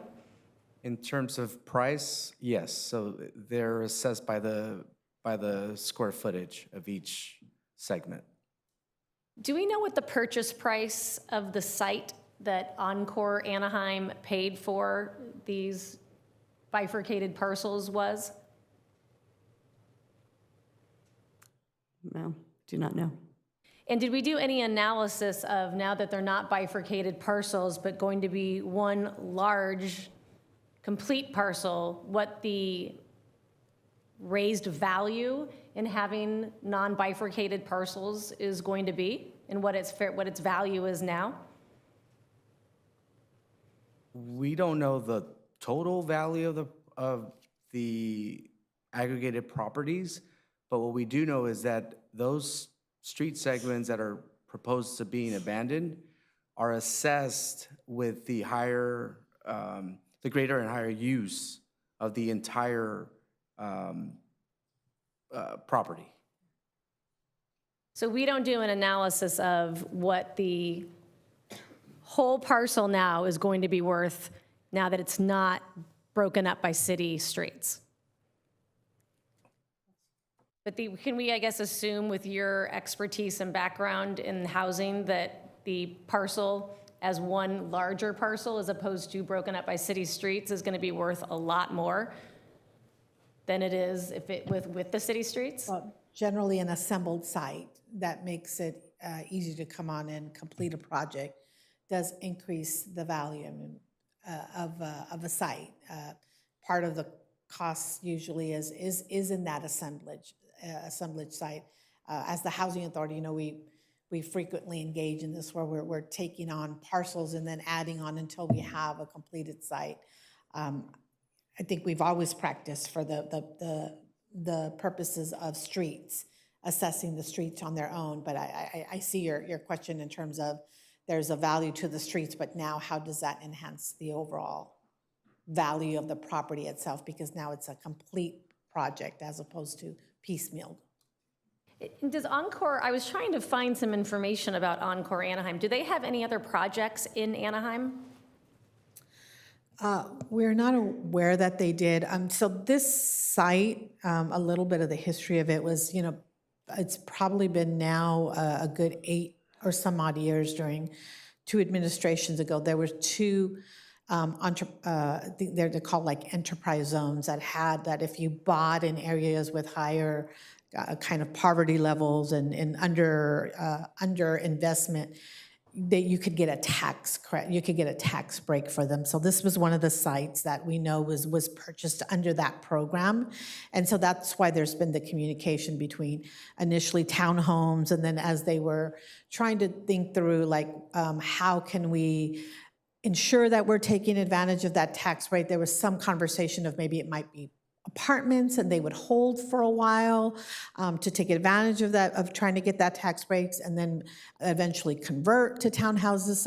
And the reason we know of kind of the ongoing conversations is because we've been ourselves in conversations about developing Miraflores, and we share that design, and we've always wanted to have a relationship whereby the 2 sites would complement each other.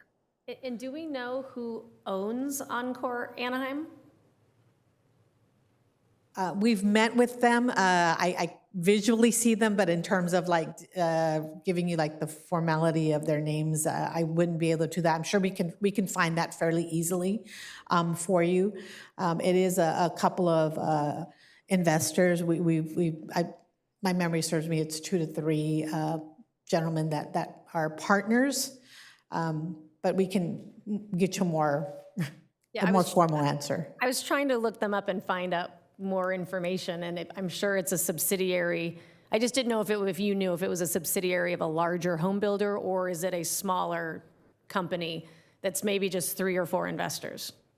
We'll find that out for you. To date, we've been operating under the belief that it's 2 to 3 smaller investors, but let me confirm that before we go on record with any. Okay.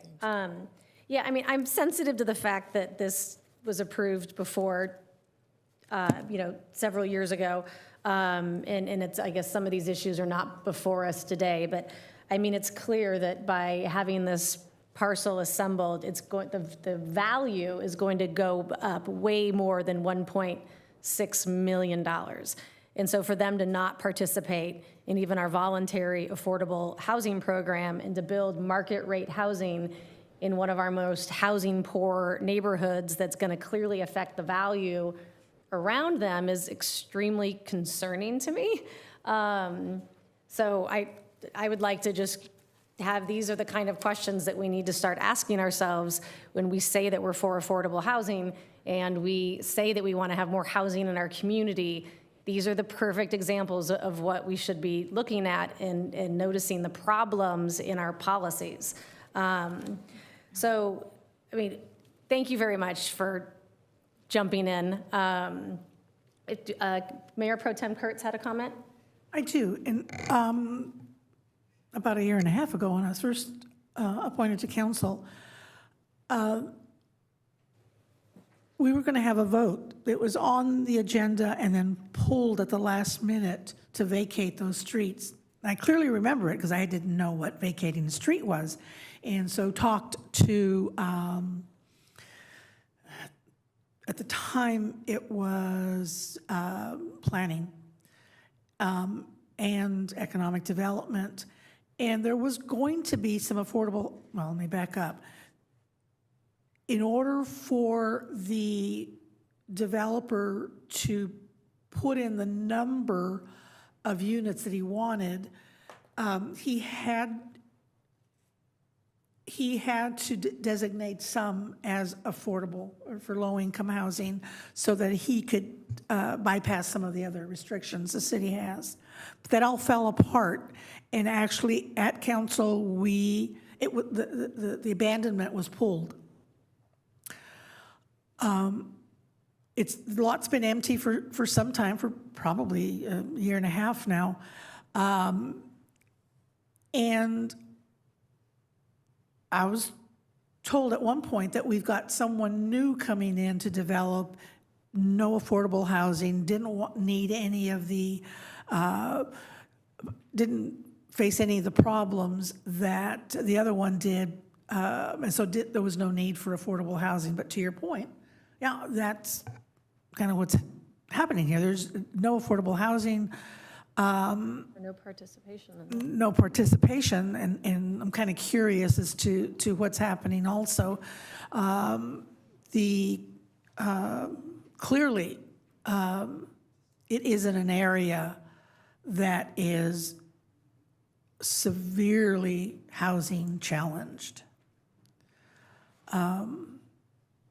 And I guess I'd also like to see what's going on and how that build will affect that mobile home park that, on the other side, just south of that mobile home park, we've got new build up to 3 and 4 stories, I think, just looking right over some of these homes. So kind of like to see what's going on with Encore Anaheim and how it's going to affect the mobile home park and the residents there. I'm okay with the abandonment as long as there's access of those streets, but sure would like some more information on what's going in there. Thank you. Councilmember Rubalcaba and then Councilmember Diaz. So this might sound like a dumb question, but who's requesting the abandonment? The developer?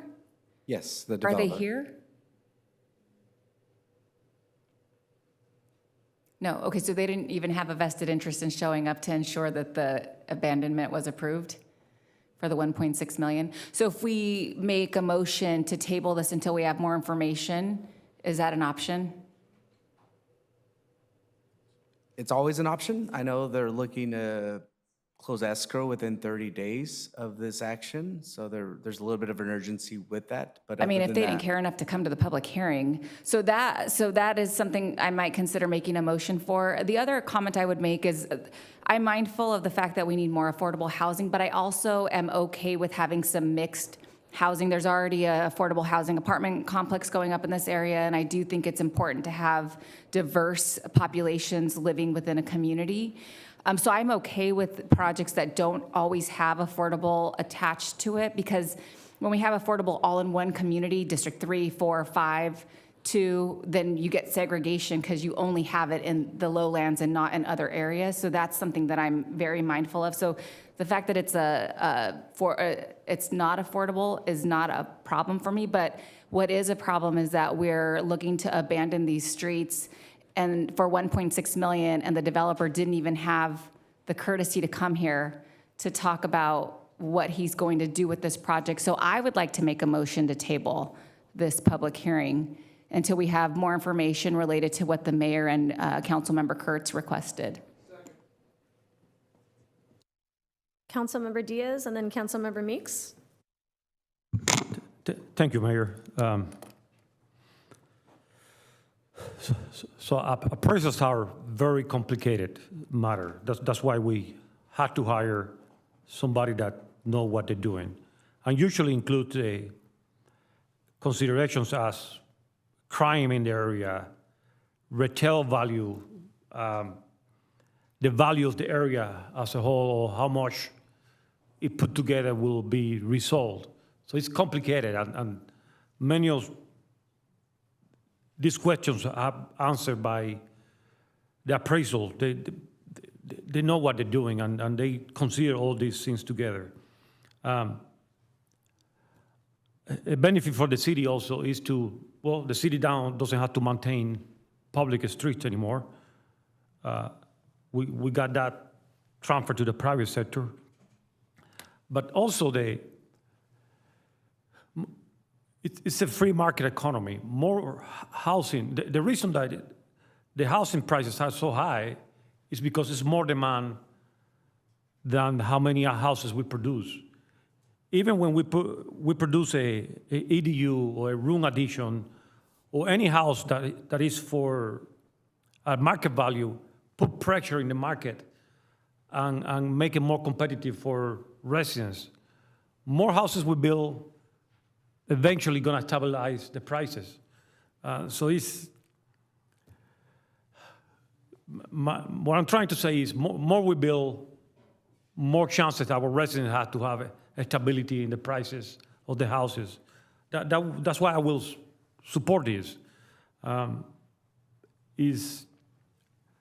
don't want to speculate, but maybe the developer didn't come in because usually these things are very routine. Acquiring surplus land and paying for a full market price. That's regular common item that usually doesn't have controversy. Again, I don't want to speculate and put words in his mouth, but I will support this as it is. Thank you, Madam Mayor. Thank you. Councilmember Meeks, and I'll second your motion, so just so make sure I don't forget. We have a motion and a second, but then Councilmember Meeks? Yeah, I concur with Councilmember Diaz that these things are typically very routine. This has been to the Planning Commission. It has been to the City Council as a project. It has been approved. The developers put a lot of work to move this forward, and in those approvals, the city acknowledged the intent to abandon the streets. Now, this is a formal process that we have to do according to state law, but there has been votes taken that says, here, I'm going to build this project, and it's going to require the vacation of these streets. What's the dollar amount for that? The city hired an MAI appraiser that generally looks at all aspects of the value, including the individual value and the accumulated value, the difference in value of the accumulated parcels. And I didn't go through the appraisal, but I'm going to bet if we continue this and you look at that value is considered in there and part of that 1.6 million. We don't meet for another 3 weeks, and I think it's a hardship on this developer to not go through this final process, because all of a sudden we're having second thoughts on how we might have wanted to approve this project. That's not the way it was approved. And I would be not in favor of changing the rules on a developer 3 years after he has gone through the process and is now moving forward with housing in our city. Thank you. Mayor Pro Tem? I have a question. It says in September 2021 that it was approved, but it was being discussed when I was first appointed, and I was shown some plans, and they had to make changes because there wasn't enough, something that, and I forget what, the fencing, the feet from the street, something was off, and so that's why that developer had to include some affordable housing. So I don't understand how it was approved in 2021, but in 2023, they were still submitting plans. So how could it have been approved? I'm confused.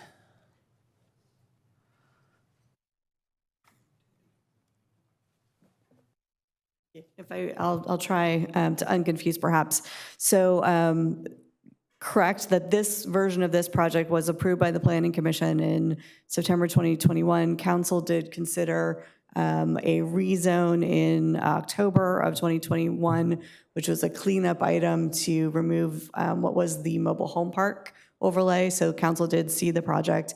As the applicant submitted their construction drawings for the approved project, based on cost of capital at the time, they considered redesigning and were starting kind of down a parallel path to redesign. And then ultimately they decided to not redesign and keep the entitlement. So you may have seen what they were thinking about redesigning, but that never came to fruition, and they reverted back to the approved project. So we don't have any dates associated with this project where they have to break ground? No, they have no development agreement or development terms. The map is still active, and they're within their approvals at this point. So is it possible, once this parcel is assembled, that Encore Anaheim could flip it, sell it to another developer, and it sits there for another 3 years? Yes, they could. There's nothing contractually obligating Encore to develop the project. They could sell the entitlement. Yeah, I guess that's my concern with it, because it just seems in the conversations, not knowing what the future is, what the impact is on that mobile home park. It's very likely, once assembled, going to be flipped for a large profit. And I do feel like that's a fair question to ask a developer, is that if you were selling this assembled for a large profit, why isn't there any intention to invest? And if you don't, I get if you don't want to build it into your property, but then not taking part of our voluntary program. I think these are all fair questions moving forward on this parcel. I know we have a motion, and Councilmember Fessel, I believe you seconded it. Do we need, if that vote is successful, we have not opened up the public hearing, do we still take public comment if we are intending to table it? Yes. Okay, so let's just go, so let's open up the public hearing. Clerk, do we have any speaker cards for this? Mayor, we do have one, Mark Herbert. Time limit is 5 minutes on this item.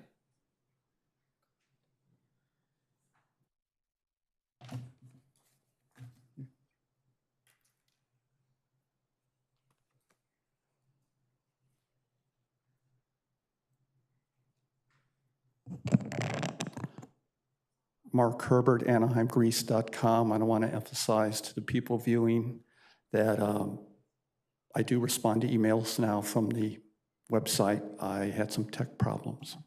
Thank you. I'm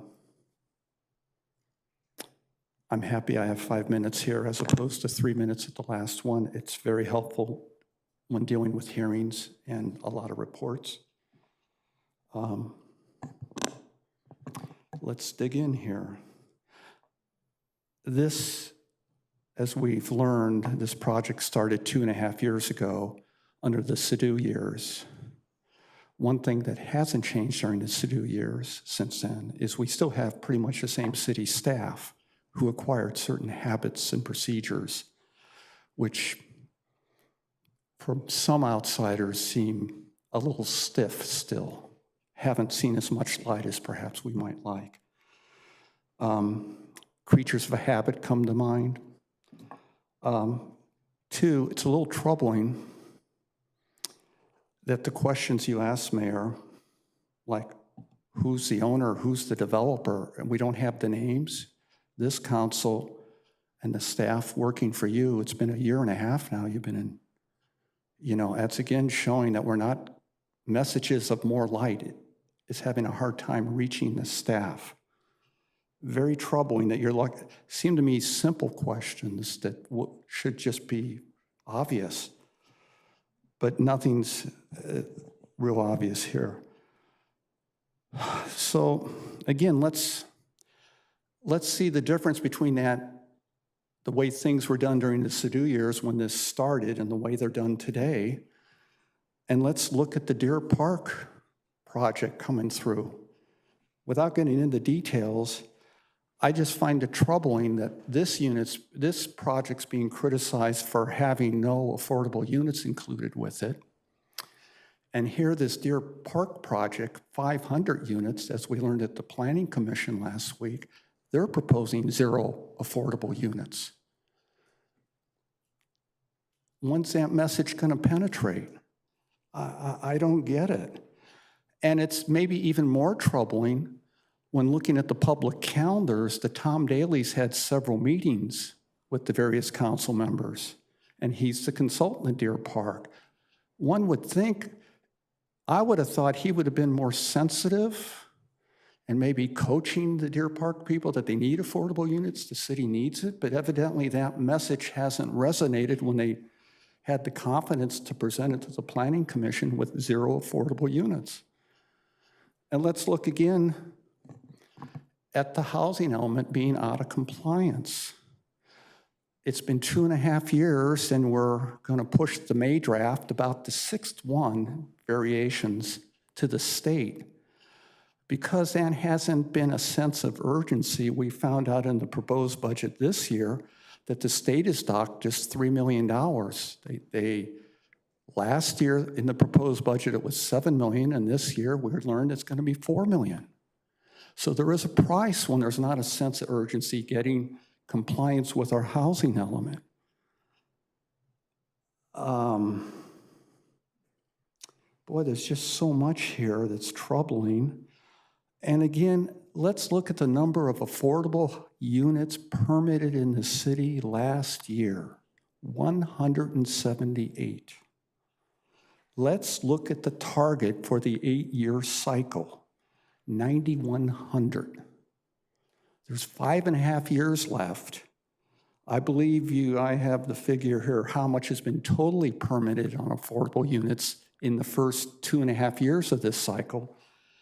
I believe it's 500. Sorry, I don't have it right here with me. We're not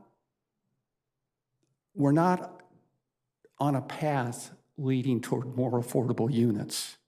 And we're not, again, only 33 seconds. It's also very troubling that during Disney Forward, the consultants promised us and the staff promised us we could leverage this Disney money. 2 months later, we find out in the proposed budget, they're having a hard time leveraging anything.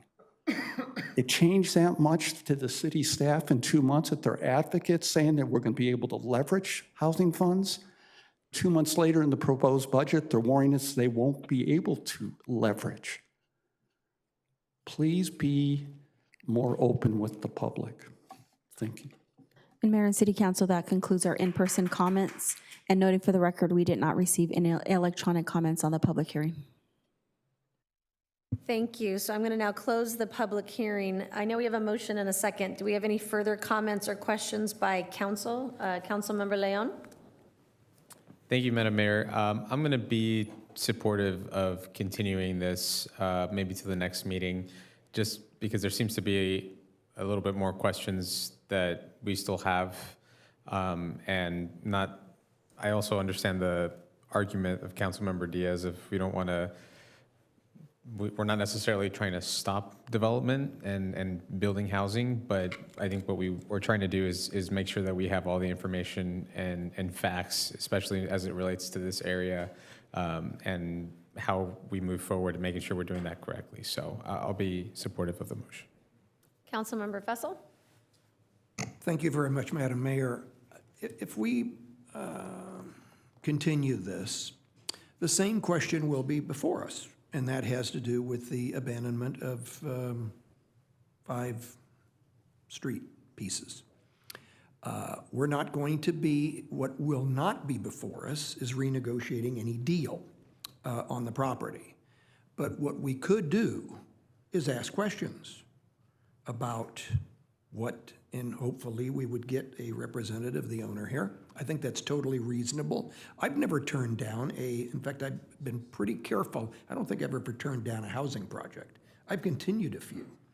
And I don't mind continuing this if we are able to achieve more information once we continue it. And I think the questions that I've heard posed are very reasonable questions, like, who are these people? I don't remember exactly, and it sounds like there may have been perhaps there's been some change of partners that we're not aware of. I think those are all very, very reasonable questions to ask. What we will not be able to do is renegotiate the deal, whatever that was from a couple of years ago, which I'm sure have my vote on it as well. But I think since we'll be taking action that will likely improve the value of the property, I think it's reasonable for us to ask appropriate questions on that. And since there's nobody here tonight that we can ask those questions of, it's very reasonable that we continue this. So I'm supportive. That's why I offered the second. Thank you. Thank you. Councilmember Diaz? Thank you, Mayor. I want to clarify also that it's very common in the construction industry for a company to acquire the right and then sell it to a construction company to finish the project. This is nothing extraordinary here, nothing out of the common. You understand in the industry, you understand that that's common practice. But what I wanted to say is it interests me when somebody tried to compare the previous mayor with our staff. Our staff has a lot of integrity, has nothing to do with the previous mayor, and I'm so proud of our staff. So every time somebody says something wrong about our staff, I'm gonna intervene and say, you're wrong. They are having a lot of integrity, and educate yourself before you criticize staff, because they have a lot of integrity, they have a lot of ethics, and they stand in the right position. Thank you, Mayor. Thank you very much for those words, Councilmember Diaz. Councilmember Rubalcava? And I could see the look on the city attorney's face, so I just wanted to modify my motion to continue this item, because I think the word I used before was to table it. And then I also just wanted to expand on that. I completely and totally agree with you. The negativity that comes to us for public comment addressing our city staff is, for me, unfounded. So thank you. And if I may, Mayor, I'm sorry, on the motion to continue to a date certain. Let me ask the team, would that be appropriate? Would that be enough?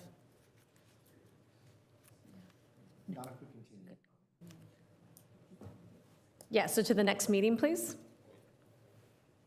Do we have, oh, Mayor Pro Tem, did you have another comment? I just wanted to add to Councilmember Jose Diaz and Councilmember Natalie Rubalcava. I too have found our staff to be honest, ethical, and working hard for the betterment of Anaheim and its residents and businesses. Thank you. Thank you. So we have a motion and a second. Please vote. This is for the continuance. Correct.